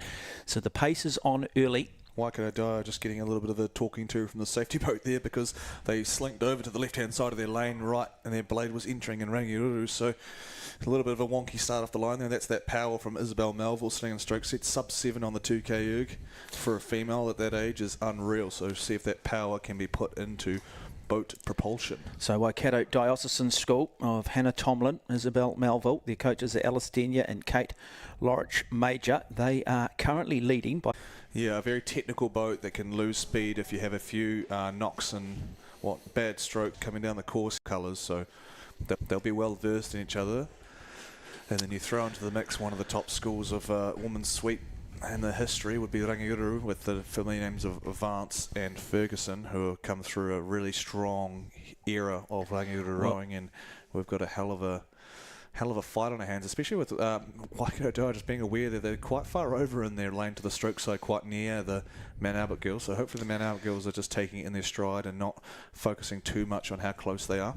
You've almost got a psychological advantage, haven't you, if you just come from Rangiruru? Such a big name, such a big reputation. It's almost like, Rangiruru. They almost naturally live rent-free inside your head if you don't have the experience, if you don't quite believe. And now Rangiruru just starting to make their move up, getting alongside of Waikato Diocesan, Mount Albert Grammar. On the boys' side, very famous program, won the first ever Maadi Cup back in 47 on the boys' side. Girls at the school have been there around about 25 years now. For a long time it was an all-male school, and so the women's program just starting to develop. These two looking to try and establish a bit of a legacy, trying to inspire that next generation of young rowers to come through. There's been a lot of input being put into by Chris Liddell, former Chief of Staff at the White House under the Trump administration. Brother John Liddell as well, being great philanthropist for the school. And so does Mount Albert Grammar, who's just starting to clear out here a little bit. Have they gone too fast, too early, too soon? Have they burnt too many matches? We'll find out when we get through to that 1,000 metre mark. You see the pine trees just imposing themselves on the left-hand side of your screen. That signifies the 1,000 metre mark. And we've got Olivia Tattersfield, an under-17 single sculler, plying her trade in the under-18 pair, so super skilled to be doing both disciplines here at the Maadi Cup. And you've got also Lucy Vance is also under 17, so quite a young top 2 going through here. But don't discount Waikato Diocesan, because they've not gone anywhere. They're still hanging on there, and anything can happen. A little bit of 10 strokes here, 10 strokes there, and you can pull yourself back up alongside these girls. St Margaret's in lane 2 though. Stallard and Wilson also travelling okay, and like I said, anything can happen. We've got 1 whole K to go. And if you get a good run on here, the momentum can shift rather quickly in these pairs. Yeah, Rangiruru starting to make a move as well. So Rangiruru down there in lane 4 of Lucy Vance, Alice Ferguson, really controlled, starting to just increase their stroke rate, just starting to maintain some good form here. Mount Albert Grammar still hanging tough.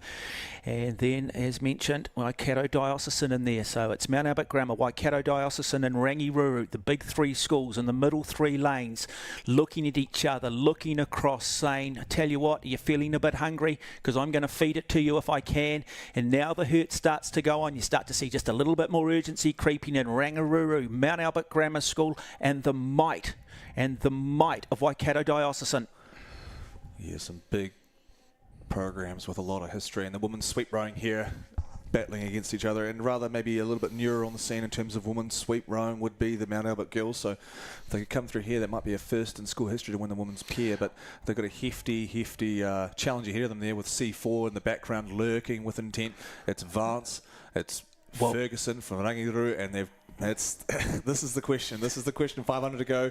You're walking back up on them. What kind of mental strength do these girls from Mount Albert have to fend off the Rangiruru in this pair? Because this Rangiruru pair, they come with a lot of medals from a lot of years, so we'll see what they can do here against Mount Albert Grammar. Well, Mount Albert Grammar, you've just started to see an increase in stroke rate, so they have reacted to the surge coming from Rangiruru. We talked earlier about sometimes you can put the big hit in, but it can also force you to just pop a little bit. But what a race we are starting to see. It is Mount Albert Grammar School in lane 6. It's Rangiruru in 4. It's down to a 2-horse race. These two street fighters going toe-to-toe. Rangiruru now with the momentum. Yeah, look, just heavyweight boxing, basically going back and forth, those bow balls trading blows, but it looks like you can just see the C4 just edging every time they finish their strokes, and the boats just surge. You can see that one surging a little bit more. It was even, now it's half a canvas. Rangiruru, this is them asking the question. This is their move to try and take the gold medal off Mount Albert. Now we've got to see a response from the girls from Auckland. We've got about 300 to run now in the under-18 girls pair final, and the familiar side of Rangiruru are out in front. Can the Vance sisters go back to back? Well, it's been a wonderfully orchestrated race from them, a patient build-up. Didn't panic too much too early through that first 500 metres, through that first 1,000. They steadied the ship through that middle 500. Now they're starting to bring it home. Mount Albert Grammar still fighting though. Mount Albert Grammar trying to throw everything at them, trying to lunge, see if they can just get that bow high out of the water, but it is going to be Rangiruru, Lucy Vance, Alice Ferguson. They are hanging tough. The crowd of almost 8 to 10,000 stand urging their fellow schoolmates on, but it's Rangiruru starting to row away with this one, and this wonderful school out of the South Island in complete control across the far side too. We might just have St Margaret's College possibly sitting in third now, so St Margaret's the big fast finish. They'll be asking the question of can they run down the Mount Albert Grammar crew, but nobody is going to deny Rangiruru. That is just a wonderful display, brilliant performance in this coxless pair. Boy, that is one of the best orchestrated, most balanced races we have seen. Yeah, tough work from those Rangiruru girls. They were kind of felt almost inevitable with how they were rowing, just working through the group here. But up on the top there, it is Lila Stallard and Phoebe Wilson. They've now got clear water almost on that Waikato Diocesan leading crew. They're in the bronze medal position, trying to hunt down a struggling Mount Albert. They're limping towards the line. Rangiruru claimed gold in the girls under 18 pair. Silver's going to go to a valiant effort from Mount Albert. Oh, a slight crab on the line, but St Margaret's hold on for bronze over top of a fast starting Waikato Diocesan crew. Yeah, wonderful race. Wow, that is good from Rangiruru. Thoroughly deserved. Absolute quality performance. Well done to Mount Albert Grammar picking up their second silver medal of the day. And also St Margaret's yet again will find themselves on the podium of another event. What a regatta they have had. The candy stripes there across the far side. But Rangiruru showing why they are very much the benchmark when it comes to secondary school girls rowing in this country. What belief from those St Margaret's girls to be so far back in that first K, just keep plugging away on that Waikato Diocesan crew. So Phoebe Wilson and Lila Stallard, you had to be stoked with that, come away with a bronze and that sort of field that they were going up against. Tough work from Waikato Diocesan and also Mount Albert leading for so long, pushing themselves to the brink there as they got over the line for a very deserved silver medal from Lily Kernow and Olivia Tattersfield, coached by Hassan Patan. Oh, don't go away, folks, because it continues. The excitement continues. We're going to bring you the boys under 16 Coxed 4 as we go back and just have a look at the replay. You can see here the Rangiruru there with the blue and the gold crossing the line. Keep an eye on St Margaret's in the top field. They just caught a little bit of dirty water there, but managed to bring it back together to hold off Waikato Diocesan. So that's some distinguished long-term power of women's rowing in New Zealand, crossing the line there in first and third, and an emerging power, hopefully coming from Mount Albert and Kernow and Tattersfield. We'll see a lot of those girls again, obviously, in the Dawn Cup later today. So looking forward to that one. So now they'll have to do their best to recover food. Well, that's the key thing, isn't it? How do you recover? Got to flush the legs to the lactate, get the head sorted out, get in the ice baths, go through some pre-race protocol, and that will be established. They'll know what they've got to do. The nice thing is, I guess, we tend to, by the time we get to the Dawn Cup, the Springbok Shield, we know that most of the crew have raced probably already today, so it's almost economies of scale, isn't it? It's almost a little bit of a level playing field. It's not like one crew's sort of kept their powder dry and just coming in completely fresh. No, you'd find very few crews coming through in that Dawn Cup that will possess people in it that haven't raced in the 18P or haven't raced on this Friday of the first day of first day of finals here at the National Secondary Schools Champs. There, you see the Rangiroto pair coming through there in a 7:42. So pretty handy work there. Handling that tailwind like pros was Alice Ferguson and Lucy Vance. A 45 from Mount Elliot, extremely respectable, and a 48. So you got 4 crews going under that 750 mark for a girls pair. So it's more than deserving of the podium in terms of times there for a women's pair. So great work as we see the boys from St. Peter's crowding around to see the St. Peter's College boys get crowned with the Trevor Coker Memorial Shield. Iconic piece of rowing trophyism here at Maadi Cup. It's a huge, huge shield of wood. Trevor Coker, a legend amongst Canterbury and New Zealand rowing. So looking forward to seeing St. Peter's.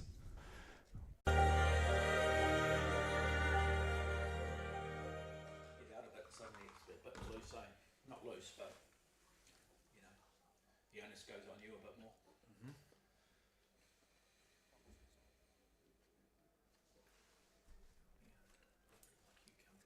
Don't do cucumber. Never done the cucumber, mate.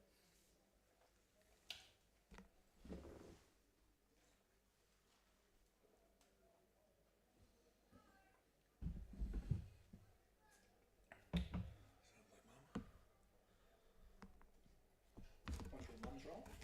She's just helping out with the podium, getting the results done there, getting the trophies, changing the sponsorship boards on the front. Did she follow you around madly? Did she go to Rio? Yep, there she is. All 5'4" of her. You want to get your dad? Is your dad around or? He's up north, he's just at home. Because my Kay Gregory that does the podium stuff, her daughter is engaged to my brother.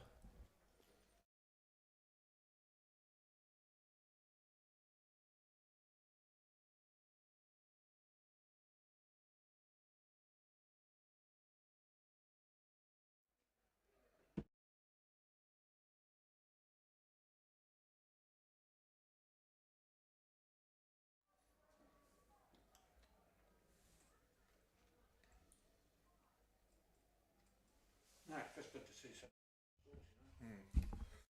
Collegiate's doing well. What's that? They're performing. All the collegiate crews in the final seem to be performing, which is good.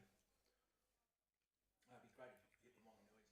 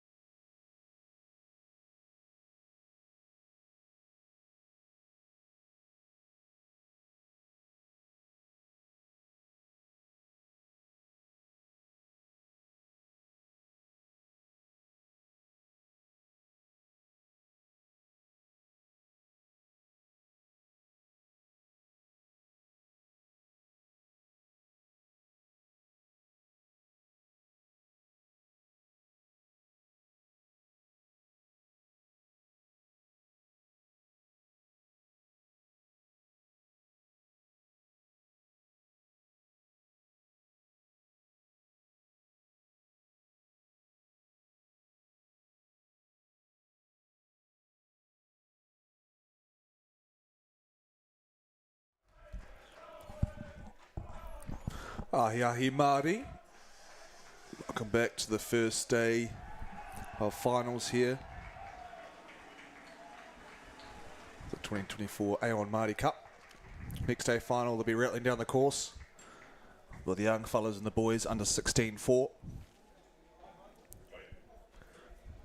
Here we have Lane 1, Hamilton Boys. Lane 2, Christchurch Boys High School. Lane 3 is Westlake. Lane 4, Christchurch Boys High School number 1. Lane 5, St Thomas of Canterbury out of Christchurch. Lane 6 is St Andrews College out of Christchurch. Lane 7, King's College of Auckland. Lane 8, Auckland Grammar down there in the gold boat. There's a little bit of wind rustles through the water here on Lake Ruataniwha. We're under the 2-minute warning here.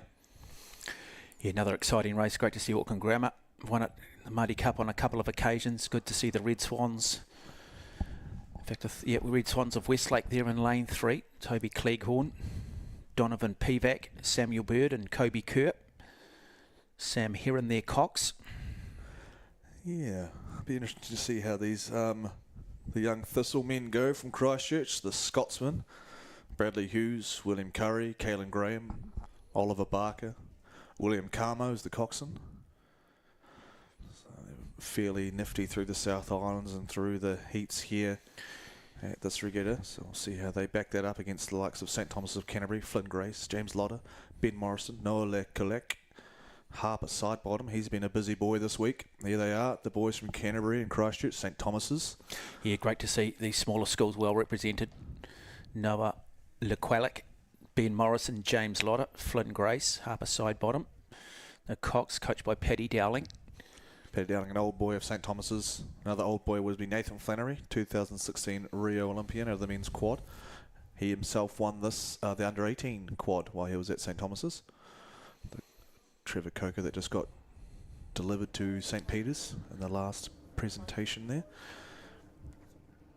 I tell you what, there will also just be that race within the race, King's College versus Auckland Grammar, arguably the biggest rivalry in, well, the most historical rivalry in Auckland, 1A rugby, King's College, Auckland Grammar every year. And you got Westlake boys as well from the North Shore, and then it's the South Island schools with Hamilton sort of there in lane 1, and we do get away, nice and good, nice even start too. Everyone got off the line nice and quick. No real boat that's jumped out particularly quickly. No, probably lane also. 5, St Andrews College getting away pretty good in lane 6, and King's College there down in lane 7 getting a good start, so it is very much lane 6 and 7 at the moment.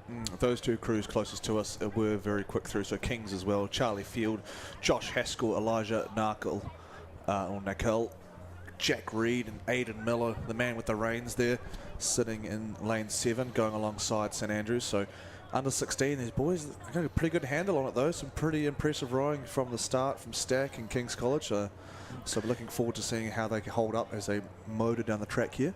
Yeah, the key thing with these younger athletes too is the big surge of adrenaline. You've got to control it. You've got to make sure that it'll pick you up but also bring you down. But yeah, really interesting moment here by St Thomas's in lane 5, just in terms of the way they're approaching this race. They're a long way back at the moment.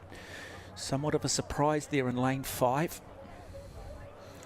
Yeah, just a little bit back, but it is a 16 Cox 4, so they do have a lot of time to make up, but you don't want to be putting more, and they're making it harder than it needs to be, obviously. But St Andrews, as we talk, arriving at the 500 metre mark there, Alcatraz Island, Canvas up on King's College. So those are the fastest two that came out of the heats. They were in the same heat, so that's why you've got Kings in lane 7 on the outside lane, but make no mistake about it, they carry a lot of speed into this final alongside lane 2 up there. Christchurch boys number 2 travelling well, Hong, Rhodes, O'Regan, Buckingham and Robson. So it is St Andrews College who continue to lead. As I said, I think they were the only crew that went under 7 minutes. Correct. To make it through to this final. And then it was King's College. And good to see Kings back here, Maadi Cup winners 3 times. Last time I think they won it might have been around 1963, so it's been a long time in the wilderness when it comes to the actually Maadi Cup itself, but they've always had a strong rowing program. And as I said, they'll be pretty happy too. They'll want to get themselves on the podium, want to try and win the race, but don't underestimate that great traditional rivalry between themselves and Auckland Grammar, who in lane 8 are nowhere to be seen at the moment. So it is St Andrews who continue to dominate this race in the early stages, almost out to a boat length lead. Absolutely idyllic conditions here at Lake Ruataniwha. There is that Auckland crew down here at the bottom of your screen. It's a big yellow sled, dark blue. That's St Thomas's crew. We talked about maybe a little bit slow off the line. They're just slowly working their way back into contention here in lane 5. So keeping an eye on the boys from Christchurch, but it is Christchurch boys number 2. They do have 2 crews in here, so it speaks volumes about the under 15 program coming out of Christchurch Boys High School, led by Maisie Scott and Matt White, both very slick senior rowers in their time as well. And now we look at the St Andrews crew, just looking at their stroke man, just getting a nice hang and whip around the back turn. Actually really impressed by the bow set of that stat crew, not to put too much on, but if that's our lists are right, it'd be Oliver Barker. He's looking very content and cruisy in that bow seat, getting his catch in, looking like he's complimented the crew super well. But we come there on that barge, and we've got Kings in second, but that third place is up for grabs between Christchurch Boys leading a flotilla of crews. How easy now for those boats in 3rd, 4th, 5th and 6th to get their speed up, to pass the crews from St Andrews and King's College, or is it now a case of just rowing strong and hoping that St Andrews and King's decelerate? Overall, you've got to stay internal, but like having these crews on your peripherals without you having to look around is incredibly encouraging, and it'll just keep you kind of from dropping off at all, especially in this tough third 500. But St Thomas, you see our slow start, and they're just ripping through Auckland Grammar now, so really strong. That's why they're in lane 5. They are one of the faster crews to come through. St Thomas's of Canterbury, they've worked their way from last to 4th, and they've got their eyes on Christchurch Boys number 2 over there in lane 2. So really good controlled performance here from St Thomas of Canterbury, because they were very, very measured through that first 500. And now they know they haven't burnt a lot of matches. But look at the gap here to these 2 crews. It is still King's College hanging tough at St Andrews. So now a lot of work's going to come down to Aidan Millett, the Cox for King's College, and also the Cox here for St Andrews College, which is, again, they increased the left. Yeah, these two have already raced each other early in the week. They raced each other in a heats. St Andrews getting the best of Kings in that regard. But you can see here, St Andrews, they're not small boys. They're very long-limbed St Andrews crew coming through here. You can see they're doing a great job of actually using those limbs as well. Full pack up, getting their hips to their ankles. Nice, long outside arms. And they're doing their best to use that leverage that they've got there for the 16-4, try and walk away from this King's College crew. But a tenacious effort. They're just very, very pesty, that's King's College crew, because they're not letting them go. So Field, Haskell, Nakel, Reed and Miller doing their best to try and walk back on the boys from Stack. But it's going to be a monumental effort, because these boys are hungry, they're out, and they've got a great technical model under them now, that coaching group out of St Andrews. Well, Andrew Bird, one of the great New Zealand cocks, came out of St Andrews, won a bronze medal in 1988 in Seoul as the cocks that day.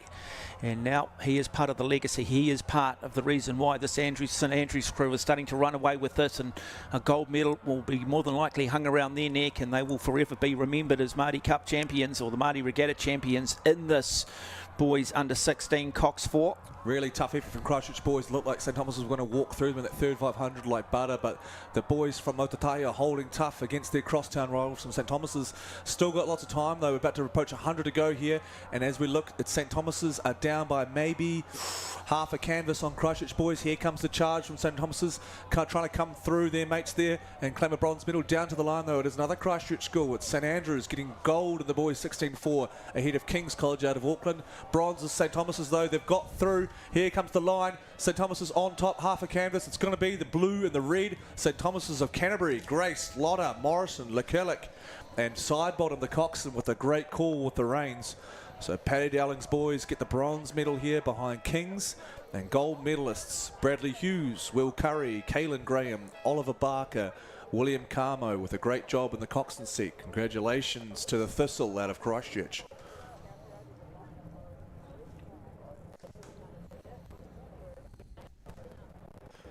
Might have looked easy, might have looked long and loose from those boys from St Andrews, but that's just good rowing. You can see them collapsed over the oars now. Well, folks, that was another brilliant display, and it's going to continue, because our next day final for you, which we're going to bring you around about 10 minutes after 2, is the girls under 16 Cox 8.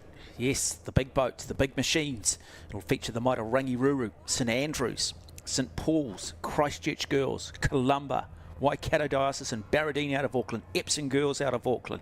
So very much north versus south that is to come. Looking forward to having you for coverage of day 1 of the finals here at the Aon Maadi Regatta, as we just pan back and show you this wonderful, wonderful backdrop. The topography, the geography, that aqua blue lake of Lake Ruataniwha. What a day, what a week it's been. No one school really dominating proceedings. It's been a lovely spread of schools picking up medals across the different events, across the different class of boat.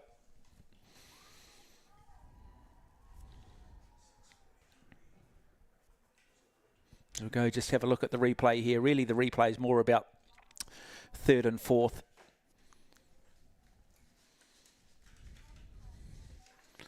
Because it was St Andrews who won it comfortably over Kings, and then St Thomas just getting up and pipping Christchurch boys for the bronze.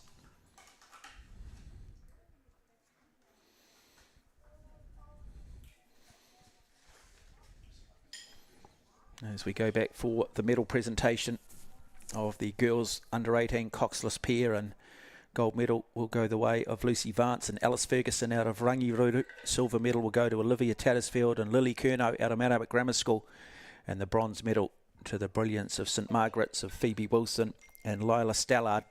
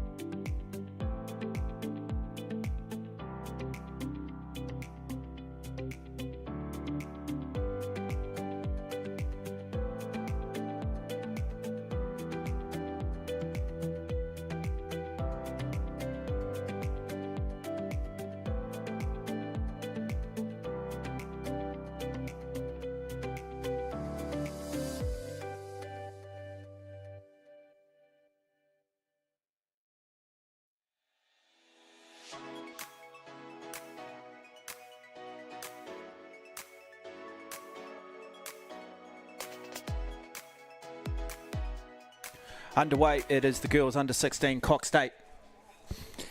And looking forward to this one, Columba College in lane 1, Christchurch Girls High School in 2, St Paul's Collegiate in 3, Rangiruru in lane 4, St Andrews College in 5, Waikato Diocesan in lane 6, Barradine College in lane 7, Epsom Girls Grammar in lane 8.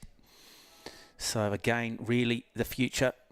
These girls may be eyeing in next year or 2 years' time trying to possibly win the Levin Jubilee Cup or be members of a 4 that could win the Dawn Cup. And so opportunity to see the depth that exists in rowing within these particular schools. Barradine College will start in lane 4. Sailor McCulloch, Hannah Saunders, Hannah Boys, Gretel Ward. Alice Willoughby is their cox, the outstanding young coxswain too, coached by Chris Everett. So they've got the 2-minute call. St Andrews College will start in 5 of Abby Harkstring, Lucia Apps, Alana Brooke, Chloe Lowe, Katie Taggart, Sailor Hedgecock. So really good start from St Paul's Collegiate across there in lane 3. Barradine got out nicely too in lane 7. All eyes though will be in lane 4. Rangiruru, they will be measured. They will be precise. They will have a game plan. Other crews will look to be a little bit more aggressive. They'll ask questions of the more favoured crews. How do you deal with a little bit of adversity? How do you deal with things psychologically if we jump out to a big lead? Do you have the ability? Do you believe? That is how you ultimately beat the more favoured crews. It is lane 3 though, St Paul's Collegiate, who have decided to dictate terms early. Polly Hunter, Maya Wilson, Livy Moon, Lucy Hadley, Addison McLeod, Sophie Mason, Olivia Wardell, Olivia Carruthers, Matilda Miller is their cox.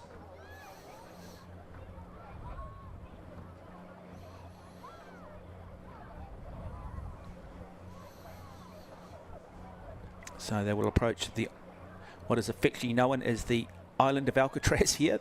That is the 500 metre mark. And that will be the first point they will look to knock off. Do not underestimate just how tough this sport is mentally, just trying to break things down in your head, trying to somehow find a way of alleviating the pain.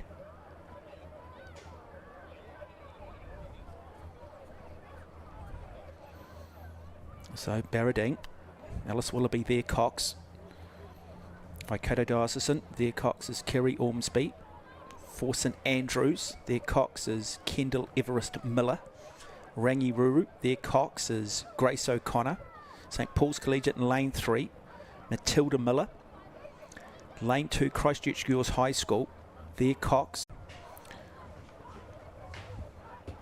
Alex Kennedy joining us back in commentary as these girls under 16 Cox State come up to the 1,000 metre mark. And now we do start to see Rangiruru beginning to make their move. Again, they've been very measured through this first 1,000 metres, but they now just start to move up onto the bow ball of St Andrews College. St Paul's Collegiate across there in lane 3, also making sure they stay in the fight. And now the ever-important third 500. Rangiruru, though, just starting to gear it up a little bit. Yeah, we'll keep an eye on lane 1 as well. Actually, Columba out of Dunedin just sneaking past Christ College as we speak. But some very close racing out of the heats here. Those 3 in the middle basically doing identical times to qualify for this final. So we've got the Scotswoman from Christchurch and St Andrews. Some very busy coaches there. Marion Hardwick and Kendall Everest doing a great job there with the young girls out of St Andrews. But the familiar colours of Rangiruru. Amber Williams in charge of these ones. And to run programs like St Andrews and St Paul's and Rangiruru and St Margaret's, you're going to have a monstrous coaching staff. And here's another lot here. How much coaching is done with the coxswains, and who coaches the coxswains in terms of the language and what their role is? Because I think a lot of people who don't come from a rowing background maybe underestimate the significance of the importance of a good cox. Yeah, for sure, especially with the young ones. A good cox can be game-changing. So you've got young Robbie Miller there for St Andrews. She's done a great job through the week, being very busy alongside Grace O'Connor, who we've already seen this morning. But yeah, a good coxswain, for an arranging coxswain to go through the under-16s is invaluable, especially that a lot of coxswains are coaching on the coaching staff, so you can record them, you can go back, you can see what works for a crew, what doesn't. It can go a long way because it's a lot of teaching to do with the art of being a good coxswain. Is there a basic template that all coxswains start with in terms of how emotive they are, say at the start, versus and the type of language versus perhaps how emotive you might be through the middle stages at the end stages? As a start, yeah, there's definitely a blueprint to how you talk and how the cadence is and the timing of where you talk and what part of the stroke and how you talk to your athletes. So here we've got 1,500 to go, and a lot of these girls, these coxswains will be executing a race plan of going through the gears now, 500 to run. Stack moving now though, actually, so there's a move from Stack, St Andrews College from Christchurch, pulling up alongside the favourites from Rangiruru. Tough work, they did identical times to the heat, and we'll see what they can muster now with under 500 to run, and the girls 16.8. Yeah, one of the great races beginning to develop. It is Rangiruru in lane 4. It is St Andrews in lane 5. They have gone clear, stroke for stroke now. And this has been a wonderful comeback here from St Andrews College. They went out aggressively. It was maybe Rangiruru who were a little bit more measured. And then it's Rangiruru that came through at the 1,000-metre mark. Now looking to try and ask questions once again as the St Andrews College crew. They look to lift again. You can hear the noise coming off these big boats. You can hear the coxswains now barking out the orders. It's still Rangiruru. They're still in control. You can just see two-seat actually for Rangiruru absolutely barking at her teammates as they felt the momentum shift, and they get up on St Andrews after St Andrews pushed at 500. Looking down to the foreground there, Waikato Dawson. Kerry Ormsby's got her girls rolled up and ready in the last 250 metres here. It's the green and the white from Waikato Dawson walking up alongside. There's the lane number there, G6. Let's see what they got. They're under 100. Will they run out of lake? Waikato Dawson chasing Stack and Rangi. Okay, so Rangiruru, here we go. Sit back, enjoy this one. St Andrews College, but the big push also coming from Waikato Diocesan in 6. Big fight back now from St Andrews. They might go to the line. St Andrews have got the momentum. They move up now. It is Balball for Balball. We've got a lead change. Rangiruru. This is going to be one of the great performances, one of the great finishes. It's going to be St Andrews. St Andrews are going to go to the line, are they? St Andrews might just take it narrowly over Rangiruru. Do we need to go to the photo, folks? One of the great races. It will be St Andrews College who will win it. And I tell you what, we might have to go to a photo for second and third, because I tell you what, Waikato Diocesan absolutely charged home. And Rangiruru, who was so brilliant in terms of being patient through the first 1,000, looked like they were in control, but somewhere St Andrews found a way. They found that belief. They fought back, and when it counted, they were simply magnificent. What a performance. What an absolute screamer of a last 500 from all those crews. The response from Rangi at the 500-metre mark. St Andrews, I reckon, on the swing there. Ooh. Yeah, I'm not sure we got the right angle there, have we? No, we're a little bit behind. That camera's up on the finish tower, but it's not exactly on the line. But I think even with Rangi maybe getting a great swing there, I still think Stack might have just nudged it through. But Waikato Diocesan, that was monstrous in the last 500. Melville, that's from the pier, the little sister there, leading the way there for the Waikato Diocesan. Lowton, Daniel, Hull, Nellis, Bryant, Sinclair, Worth, Ormsby. So have we got an official result yet? Not right, they'll be taking it a little bit to try and see who's got that. Well, I thought certainly the way we looked at it, I certainly felt St Andrews College had got it. Yeah, but they just, on that line, it's just, sometimes we're just a little bit back with sometimes it can be a little bit we sit dismissive. Behind the 8, so we don't quite get the on the line, exact finish line look. So sometimes the angle can be a little bit deceiving for our camera angle, so it might have looked like it. But it is St Andrews, 6:59.31, 1/10 of a second faster than Rangiruru, 6:59.46. Waikato Dawson flying home on 7 flat. Wow, that is remarkable, isn't it? Less than a second separating our 3 boats. That is less than 0.001% in performance. If you look at the distance travelled, the total time. Moral of the story is, folks, when the alarm goes off at 5:30 in the morning, never push the snooze button. It's 10 minutes a day, it's 70 minutes a week. It's the difference between first and third. I'm not suggesting that any of these athletes did push the snooze button, but I'm just highlighting the fact that just the smallest margins in sport, you've just got to make sure you dot every I, cross every T, because you just never know when it's going to make a difference.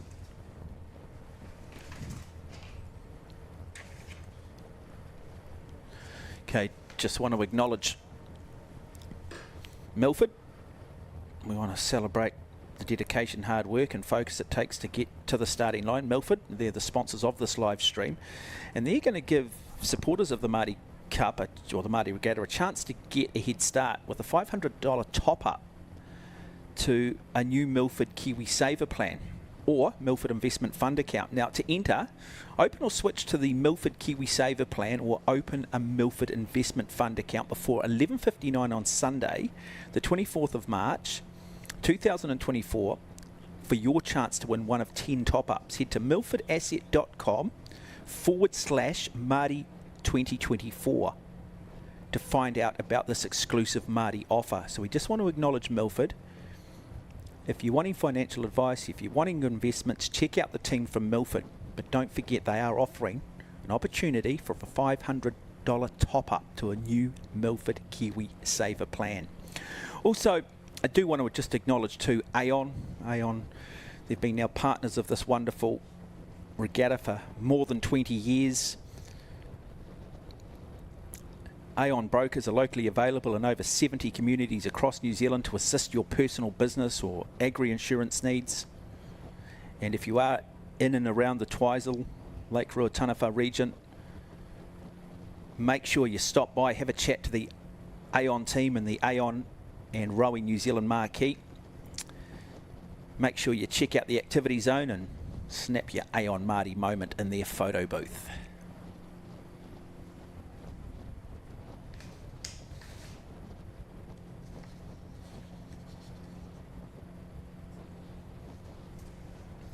Yeah, and to the other event that's going to be part of the LA Olympics is going to be this beach rowing. And it's something different. Beach sprint, as we said, coastal rowing is part of that 2028 Olympic program. We're going to bring you a video shortly of the next events. The next event is going to be actually in Takapuna on April the 13th and 14th, then in Wellington to Tahi Bay from May 4th and 5th. And if you are around the region, and again, down here at the regatta, you can go and see Sally at the Swift Racing Tent. There will be New Zealand teams that will be sent to the World Championships later this year, both at an under-19 and open level. So just another innovation, I guess a nice hybrid between traditional rowing and maybe what we see with the surf boats. So we'll bring you a video on that, but do keep an eye on it, part of the Olympic program in 228.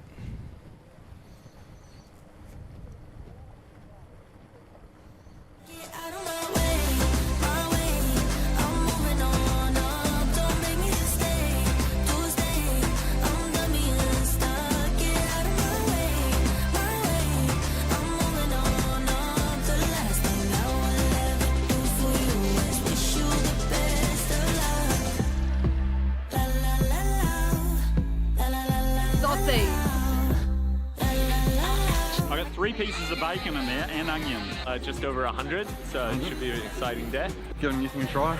The coxswain usually does a jiggly thing, pushing back forth. Yeah.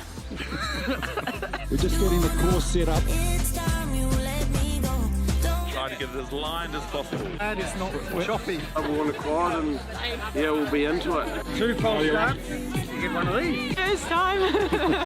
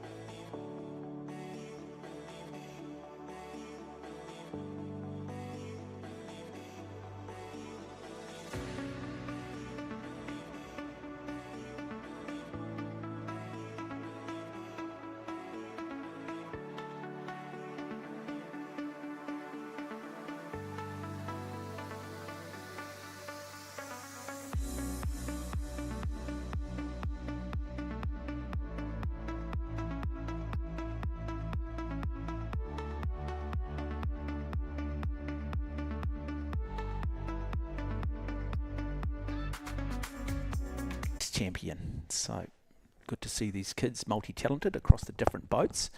But all eyes will be on St Bede's, who look to be building nicely for the 2025 Maadi Cup. And Hamilton Boys High School, and there they are. St Bede's, the winners of a very rare occurrence at Maadi Cup. This is a straight final, so no semis, no reps for this. It's just one heat and one final. Sitting in front of you from the Stuart Scully Performance Centre on the Waimakere River, St Bede's. Brody Clements, Cooper Tidder and Lecky, Dara Lynch, Alex Walters, Zhonghu O, Ashton Corcoran, Bede's younger brother Isaac Guerra paving his way, Carter Connolly and Luca Dredge. Brought to you by Aaron Maxwell and Thomas Polo. Aaron's formerly out of Oamaru. And we do get underway next of our A finals. And good, clean, even start again. Really good start, though, in lane 4 by St Bede's College. Hamilton actually deciding to take it out quickly as well. So they have gone out fast, the crew out of Hamilton Boys High School, as have Otago Boys High School down here in lane 6. Second of the St Bede's crew in lane 7. Across the far side, a little bit more controlled is John McGlashan in lane 1. That crew made up of Mikai Hapi, Harrison Tonkin, Max Porter, Tristan Steenkamp, Oliver Colling, Dan O'Brien, Noah McCorbray, Matthew Hall, Ryan Cleghorn is their Cox. Yeah, great start from the Red and Blacks. Mooly men from Hamilton. Halo Pataha Senior, the Coxsons, got the boys rolled up and ready to go here. And that big Hudson 8, Scott Brownlee, he's a New Zealand Olympic rower. Made the Olympic final in Sydney 2000 and the men's Cox's 4. He's got these boys dialed in here as they lead the way, closely accompanied by Otago Boys, the Hoops of Hamish Bond's old school. They're a canvas down and looking for their lane 4, St Bede's College, just working their way off a slow start in that first 100, but working their way back into contention slowly but surely. The other red and black school there from Christchurch. We've talked a lot, Alex, haven't we, about the importance of getting the 8 up to speed early on. They used to often say at a World Championship level, if you led through 500, you're probably going to lead through 2,000 metres, so that is really important, but it's not the be-all and end-all, certainly at a schoolboy level. Can be just perhaps a little bit more tactical, and you could probably throw a blanket over all of those crews at the moment. Remember, we're not quite in line, so really nothing in it. So you've got lanes 2 there across the far side, and Christ College. You've got Sacred Heart there of Auckland starting to make a big move. In lane 3, St Bede's College in 4, Otago in 5, and Hamilton Boys in 5, Otago in 6, and St Bede's second team here in lane 7. Yeah, quite a hefty job on the Coxsons in this race, keeping these young lads, these young novices, their heads on straight, making sure that they're not getting too rowdy. They're just doing what they've been training to do, rowing the same way, staying calm, staying in the rhythm, and just driving the boat on, not trying to take it all on themselves. You can just see there H4 just nudging past H5, so it's one red and black for another. St Bede's just walking through Hamilton Boys. Ominous movement here from St Bede's after a slow start, but they're just trying to walk up alongside their South Island counterparts from Otago Boys. Seth Affleck doing a great job there with the Otago, the 2 Navy Hoops, in conjunction with Hunter Ruxton, the coxswain. Matt Thompson, former old boy, former Maadi medal winner for Otago Boys in the coaching ranks. We talk about the difficulty of setting up the 8 and trying to balance the boat, trying to get the physiology on the right seat.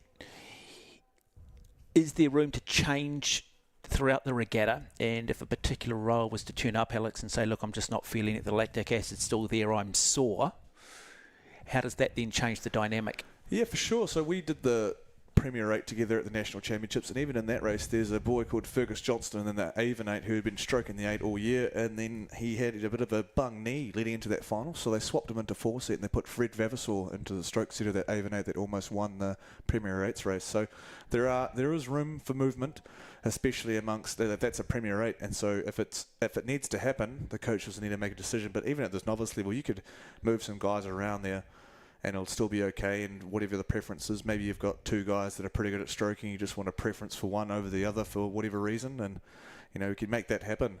As at St Bede's still battling to get up alongside a really tough outfit here from Otago Boys, doing really well to hold off what seems to be the South Island champs from St Bede's College. Yeah, Otago Boys High School of Ollie Scott, Jude Smiley, Ben Glover, Jackson Templeton, Hawani Kiwara, Toby, Olin Renshaw, Carlos Dean, Seth Affleck, Hunter Ruxton there, Cox, coached by Matt Thompson and Kelly Hageman.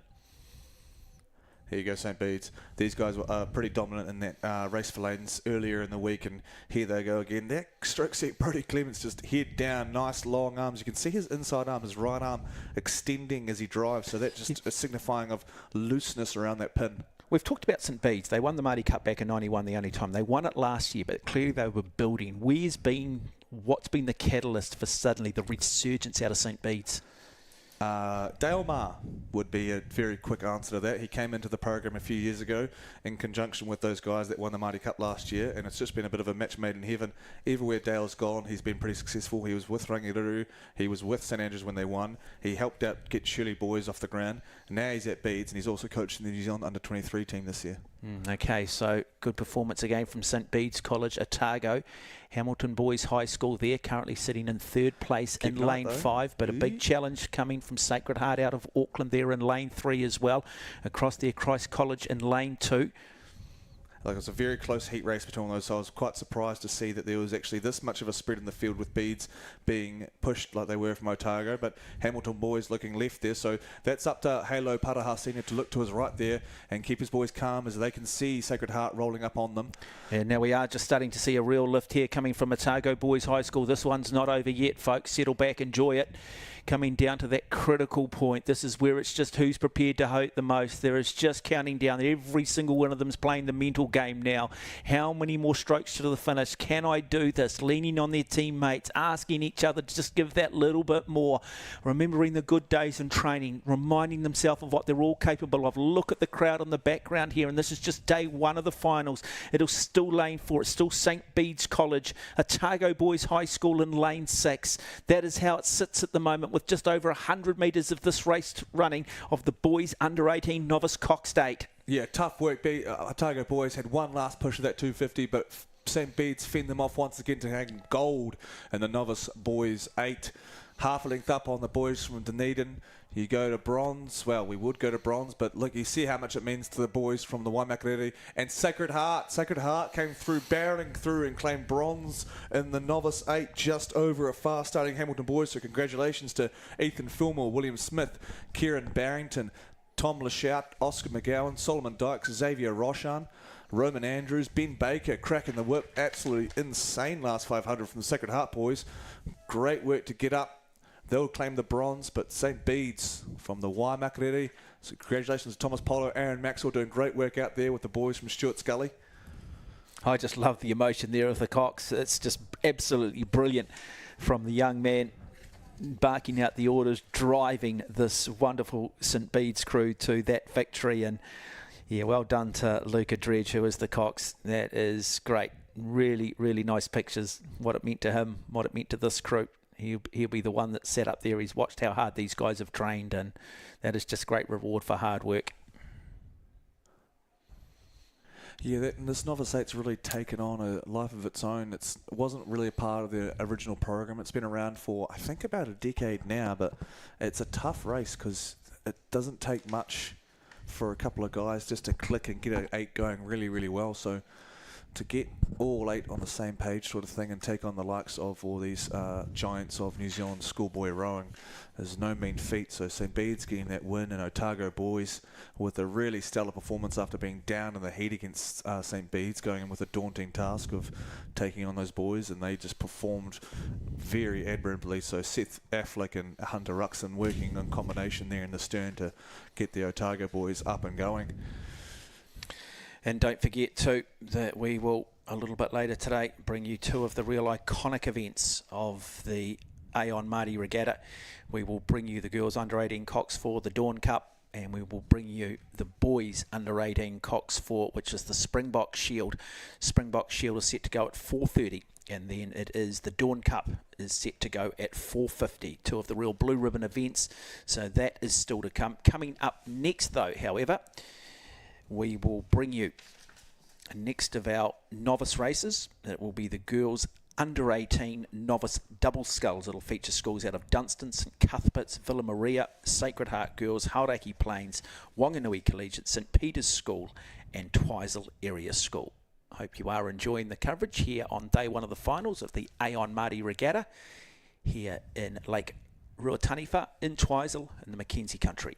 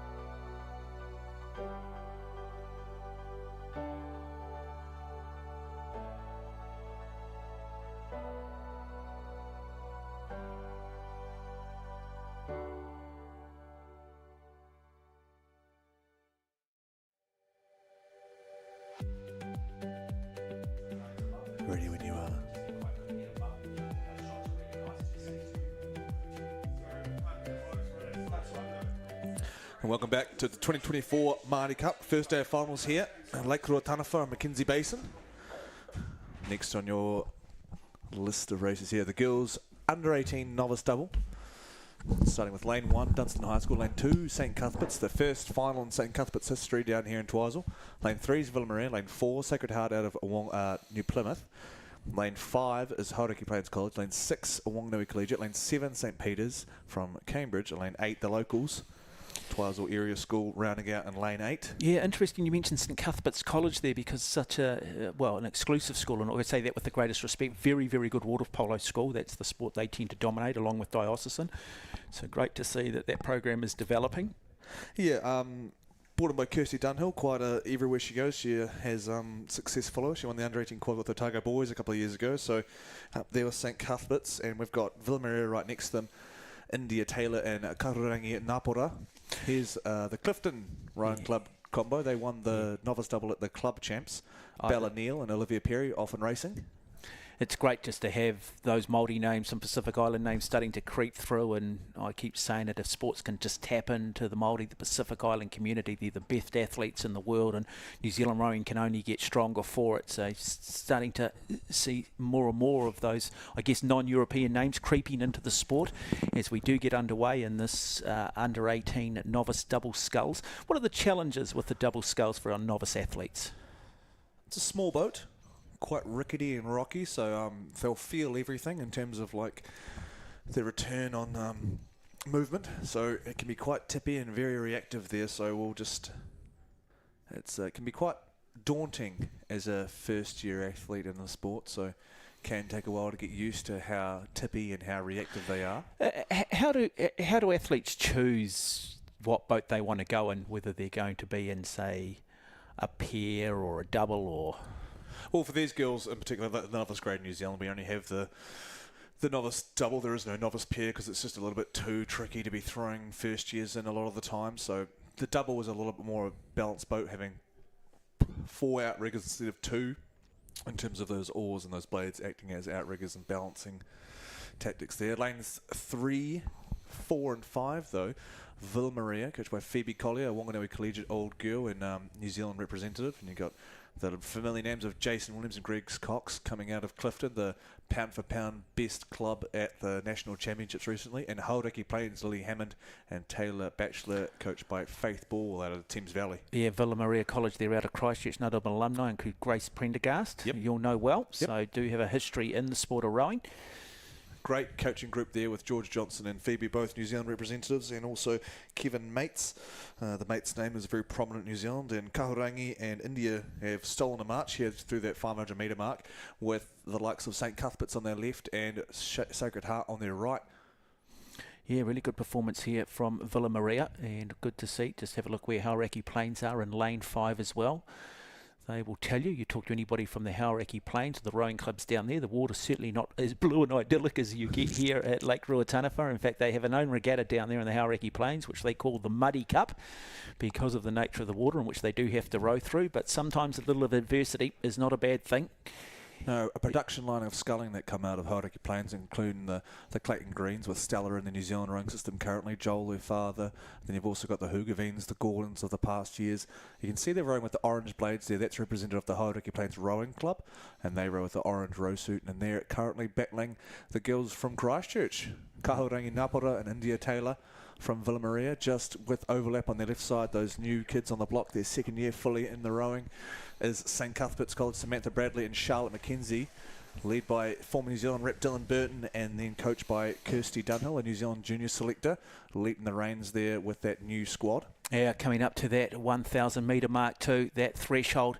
We talk about it, 2,000 metres, 1,500 metres of hope, 500 metres of truth, but it is so strategic, that third 500, and even so for the novice crews who are still learning maybe the tactical side of the sport and having belief in their coaches and understanding their own individual physiology, but it is very much still game on at the moment. Sacred Heart girls in the mix, Hauraki Plains there, Villa Maria College in lane 3. Sorry, I wouldn't write off those girls from Sacred Heart, Bella Neal and Olivia Perry. They've got a bit of a form run into this and we've still got 1,000 metres to go, which is an absolute age in the novice racing, especially small boats. And it looks like the water's just actually flattening out a little bit. We had quite a tailwind coming through, and flattening out will be a bit of a sigh of relief for these girls because they won't have to battle the elements as much as they would have maybe about half an hour, 40 minutes ago. Yeah, bottom of the screen there, we've got the Twizel Area School, we've got St Peter's of College of Abby Wilson, Lily Gunderson, and then Wanganui Collegiate of Ashley Morton and Harriet Douglas. A Henley shootout there at the front now between Hauraki Plains and Villamaria, neither one blinking as they riddle into the third 500. And then you've got a nice little battle there for two crews between Sacred Heart and St Cuthbert's. Yeah, St Cuthbert's still in the fight, aren't they? And they look like you're just starting to see that stroke rate begin to increase. You know, again, you talk about 2,000 metres. It's a long way for novice crews. So, you know, naturally you go, well, okay, if we just maybe be a little bit more controlled through the first 1,000 and then look to suffer over the last 1,000. So it can be just a little bit more tactical, can be an opportunity for those crews to start to make their move. We're starting to see it now come from St Cuthbert's. We're starting to see it come from the Sacred Heart girls as well. So good race developing in this girls under 18 novice double sculls. Yeah, we talked previously in those other races how Sacred Heart and St Cuthbert's having their battle might drag them up onto Hauraki Plains, who are looking to struggle a little bit now in this third 500. Tough goings now is under 750 to run, but it is Kahurangi, Napora and India Taylor and Villa Maria colours there. Half a length up. It was even with about 750 to go. Now they're half a length looking to crush it. They did win. Villa Maria did win the novice quad last year and drawing up alongside each other. St Cuthbert's into bronze now as we see another working effort from Wanganui Collegiate, who have had a great regatta so far alongside Sacred Heart out of New Plymouth. Yeah, Wanganui Collegiate down here in lane 6, so bottom of the picture at the moment in view. Got good momentum, and here we go. This is Villa Maria College. Impressive. Looking very, very strong indeed. And they are asking now more questions of Hauraki Plains. Looking across at them saying, how far, how fast, how long? Can they answer those questions? 500 metres now from home. We are at that threshold, not just physical. Now it becomes mental.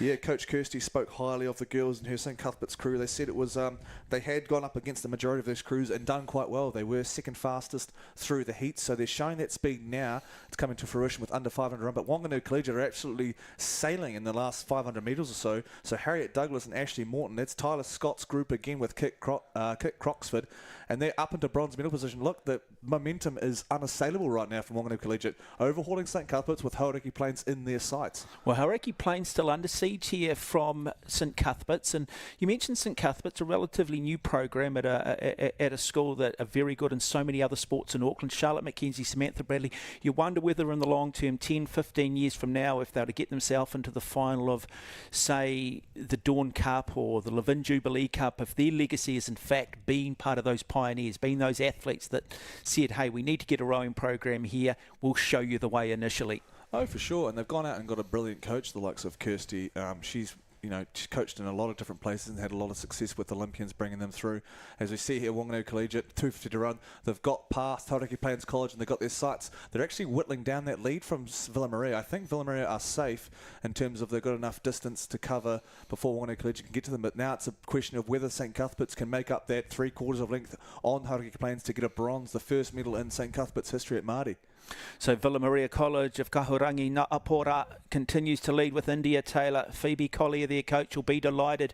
But the big mover is very much Wanganui Collegiate. Ashley Morton, Harriet Douglas in second place. Now the real race for the bronze medal 100. Because here comes St Cuthbert's. 100 metres to go. Large crowd following. Incredibly enthusiastic. Wonderful tribalism at this level. Big push also coming down at the bottom of our screen out of St Peter's School, is it? It's Twizel's in fact, it's Twizel, is it? It's Twizel. What a finish from them. They are absolutely moving, Twizel. They're going to snatch it at the death. Holy moly, what a finish from Twizel. They're coming from Wanganui Collegiate. Villa Maria cross first. Napora and Taylor claim gold. Wanganui Collegiate, Phoebe Collier's old school, they'll get silver. And third, I think it's going to go to the local kids who had a screamer on the outside. We didn't even hear them in focus. So apologies to Hazel Mason and Taylor Marsh. What a great 250 from them to snatch bronze. Yeah, but you just talk about the locals down here. I mean, they will be used to this, but to get a bronze medal, put it around their neck at an Aon Maadi Regatta, what an incentive, what a motivation for these novice crews to continue in the sport. You feel a little bit for St Cuthbert's and Charlotte Mackenzie, Samantha Bradley, so close and just missing out. But I tell you what, such motivation to continue. They're only just scratching the surface in terms of their athletic ability. So a really good display there of the double sculls in our girls under 18 novice race coming up shortly. We will bring you the boys under 17 double sculls. That's the next of our A final. That is set to go at 10 minutes after 3. Hope you are enjoying coverage here of the Aon Maadi Regatta for 2024. Just want to acknowledge 776 BC, the official apparel partner of Rowing New Zealand. Be sure to stop at their pop-up to purchase the Aon Maadi Regatta collection before it's gone. Commemorate an epic week of racing with special edition hoodies featuring all participants. You can get your names put on the back, striking uni suits, base layers, accessories, alongside the best of 776 BC's wider range of technical apparel. Founded by athletes for athletes, 776 BC is built for performance.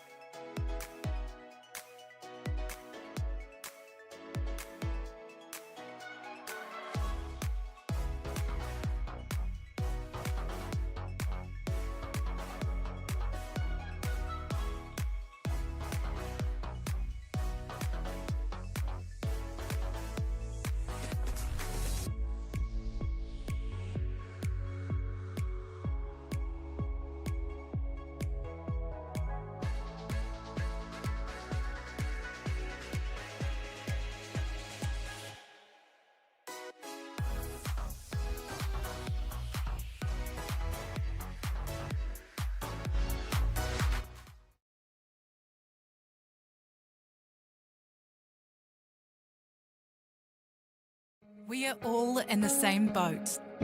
Our team invests in the same Milford funds as our clients. Find out more at milfordasset.com, official live stream partner to Rowing New Zealand. Milford, invested in you.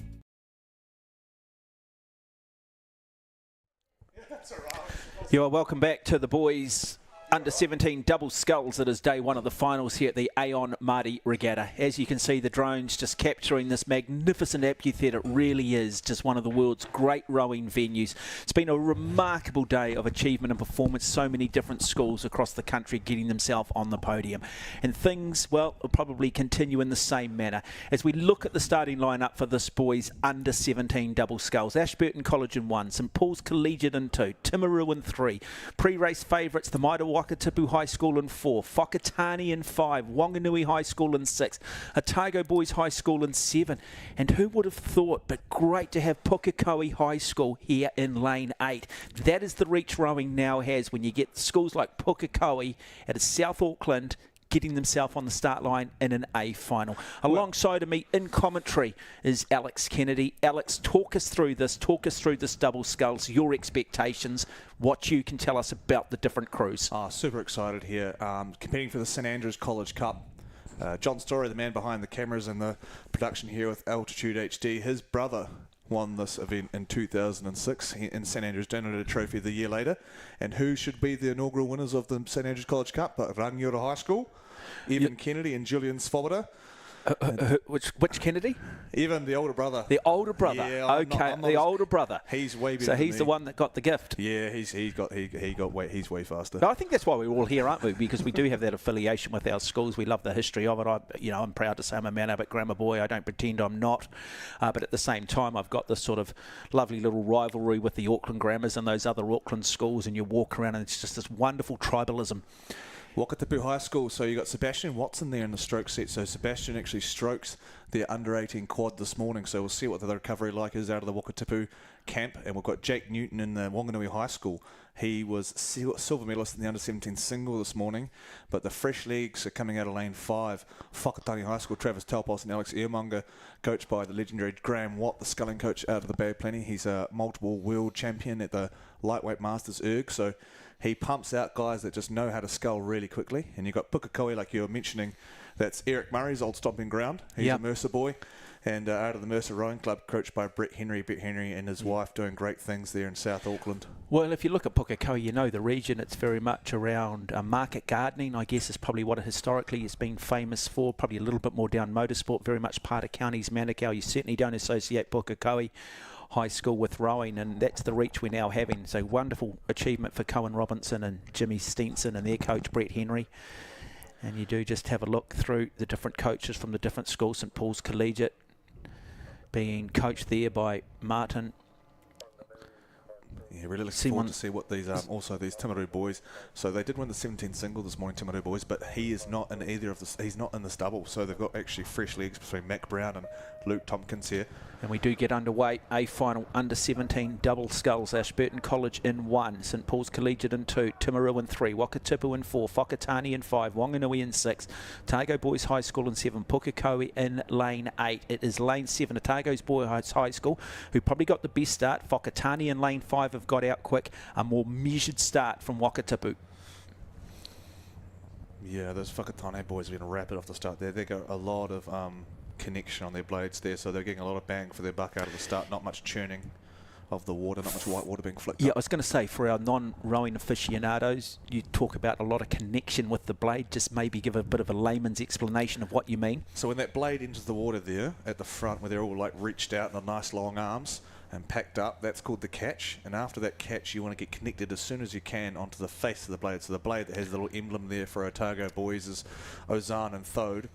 You wanted to get that nice and square early. And yeah, get that connection when as soon as it gets in the water, Malta pushing through the footplate that's connected to the boat, because all that connection, you've got those points of contact with the water, and as soon as you get connection, the sooner you can get through. If you start just whipping that blade through and it's just washing and creating a lot of white water, the boat's going to sit still. It's not going to like pivot around the blade. So often the less splash you see coming off the catch, A little bit. You want to see a little bit of splash. You want to see a little bit, but too much splash generally means that you're not having great contact. Yeah, you're displacing too much water, which makes it hard to get it connected if you're just smashing the water. But coming up to 500, you've got Otago boys. So Harrison Tho just did the same thing this morning, the 17 single with Jake Newton covering there in lane 6. So he's doing it again now with his mate there, Roland Ozan. Yeah, but lane just 4. lurking are the boys from Lake Hayes, Harry Lightfoot, Sebastian Watson from Wakatipu. Yeah, John Morrison does a great job down there, really are an emerging power at Wakatipu High School. We saw that last year, we've seen it again. We've mentioned the Dunstan Rowing Club as well, so that whole sort of Queenstown, Central Otago region really now starting to tap into the rowing prowess of that region as it continues to grow. I mean, these what once towns have become cities, haven't they? And with that, we've seen an influx of people. And with that, you go, well, look, let's have a look. What's our geography? What's our topography? Well, it's about water. Well, hey, let's take up the sport of rowing. Obviously, skiing and winter sports is another one. Lane 6 there, and starting to also make their move. Wanganui High School of William Hurd, Jake Newton, coached by Alan Luff and Axel Dickinson. Yeah, same thing that Jake did this morning, the single slow measured start as we talked about, but he just came rattling through in the middle K to really push Ben Allen in that 17 single. Now he's got his mate on board, William Hurd. They did a great job in the 18 quad this morning and did a national club champs, but keeping an eye on the Whakatane boys working away, Taupos and Earmunga alongside Pukekohe still lurking, Jimmy and Cohen. Yeah, that's a really good performance here from Pukekohe. Still looking pretty comfortable. Form looks good at the moment. Not seeing too much sort of body movement or not see them coming up short across the far side there in lane 2 as well. St Paul's Collegiate having a very, very good race as well. Struggling a little bit at the pace at the moment, it's Timaru boys, but there is still a long way to go. Coming up, approaching that 1,000 metre mark. Great race. And it is Whakatane High School who have been the aggressors from the start. But, and it's a big but, you do go across, you have a look at Timaru boys, you have a look at Wakatipu, it is still game on.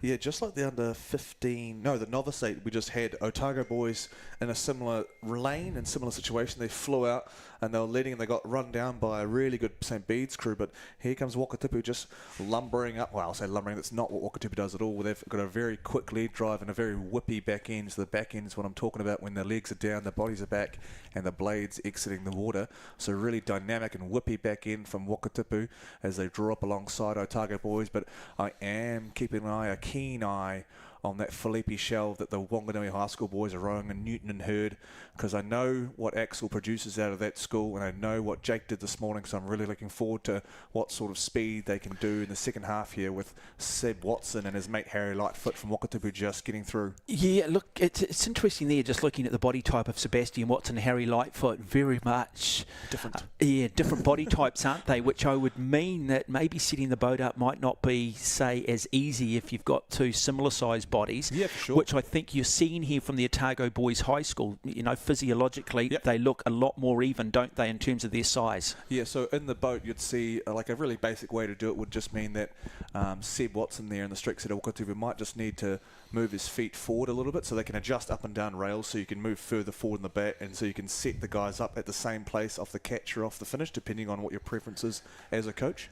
Okay, now next time we do come in close, I'll get you to maybe just contrast the form of what you are seeing. If we are starting to see fatigue kicking anywhere here, but we are now also just starting to see a little bit of a move here from Wanganui High School, just starting to move up on the inside of Otago Boys High School, and then on their inside as well, we've got Whakatane as well as Wakatipu. So Whakatane beginning to be a little bit more measured. Alex Ironmonger, Travis Telpas, coached by Graham Watt. We know the legend of Graham Watt in that part of the country, Leighton Hale, and so very strategic. Pukekohe still hanging in there down here in lane 8 again.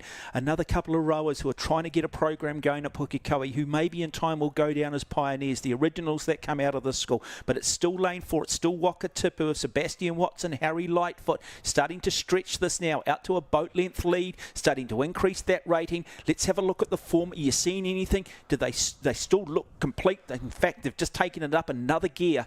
I'm super impressed by Seb Watson here. He raced the 18 quad. They got a silver in the 18 quad earlier today, and he's back out here being an absolute dog for Wakatipu.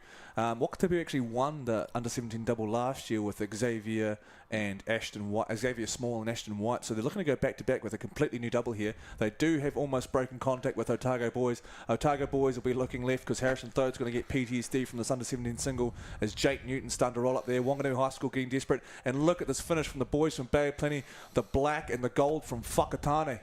Yeah, wonderful race developing for second, third and fourth, but at the moment it's all Wakatipu High School of Sebastian Watson and Harry Lightfoot looking to try and come down and go back-to-back for that school in this boys under-17 double sculls. But look at second and third. It is lane 7, Otago Boys. Big challenge now coming from Wanganui High School. Wanganui have got their bow ball in front, and now the fast-finishing Whakatane High School as well. Settle back, folks. Here we go. Silver and bronze up for grabs. Gold, you would think that they will hang on. We're going to probably need to throw a photo over it.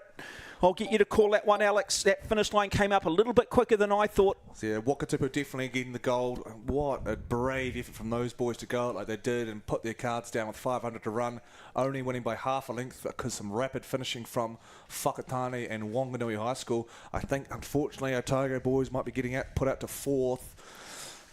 Boy, tough sport, isn't it? You go for that long and you lose it by maybe a second on the finish line. You're good for 1,995 metres, only to end up losing a place on the podium. We'll confirm that result for you. Of course, these times everything will still be unofficial. I got a feel for Harrison Thode because that's 2 races, the under-17 single and double. He's put it out there for a good 1,750 metres, and there's these guys that just came rattling home. We're just going to wait here for the official result. It looked like Whakatane might have snagged a silver, but again, we are a little bit back from the finish line, so our angles are a little bit off. Yeah, I was just saying that the finish line came up a little bit quicker than I thought. Whakatane and Wanganui High School battling for that silver medal, but man, Whakatane came from nowhere like a praying hawk. They just swooped out of nowhere in the last 250 after having a very slow start, to be honest. But Wanganui doing what Wanganui does, or Jake Newton does, I suppose, starting slow and just walking through everyone in that middle case. But I tell you what, you've got to have belief, don't you, in the coaching system. You've got to have belief in yourself, and it will go the way of Wakatipu, and then Wanganui will pick up the silver medal, 653.81, and then it is Whakatane who pick up the bronze, 653.97, and they are literally 3/100ths of a second ahead of Otago Boys High School, who finished in 654 flat. That is remarkable racing for the silver and the bronze medals. That is Jake Newton's second silver medal, and Seb Watson and Lightfoot hang on for a gold. You talk about that blade connection. That sometimes is the difference between just one stroke being slightly out versus one stroke having perfect timing. And when the fatigue levels kick in, that is the difference, isn't it? It is remarkable. Sure. It's a harrowing way to think about it, unfortunately, when you lose by 3/100ths of a second, because that's just a bow ball. So you think back, you're like, I could have done one more stroke just a little bit better. We would have hung on for a medal. But if you do that, you're just walking down a shaky ground and catastrophizing your bad thoughts. But, such effort from those Otago boys. I got a feel for them, but they are just so tough and just so brave from Harrison Thode just to continuously put himself out there. It's really tough to, front end races and put yourself in a pretty fearful position knowing that these other crews might have more in the tank from you in the second half. So Otago Boys with a valiant 4th place, Whakatane coming from the heavens essentially for 3rd, Wanganui High School just remorseless through that middle K, I should say, Hurd and Newton. But man, these Wakatipu boys are so tough. Seb Watson just coming off the 18 quad and just backing it up like that is just very admirable. Well, don't go away, folks. We are counting down to 2 of the real blue ribbon events at any Aon Maadi Regatta, and it will be the girls under 18 Cox for simply known as the Dawn Cup, and also the boys under 18 Cox for the Springbok Shield. They are the 2 blue ribbon events on the first day of finals. Just a reminder, coming up next here on the program, we will bring you the girls under 17 single sculls. It'll feature athletes out of Dunstan, Mount Maunganui, the Maida Mount Abbott Grammar School, Iona College, Columba College, St Paul's Collegiate and Hillcrest High School in Hamilton.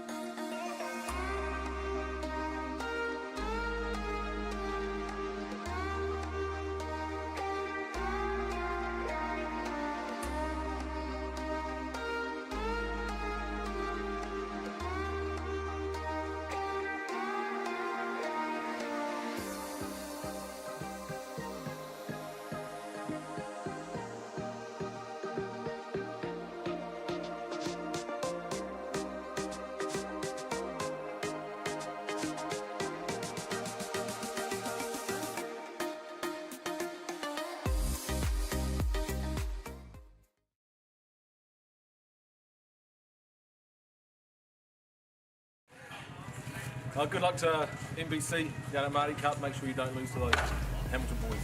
Good luck, Wellington girls. Crush it, girls. Shout out to King's College. All the best at Maadi. Go Christchurch Girls High School. Go Wellington College. Dubsy hoorah. Yeah, shout out to St Cans, Dad and Uncle Road there. Go hard at Maadi. Let's go Napier Girls High School. Go Villa. Good luck. Go Epsom. Backing you. Good luck to King's College this weekend. Hamilton boys, 2024 Maadi Cup champions. Good luck to Christchurch Girls High. Yeah. Good luck, Marlborough boys and St Andrews College. Hi, George Perry. Good luck, Tauranga Boys College. Good luck, Hamilton Boys High School. Bring it home. Let's go, Otago boys. Up the hoops. Let's go, Auckland Grammar. Stack. Let's go, boys. South Island champs. Up the Thistle.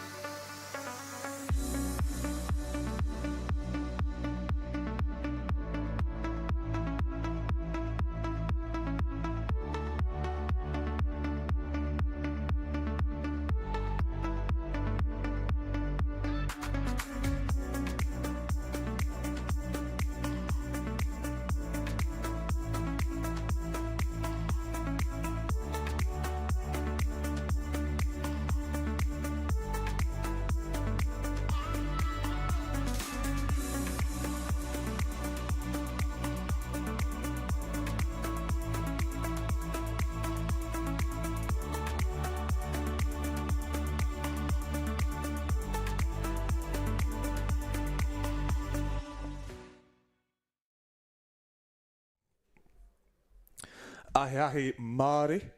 Welcome back to Lake Rotanafa here in Mackenzie Basin in Te Waipānamu, South Island. Next on the agenda, brought to you by Laszlo Boats, is the girls under 17 single scull. Joined in the commentary box by Mark true Watson. professional, Mark Watson. No, interesting. I was just held up there. I was just having a chat to one of the Mount Albert Grammar coaches there, coaching in Lane 4, Mount Albert Grammar School, of course. And yeah, my apologies. So I was just having a chat there to the coach of Olivia Tattersfield, and that was Hassan Pathan, and just talking about the coaching pathway he's taken.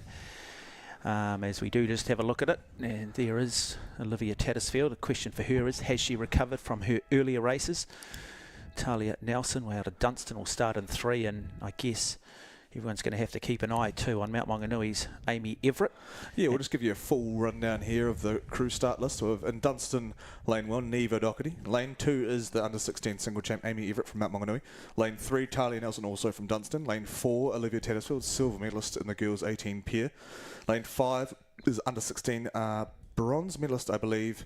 No, silver last year is Angalicania Iona and Hawke's Bay Rowing Club. Columba College, Ciara Patterson, Dunedin in 6, St Paul's Collegiate Sophie Dunn in 7, and Hillcrest Raitara David in 8. And there she is, carrying the hopes of Mount Albert Grammar, a school that established themselves with a great history on the men's side of the sport, or the boys' side of the sport. Relatively new on the women's side. Girls have been at the school really only for 24, 25 years now, versus the 100 years for the boys. So it's a newly established program, but starting to make their mark. They will feature in. Yeah, how professionally are you going to be able to stay in this race? We've got Olivia. I'm very professional, Alex. I'm very professional, Alex. I know that Angela Carney out of Iona College and Ciara Patterson out of Columba College have all got a chance as we do get underway. Lane 6, and there is Ciara Patterson out of Columba College, coached by Jared Brensel and Emily Brown. So again, single sculls, tough sport, lonely sport. This is where you've got no one else to lean on. I always say, Alex, it's a little easier sometimes to let yourself down than to let down a crewmate. And so I think the mental fortitude in the single sculls can sometimes, you've got to be a pretty special athlete.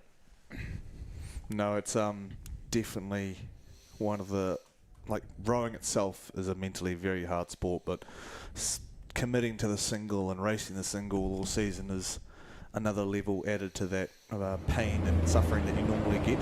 Great start though from N8 there, Regatta David out of Hillcrest. She's coached by Georgia Allen, who won the under-18 single back in her day for Hamilton Girls High School and was also a former New Zealand sculler. So led by a single sculler, led by a champion single sculler, also rowing in the Georgina Eva Swindell, of course, Hamilton Rowing Club, the double Olympic medalist. So lots of history surrounding Regatta there at Hillcrest High School, but it is Olivia Tattersfield bravely leading out after her under-18 peer silver medal up on Iona College's own Angalikani, who's got her own history in the single here. Yeah, and I spoke to Hassan Pathan about Olivia Tattersfield after coming off that under-18 pair, that silver, and he said no, she recovers pretty well. She has recovered. Well, we'll find out shortly, but the pressure has been applied by Angalikani, and they are just starting to clean out the rest of this field, but there is an awful long way to go. We know that a lot of these single scullers will be fairly measured. We've seen a lot of races, haven't we, particularly in the last hour and a half.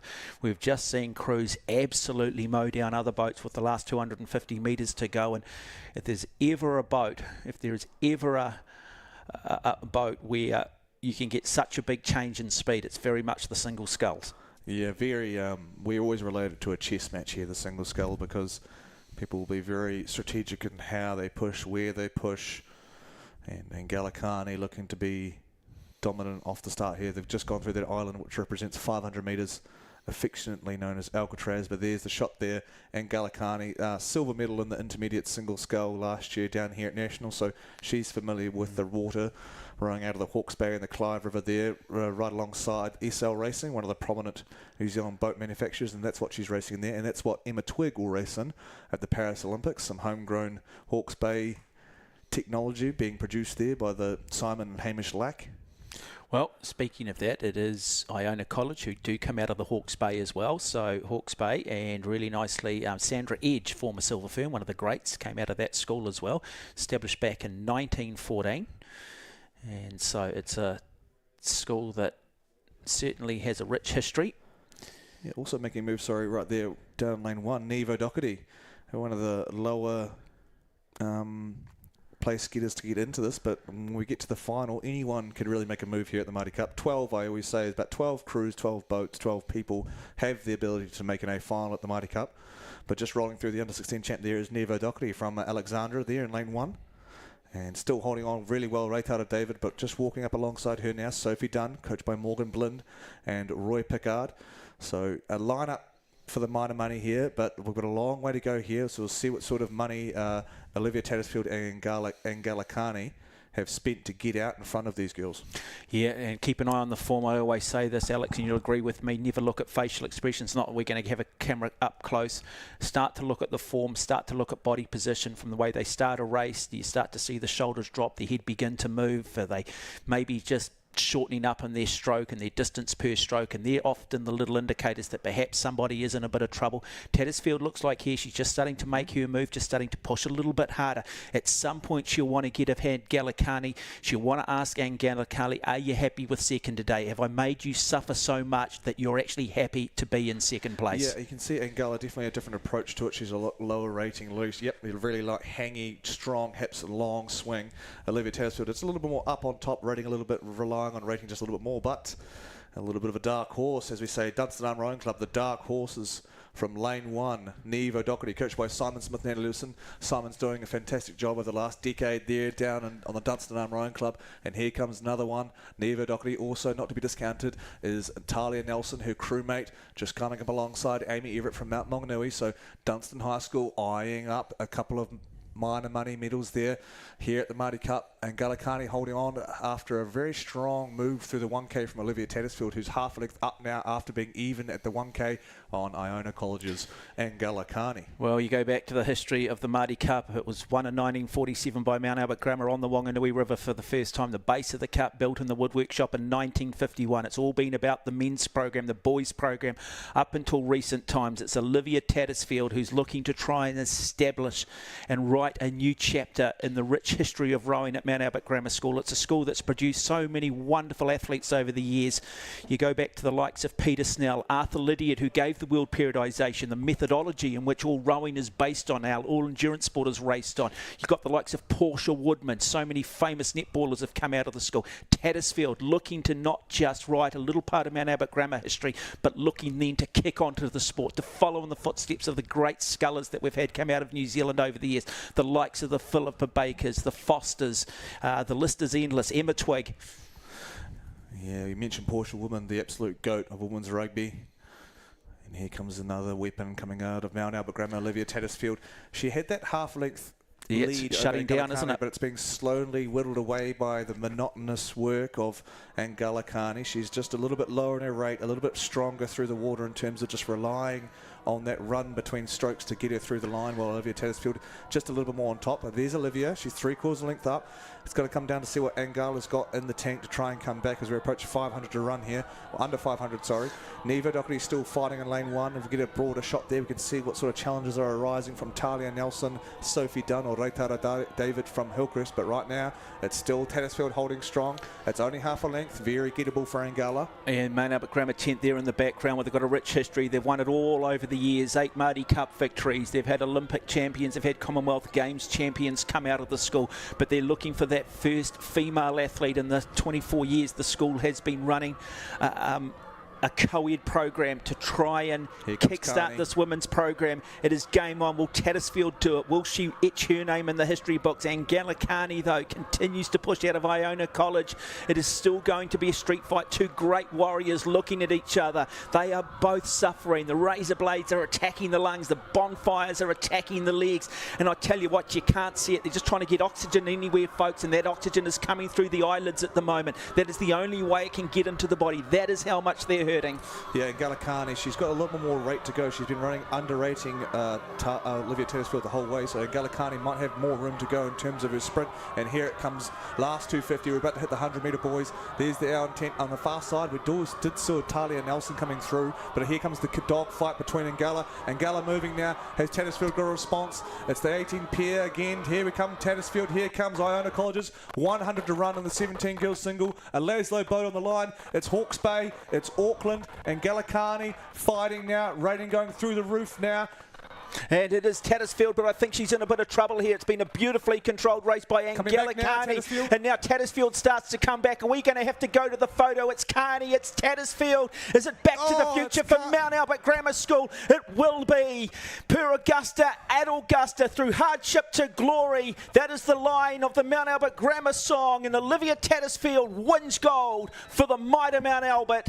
What a performance from the youngster. You do have to feel, though, for Angalikani. She was in the fight. She caught a crab just when you felt she had the momentum. And there it is, the famous aqua blue and gold of the original school. It's back to the future for Mount Albert Grammar. And in third place amongst the ecstasy of Mount Albert, Amy Everett actually fought back through the two Dunstan Scullers. So the under-16 champs, coached by Steve Finlayson, comes through for the bronze in the 17. Amy Everett, what a fight back. She got passed by Neve Doherty through the K, and she's come back in the last 250, summoning all of her courage and effort to come through for a bronze medal.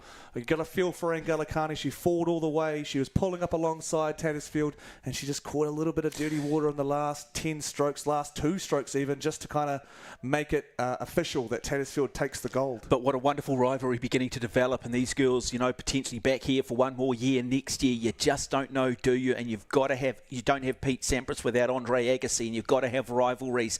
Nothing in it, though. The smallest little mistake possibly costing Angalikani. However, you did just feel towards that finish line that Tattersfield just started to respond to the pressure. And have a look at that.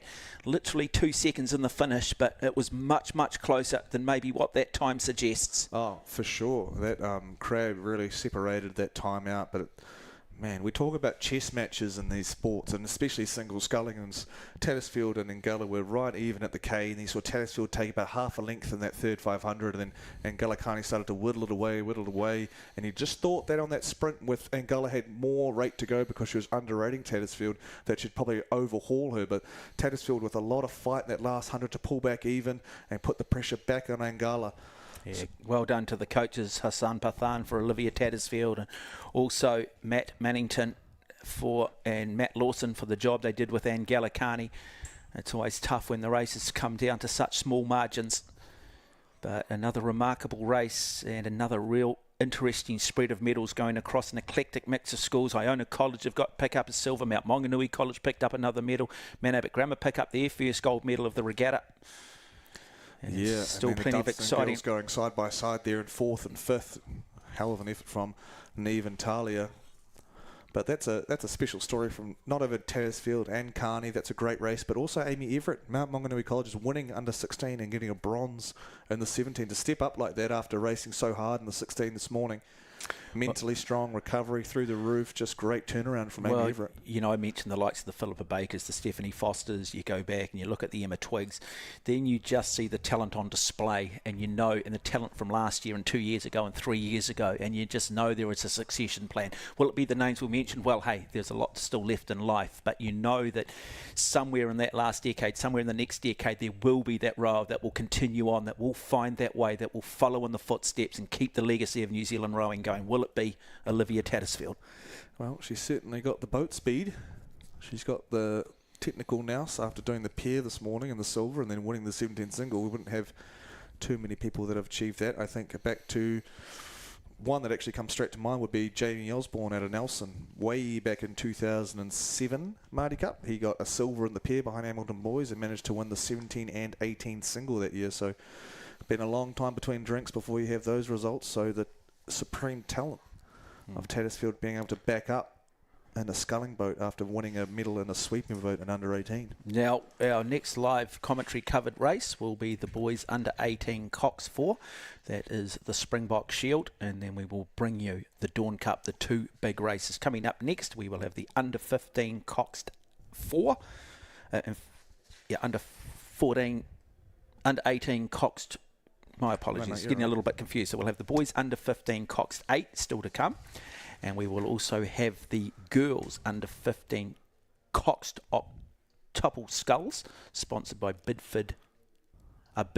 So that is a final as well.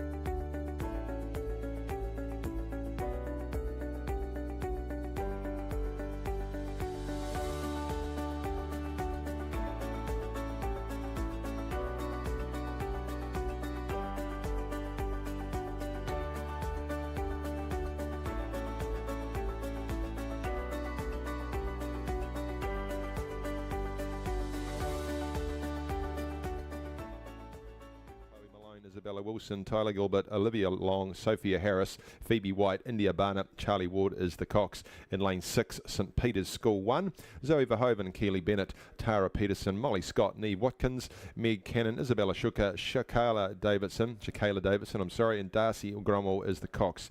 Lane number 7, Craighead Dyson School, Daisy Campbell, Skylar Seymour, Olivia Moffat, Rachel Pearson, Neve Callahan, Jasmine Payne, Kate Caird, Neve Campbell, Bella Westgarth, the Cox, and completing the field for this girls under 15 Cox Octies, brought to you by Bidfood.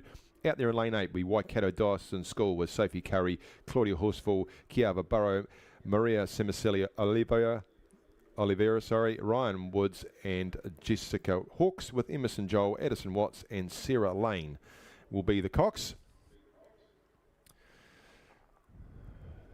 Due to go shortly. This should be a bit of fun. Get out here and watch this team. We've only got a few races to go for the rest of the day.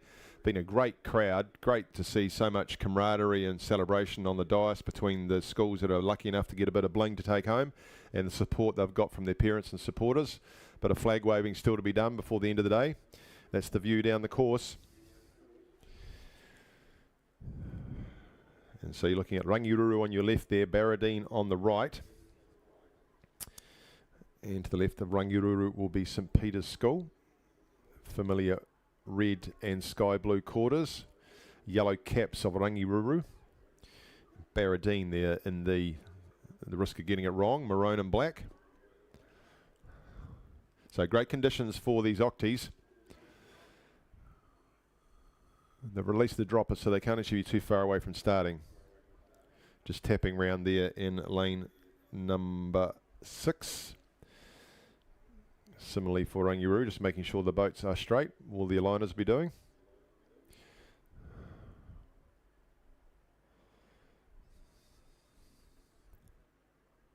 And don't forget, of course, that very important mascots dance off at 2:20 tomorrow.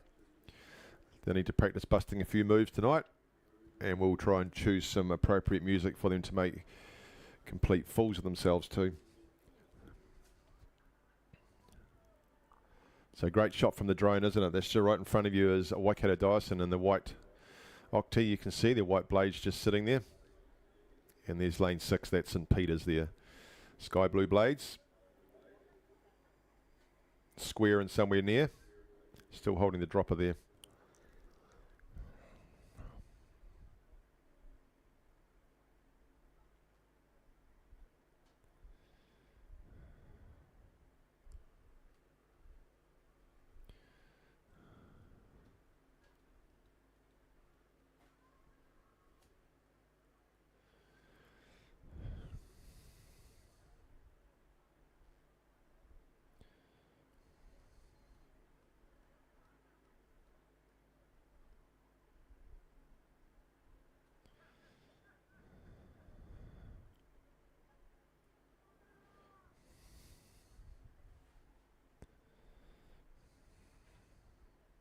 And off they go, a flurry of first strokes as they break away from the boat holders. We're underway in the girls under 15 Coxed Octies, sponsored by Bidfood.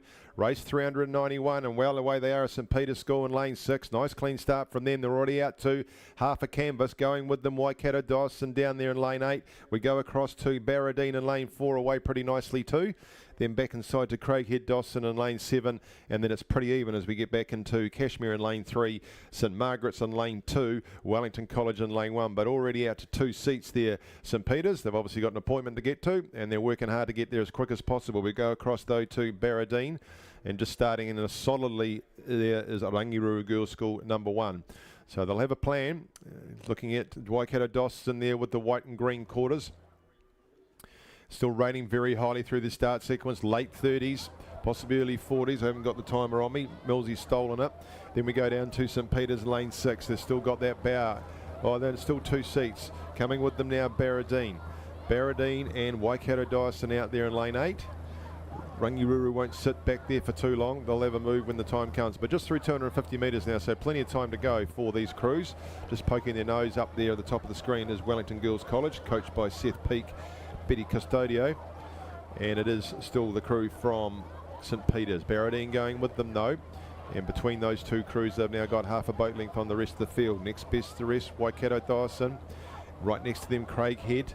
Just over there in lane 3, Cashmere High School have hit the 500. Past Alcatraz they go.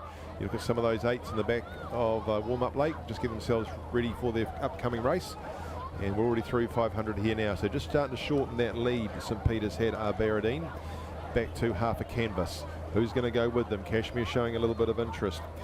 Waikato Dyson down in lane 8. Look for Rangiruru to come through the middle of the field later on in the race. And then we look at St Margaret's back in lane number 2, just a wee bit further back, right next to Cashmere, and Wellington College just ahead of the crew from St Margaret's. So St Peter's and Barradine just drawing up alongside each other. You can see that little blue bower, well, it's not that little, it's the same size as the rest of them. Blue bower from Rangiruru Girls School just poking its nose into the picture. Cashmere doing nicely, just grabbing some seats back off Barradine. There they are there, there's the 3 coming down the course. St Peter's, Barradine and Cashmere. Just inside of Cashmere, St Margaret's moving, they're ahead of Rangiruru. Then we go back to Craighead Diocesan and Waikato Diocesan. Well, not much between them and Rangiruru, but still fantastic conditions for these Octies as they make their way down. So Barradine, Peter Cumming is the cox, Sarah Simpson is the coach.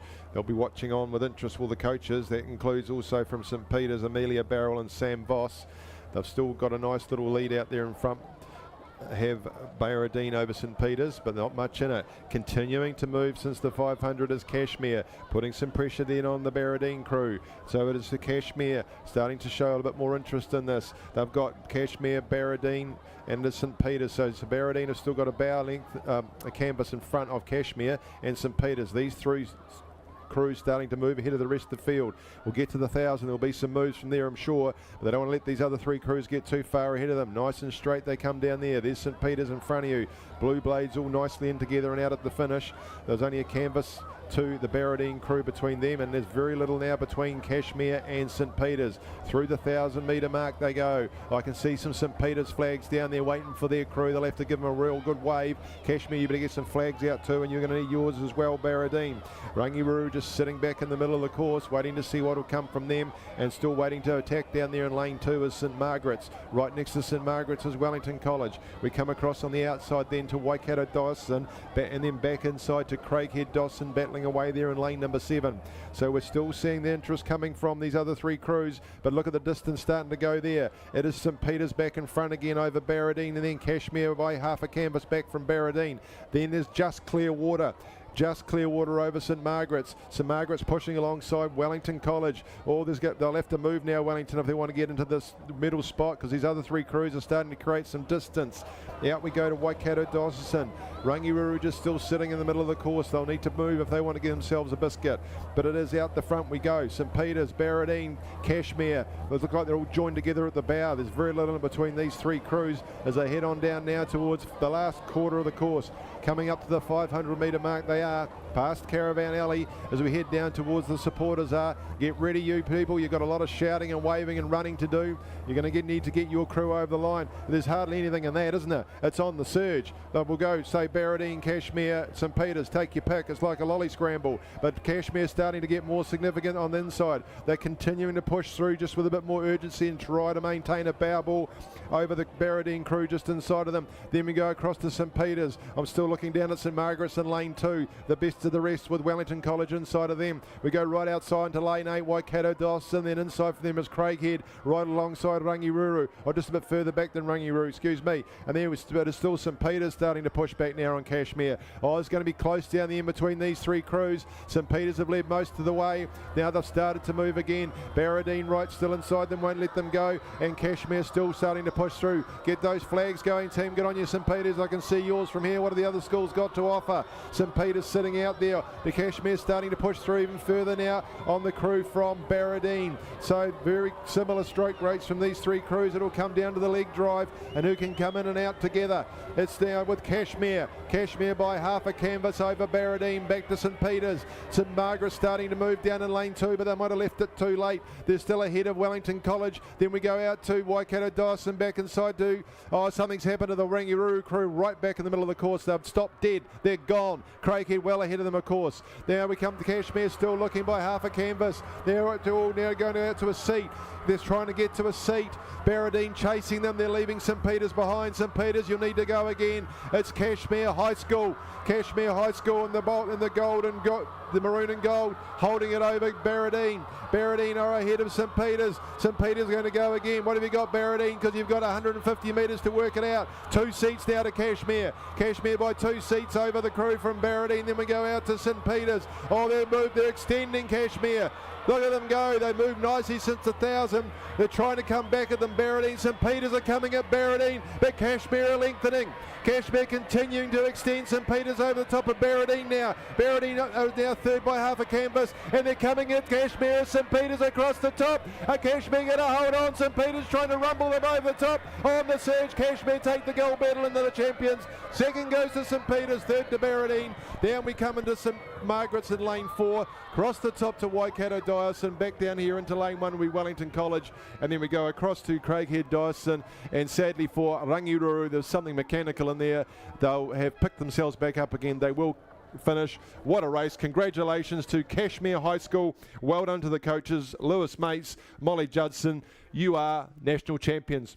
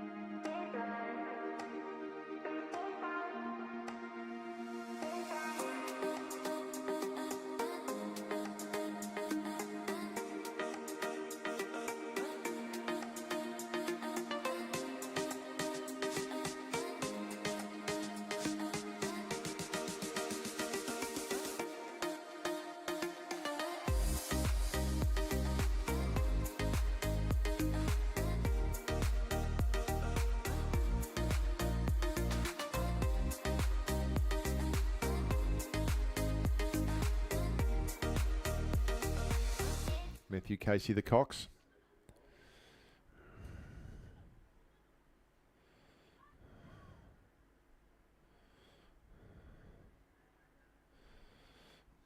Just sitting there waiting to be rowed down Lake Ruataniwha like Cleopatra on the Nile.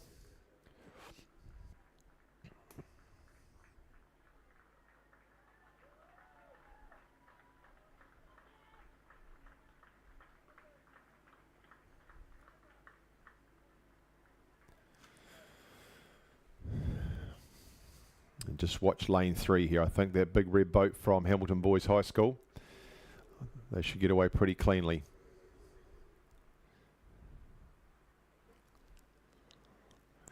Christchurch Boys, white caps.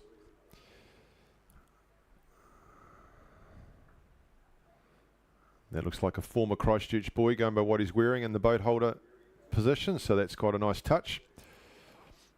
As long as he's holding and not pushing.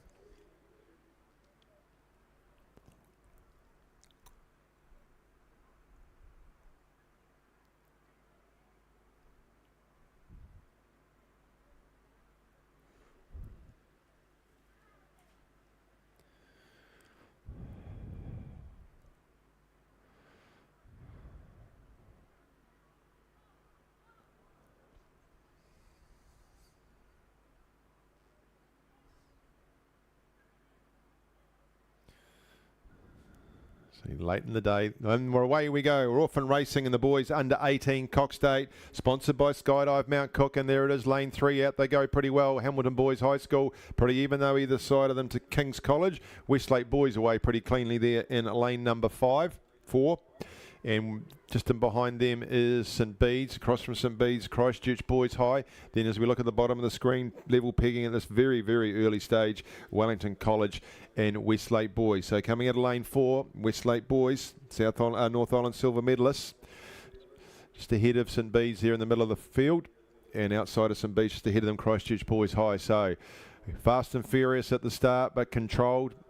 Nice and clean at the catch, those two Westlake Boys scullers in seats 1 and 2, sweepers even. Let's try that one in, that's good, isn't it? And then we've got so already in lane 4, Westlake Boys High School out by a canvas, early days, just ahead of Hamilton Boys. Then we go across to Kings, nice start from them out there in lane 3. The white bucket hats of Kings College showing nice and prominently out there in lane number 3. Then we come to St Bede's just inside of 5. There, got a canvas on the crew from Christchurch Boys High School. Then we go to Wellington College. Oh, it's a real flare coming down the lake now, isn't it? Westlake Boys leading it through 250 metres, rushing towards the 500 metre go. These boys under 15 Cox State, and Hamilton Boys just sitting there, just sitting on the left hand shoulder of Westlake. Across on the right hand shoulder of Westlake is St Bede's starting to get up and amongst it, and then ahead of Christchurch Boys High they are. So there's our 3, Westlake, Hamilton to the left, St Bede's to the right. Early days, go across to King's College in lane 2, showing nicely. Those 4 starting to move away from the rest of the field. Very early days by half a boat length though. St Thomas is down in lane number 1 would be next. Then we go to Christchurch Boys High. Half a boat length back to Wellington College. Another few seats back to Westlake Boys High School. And we see that Westlake's still holding on to half a canvas over Hamilton Boys, and then back another seat it would be to St Bede's. Through 500 and towards 750 gone. They're rattling their way down Lake Ruataniwha. Guardian's doing a job and looking after it for us. It's still fantastic conditions as they head down towards the 750 gone. And look at that, St Bede's just starting to move up alongside Westlake Boys. Both those on their left-hand side, we'll see Hamilton Boys just outside of them, ready to pounce. Then we go to Kings. Then we come back to Christchurch Boys. Outside of Christchurch Boys is Wellington College. Then Westlake Boys number 2, and St Thomas is the South Island bronze medalist down there in lane number 1. The King's bucket hat still in the picture. And look at 3. There you put a string between them, couldn't you? Those bow balls. Hamilton Boys now right alongside Westlake, right alongside St Bede's. That nice white boat sponsored by Calder Stewart making its way down the lake.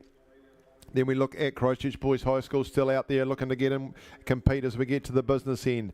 So a long way to go yet. It's about 1,100 metres to go, 1,200 metres to run. Just watching Kings. They're not being shaken by the rest of these crews here. They're right in amongst it. They'll be fourth still. Then we go and have a look at St Thomas is not being left behind either. A level pegging with Christchurch Boys High School. They would be. Then just half a boat length back to Wellington College and Westlake Boys. So Beads, Westlake, Hamilton Boys bring them down the lake. And Westlake now starting to be squeezed by Hamilton Boys and St Beads as they hit the 1,000 metre mark. Coaches are on their bikes and racing this time, trying to catch up with their boats. Nice there by St Beads, just starting to move out past the crew from Westlake. These are the South Island champions, but it's them against the North Island champions, I'm thinking at this stage. Hamilton Boys there, Westlake not out of it, and nicely still sitting there is Kings. Kings will be there at the end of it. Just outside of them is St Thomas's now, just ducking in behind Christchurch Boys. Just in behind Christchurch Boys is Wellington College, and then we go a boat length Clearwater back to Westlake Boys number 2. So heading past the turn off, past the camp. Oh, he's had enough. He's off home. He should stay and watch this race. But it is still with race lane number 5, St Beeds. St Beeds just by half a canvas over Hamilton Boys. Who's going to have the finish? In between them is Westlake. They've still got time to go. There's 750 metres to run. That's a long time at an under 15 Coxed 8. We look then still sees Christchurch Boys High School out in lane 6. Just been overtaken now by Wellington College, I think. Coming back to Kings, still ahead of those two crews, and then back inside to St Thomas's. Now Hamilton Boys move up alongside St Beeds. This is where the threat was going to come from. The two North and South Island championships having a crack at each other. They're both out to 4 seats over Westlake. Westlake being squeezed back into 3rd. Kings trying to make up ground to get over the top of Westlake. We go across to Christchurch Boys and Wellington College. Not much between them. You're going to have to do some work. I see the Christchurch Boys high flags waving down there. The rest of you are going to have to get your flags out.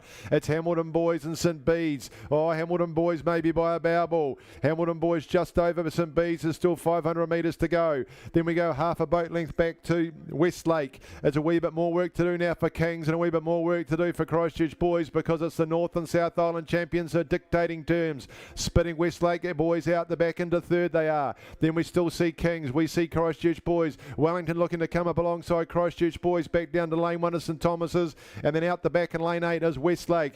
Now we see continuing to move as Hamilton. They've got to 500 metres. Hamilton Boys high and they've made a move. Are you going to fight back now, St Beeds? You've got some work to do. It's half a canvas by Hamilton Boys High School. The red and black machine's on its way down, but it's a different red and black machine 2 rows across. There's just a difference of a red boat and a white boat. Westlake still 3rd. Still got another seat now, have Hamilton Boys.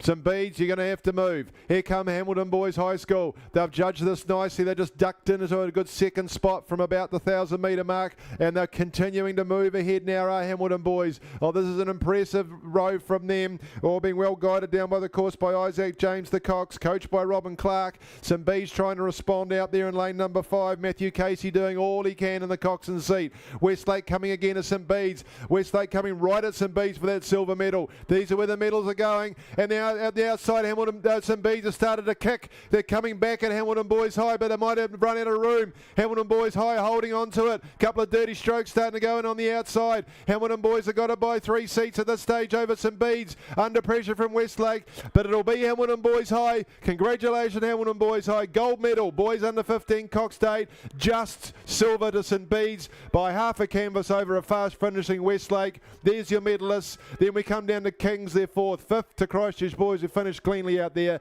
Then we go to Wellington College. Down here into lane 1 will be St Thomas's, and then completing the field out there in lane 8 will be Westlake. Congratulations, Hamilton Boys High School, national champions in the boys under 15 Coxed 8. 2nd goes to St Beeds, and 3rd there to Westlake Boys High School.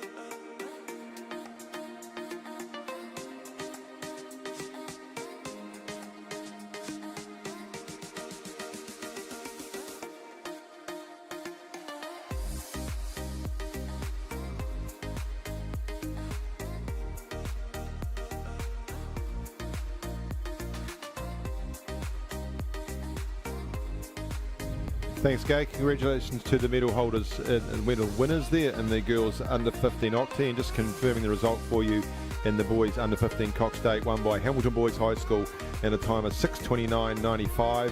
St Bede's second and silver medalist in a time of 6:31.54, and our bronze medalist in that event in a time of 6:31.96. Westlake Boys High School number 1. We move on to the boys under 18 Cox 4. This is for the Springbok Shield, the B final on its way down now, one of the premier events of the Aon Maadi Regatta. That, along with the girls under 18 equivalent, which will come 2-3 races later, which is the Dawn Cup. We've got the B final on the way down. They're just making their way through the last part of the course for them. Westlake Boys High School number 2 in their lane 2. Mount Albert Grammar number 2 across there in lane number 3. Look to be level pegging with Whanganui Collegiate out there in lane number 4. And then it looks like Auckland Grammar number 2 just outside of them, I think. No, Takapuna Grammar. They're not all there. Auckland Grammar have scratched. Today, we are reinventing insurance. It's a game changer. With a real heart and voice, say hello to an actual human being. Hi there.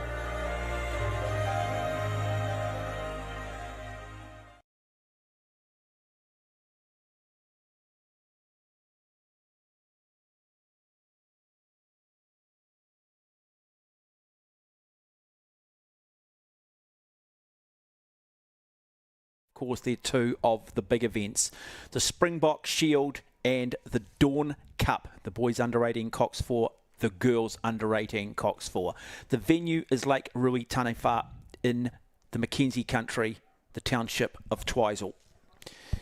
The Springbok Shield, well, first raced for in 1965. And what an eclectic mix of famous rowing schools are on the start line. Westlake Boys High School. We've got St Bede's College. We've got Mount Albert Grammar. Hamilton Boys High School. Can anybody stop them? They've won it on 16 occasions. They were the first ever winners of the trophy.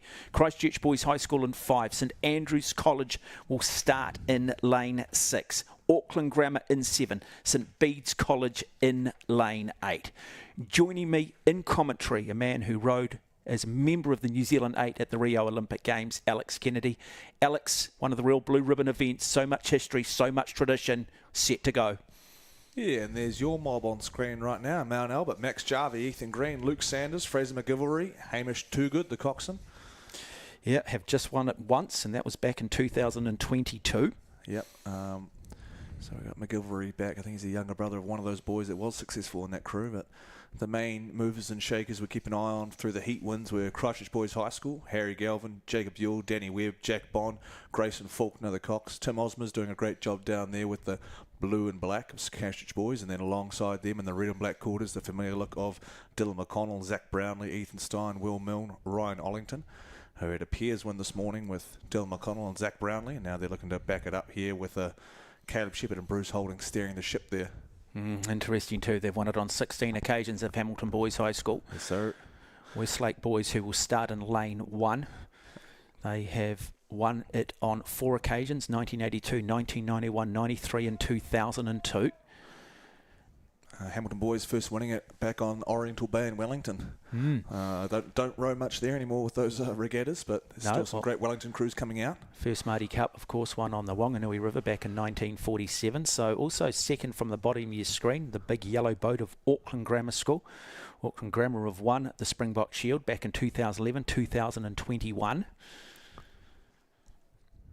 Yeah, Christchurch Boys, they're sitting in 5, won it in 2019, a part of a massive medal haul that was a landmark for a Maadi Cup campaign for those Christchurch Boys, and they're looking to reinvigorate that program with a Springbok 4 victory here. The Springbok 4 is a twin trophy with the Kiwi Shield that's competed for over in South Africa, with native New Zealand timber making up that shield, and we've got the twin here of the Springbok Shield. That's the history behind that one.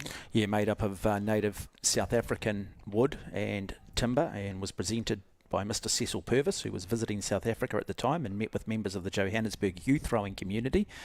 And after much discussion, the Springbok Shield eventuated. And so lane 6 there, it is St Andrews College of Luke Skinner, Jake Burrows, Jack Pitts, Charles Butterfield. William Tavendale is the cox. Hayden Soper, Rachel Williams, the 2 coaches. So Rachel Williams was the mastermind behind Diocesan School for Girls, winning the Live-In Jubilee a few years ago. Now she's down helping out with the Thistle at St Andrews. St Andrews won most of this group here. Won the 17-4 last year, so we'll see what sort of form they carry into Springbok Shield here on relatively home water. St Andrews spending a lot of time here on camps through the summer.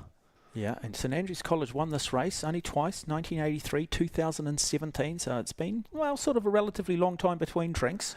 Yeah, 3 of those boys from that Springbok 4 victory in 2017 have moved on to 23s and elites now for Row New Zealand, and they actually won the School of Origin up there at Nationals, along with Flynn Dykstra, who was also in that Maadi Cup, winning 8.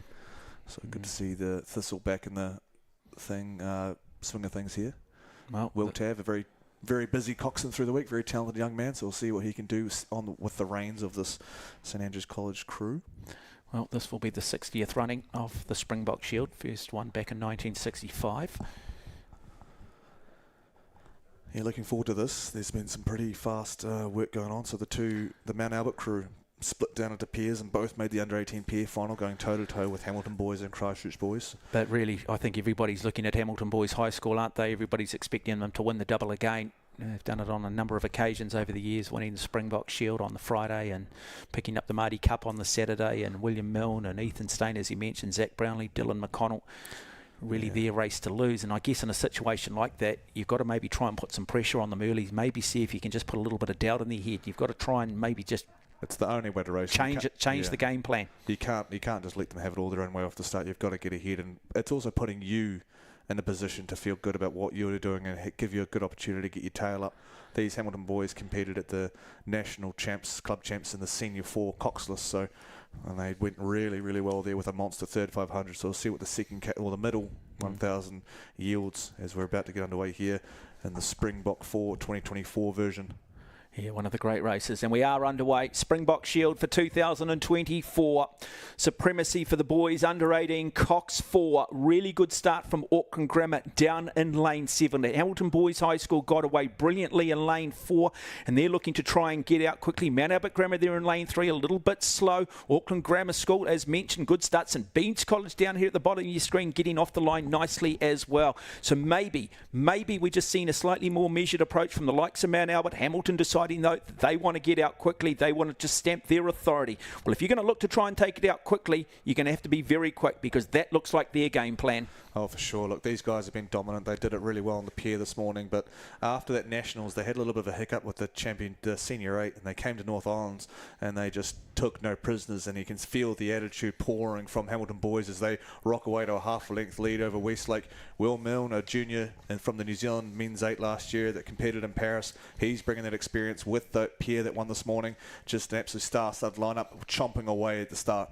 Yeah, they had a very good young crew last year, Westlake, and the under-16 8s and stuff, and now we've got Westlake Boys High School, Quinn Wiltshire, Ryan Haves, Joel Bill Evans, Matthew Young, Liam Feldman, the Cox, coached by Andy Hay, of course, coxswain for the 1982-83 8 that won the World Championships, and then Natalie Marriott. So Westlake Boys High School hanging tough across there in 1, but Hamilton Boys, they've already got a boat length lead over the likes of Mount Albert Grammar School, St Bede's College there in 2. Lane 6, as mentioned, St Andrews College.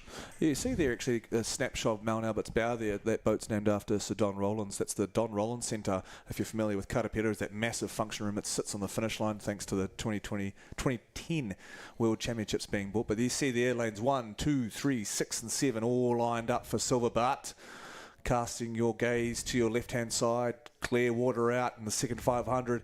It is the machine that is looking to run through another Springbok Shield victory. They have the most in history, and they're looking to notch another one on the belt. Dylan McConnell, Zach Brownlee, Ethan Stein, William Milne, Ryan Ollington, coached by two-time Olympian and Olympic silver medal coxswain Caleb Shepherd, and legend amongst Hamilton boys rowing Bruce Holden. Here they go, walking away. We did call it before the race, and looking through the results on the summer, it was going to be very hard to look beyond the red and black machine that is the Mulu men from Waikato. Looking for best of the rest. In silver right now would be the Thistle from Christchurch boys. There's a shot of the Hamilton boys, really long, really leaning off that handle there, rolling along there. Ollington doing a good job with his boys, but you can see the hang and the send and the power that they possess there in the Hamilton boys crew as we pan back to the rest of the field. Lane 6 in that Hudson. It is St Andrews with the St Andrews cross on the back of the oars. They're leading Auckland Grammar potentially in third, as well as Mount Albert putting up a great fight there. The sky blue, the gold of familiarity from Mount Albert. Yeah, Mount Albert just starting to now pick it up as they approach that 1,000-metre mark there across there in lane 3. But Auckland Grammar School, there's been a great rivalry between Auckland Grammar and Mount Albert, St Peter's College in Auckland, who surprisingly aren't in this.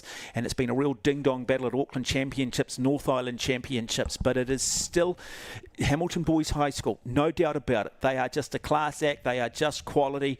It's one of the big questions coming in. Can anybody beat them? Can anybody beat them in the 4? Can anybody beat them in the 8? Well, they're answering that question at the moment, and it's not looking likely, but there is still a long way to go. Mount Albert Grammar looking a little bit more measured. They're known for their fast finish, and these two boats had a great race in their semi-final, or in their it was in their repechage, I think, to see both. No, in fact, in their heat, narrowly losing to Hamilton Boys High School, and there was nothing in it between these two boats. Meant one got automatic entry, and one then had to go and race again. Yeah, look, to get to the under-18 level, there's a few 4s that really do possess a lot of speed. That centres for, like I mentioned, they have pedigree. A lot of those guys came from winning the 17-4 last year, up on this a beads 4. But here we go, Mount Albert just slipping back a little bit as the Scotsmen from Christchurch are stuck in the working their way up. And we do have some guys that have potential to work up on each other there. Christchurch boys just nudging past Grammar, and down there in lane 2, St Bede's College, the defending champions actually on the Springbok shed. Hugo Van Herel, Bede Guerra, Thomas Woodgate, Harry Cornane, and Liam Doff, the Cox there. And Bede Guerra, of course, part of that famous St Bede's crew now that won that Maadi Cup last year over Hamilton Boys by 1/600th of a second. So he's already etched his name in the history books of St Bede's. But it is Hamilton Boys High School. Just look at the fluidity, look at the cohesion. Incredibly well coached, incredibly well trained. Big boys. Yeah, just a really great rhythm. Like, those are some big boys, but they're also rowing completely together, like really nicely. Lots of hang off the front. You can see the legs accelerate and the boat pick up. I heard some rumblings and questions around the boat park whether this Springbok shed was under threat from Hamilton Boys, and asking questions whether or not they wanted it enough as being favourites. And I'd say those questions have been answered right now. Yeah, absolutely. So Mount Albert Grammar still there in a tussle, currently sitting in 3rd. Christchurch Boys High School in the silver medal position. But we're starting now to get to that point on the course where things can change, where fatigue levels start to kick in. Who has recovered the best from their other individual events, the double sculls, the smaller boats that they've all raced? Just starting to see a lovely little pickup now coming from Christchurch Boys High School. And this, Alex, is where the Coxes play such a big role. Grayson Faulkner for Christchurch Boys High School, and the likes of Hamish Toogood for Mount Albert Grammar. Yeah, going up against Will Tav, Hamish Toogood and Will Tavendale, they've both got a tremendous amount of experience sitting in the Cox picks there, just up, and see what St Andrews can muster in the last 250 as we pan back to the monster of Hamilton Boys strutting their stuff towards another Springbok field victory. I've got to say, I know we've gone on about them a little bit, but these boys are big ergers. They've done well at the national champs in the senior. They won the pair. This might be one of the better 4s we've seen in Springbok history. Yeah, and they will come down. If they do win, it'll be their 17th victory. So you do sense that Hamilton Boys High School, well, it's just a continuation of the dominance they've had in this event. The real race is now for 2nd and 3rd. Mount Albert Grammar now start to lift. Christchurch Boys High School respond. Mags, have they got their bow up? Can they shut this gap down? They're starting to run out of water a little bit, but it's going to be number 17 for the might of Hamilton Boys High School. William Milne, Ethan Stain, Zach Brownlee, Dylan McConnell, their coach, Bruce Holden, and it will be silver and bronze. We'll have to wait for the photo. Did you pick that up, Alex? Yeah, was it Mount Albert, or was it Christchurch Boys High School? We know Mount Albert are famous for their fast finish. Did they have enough water? Well, we had a late swap there. It was on Hamilton Boys as a close-up, but then we looked back and Mount Albert had climbed right up alongside St Andrews. St Andrews had about a canvas going into that last 100, so extremely doable. So we look forward to seeing the result there, because Mags might have got up for a silver medal here in the Springbok Shield. Yeah, we will have a look. That'll be a great day for Mount Albert. It'll be 3 silvers and a gold medal so far in finals day. But nobody can deny the might of Hamilton Boys. They really have set the standard in the last 10 to 15 years in boys rowing. They've got a wonderful program. They train regularly on Carapero. Yeah, Caleb should be coming back into the program. He himself was a coxswain at Hamilton Boys, two-time under-23 world champion, two-time Olympian, Olympic silver medalist. So just this gargantuan wealth of experience coming from young Caleb. And it looks like St Andrews hold on just over Mount Albert for a silver medal, with Mount Albert getting a very tough bronze medal to add to the cabinet of a recent Springbok Shield victory. So great work coming out of the boys and the coaching staff from Mount Albert. There's your official results. There's not much in it, no. Look at that, 0.2 of a second again between Mount Albert, St Andrews, but absolute domination from Hamilton Boys High School. 6:32.43, considerably slower than what we saw last year, but that is the conditions here. That is the colder water that you do get at Lake Ruataniwha. But again, Hamilton Boys High School living up to the expectation, living up to the hype, and well on course for the double. Of course, the Men's Maadi Cup set to go at 10 minutes 5 tomorrow afternoon on day 2 of the finals. Well, still to come though, we have one of the other great races to look forward to, and that is the Dawn Cup. That is the opportunity for the top schools in the country fight for glory in the girls under 18 Cox 4. It'll feature Nelson College, Marlborough Girls College, Westlake Girls, Waikato Diocesan, Wanganui Collegiate, Rangiruru, St Margaret's and Christchurch Girls.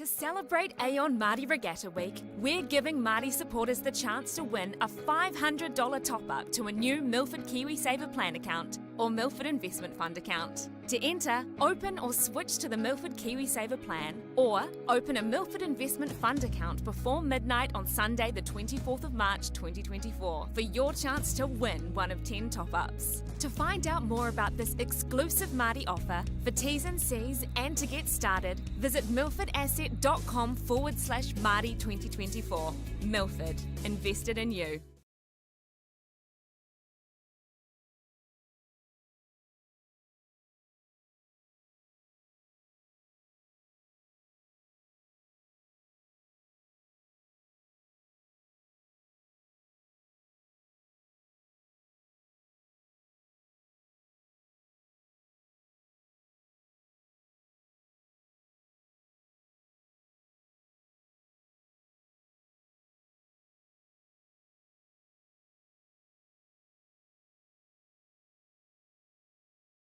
Well, it is the last of the blue ribbon events. Well, it's the blue ribbon event of day one of the finals. It is the Women's Dawn Cup.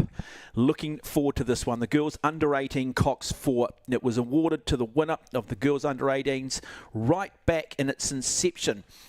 And that goes back a long way now with Rangiruru having won it on 18 occasions. They will start.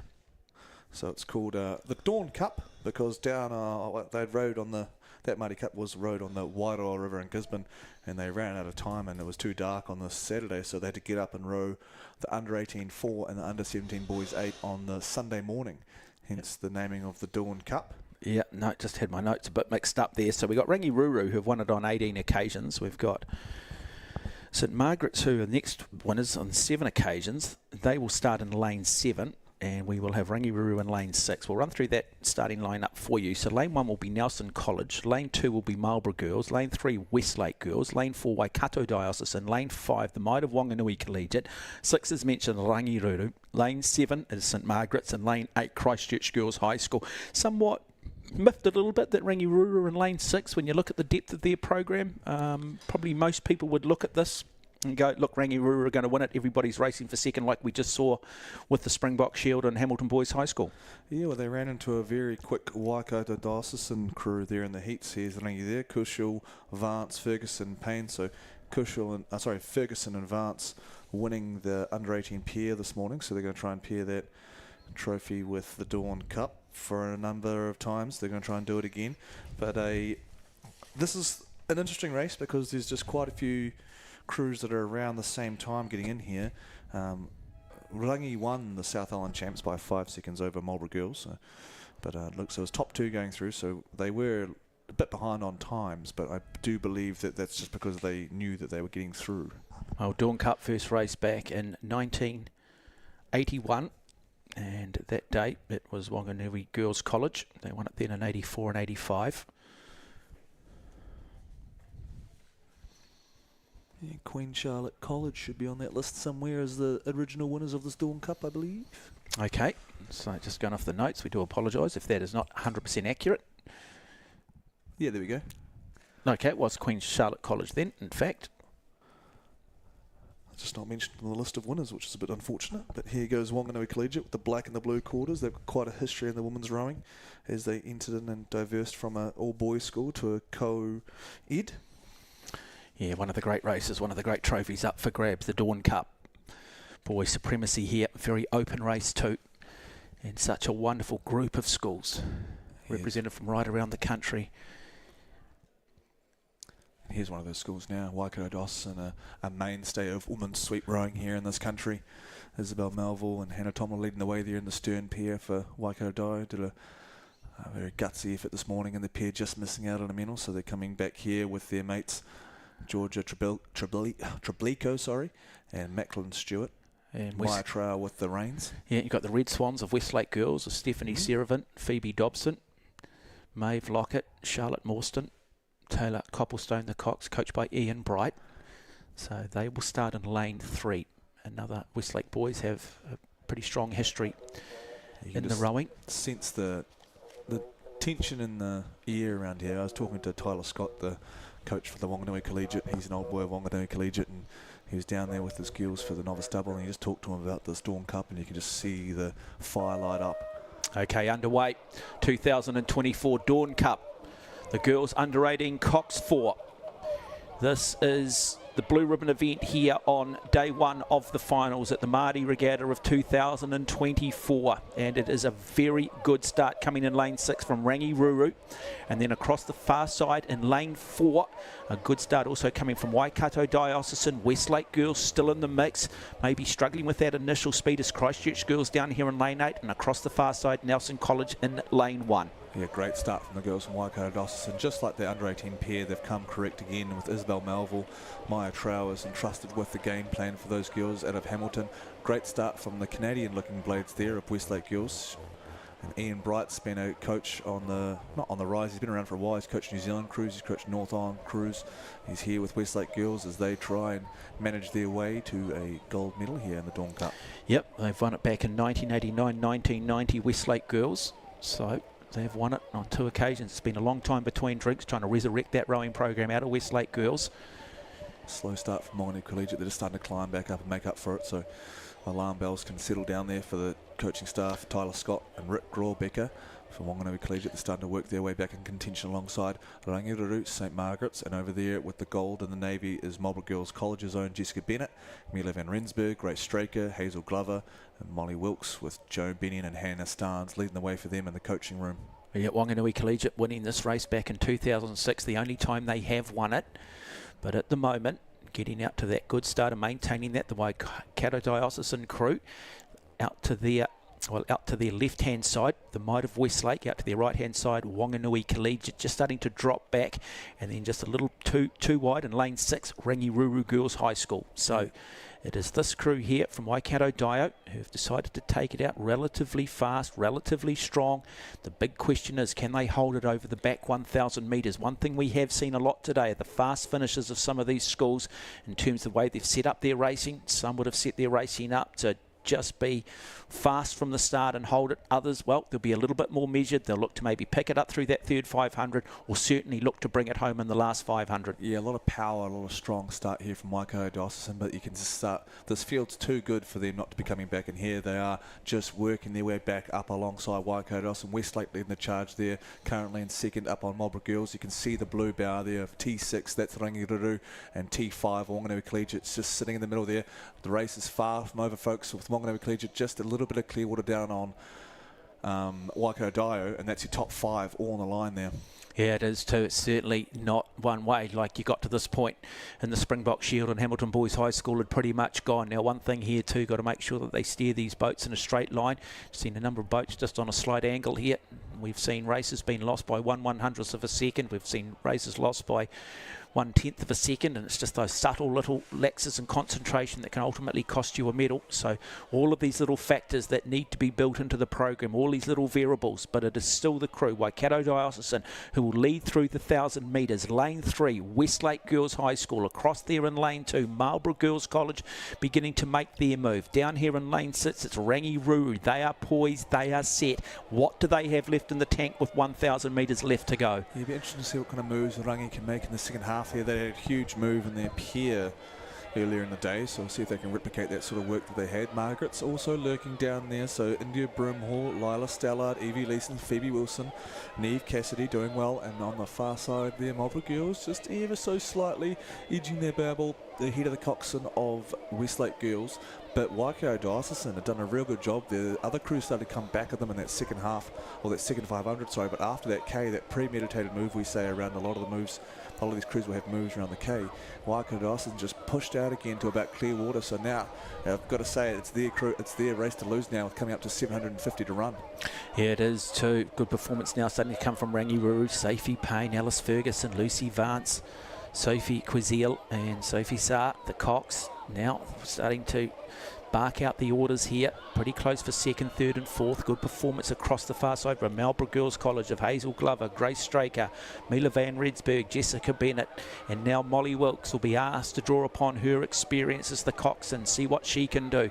But at the moment, it is one crew that's gone clear, Waikato Diocesan School. Yeah, but will we see a double up from the Hamilton schools here in the Springbok and the Dawn? but I don't think it's over yet. They are out, yes, but we saw what Rangi could do in that pair, and I get a feeling that they're going to lead them through again with Vance and Kushel and Ferguson and Payne, but it is the girls from Marlborough, from Boomtown. There we go. See, those T6, it's not far off overlap, and I tell you what, at the Cox 4, any under 18 event, that is still gettable, especially with those Dio girls putting themselves out there early from the start.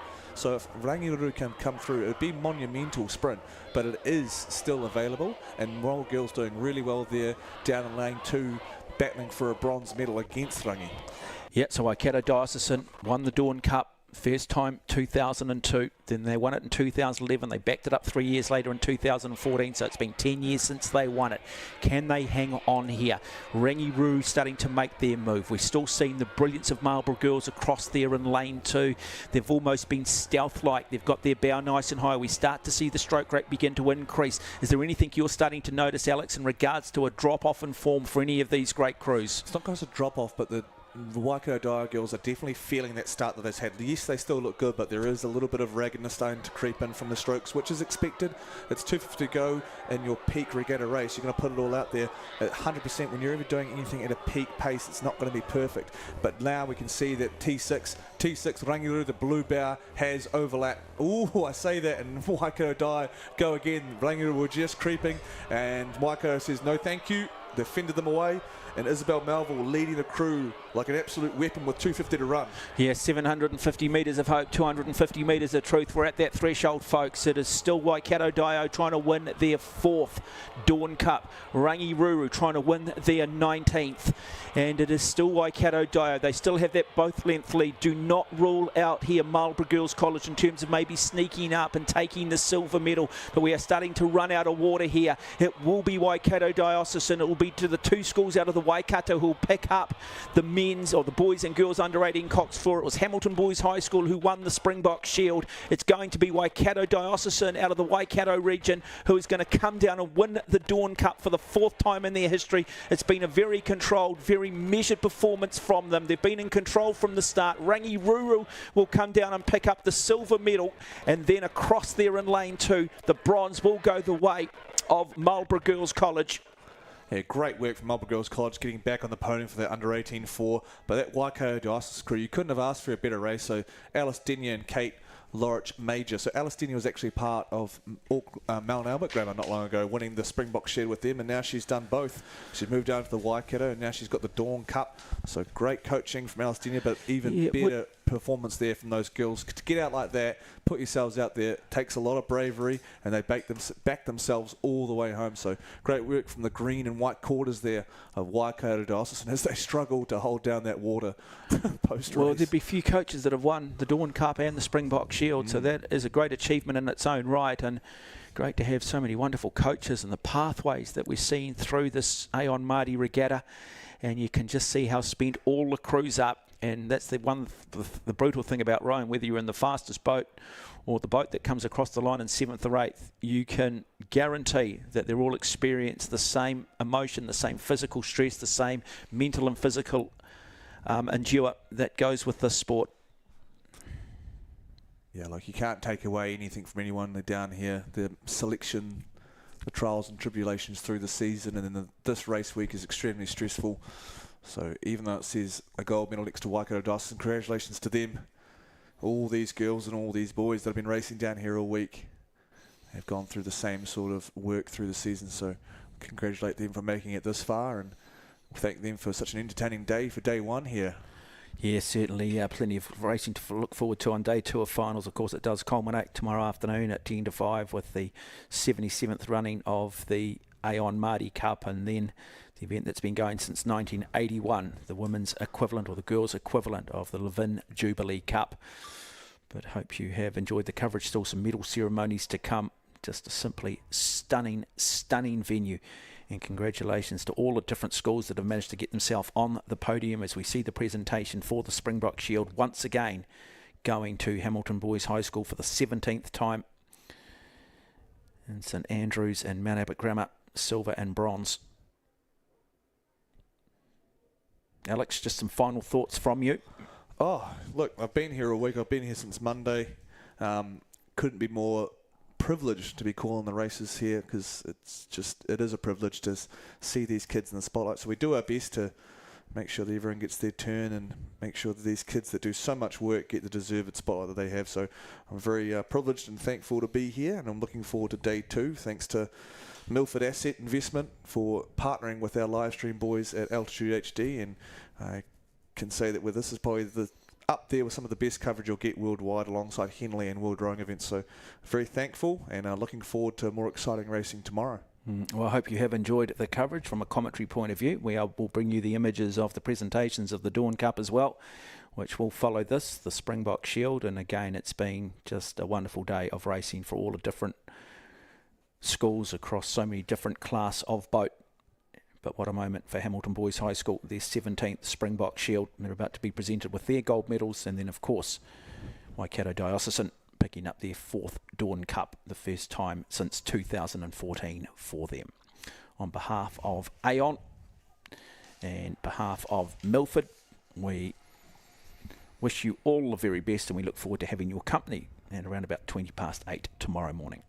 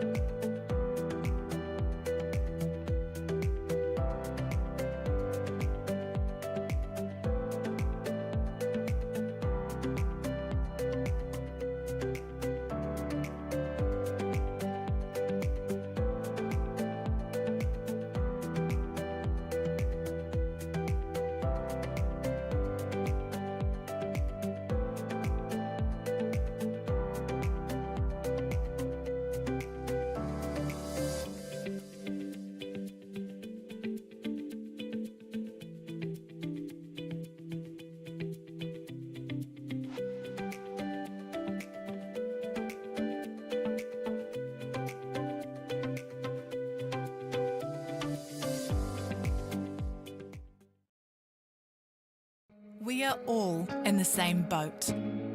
Our team invests in the same Milford funds as our clients, so we are all invested together. Whether it's KiwiSaver, investment funds, private wealth management, or advice, speak to a team with world-class expertise who are committed to the pursuit of outstanding results and are proud to have brought you today's live stream. Find out more at milfordasset.com. Milford, invested in you.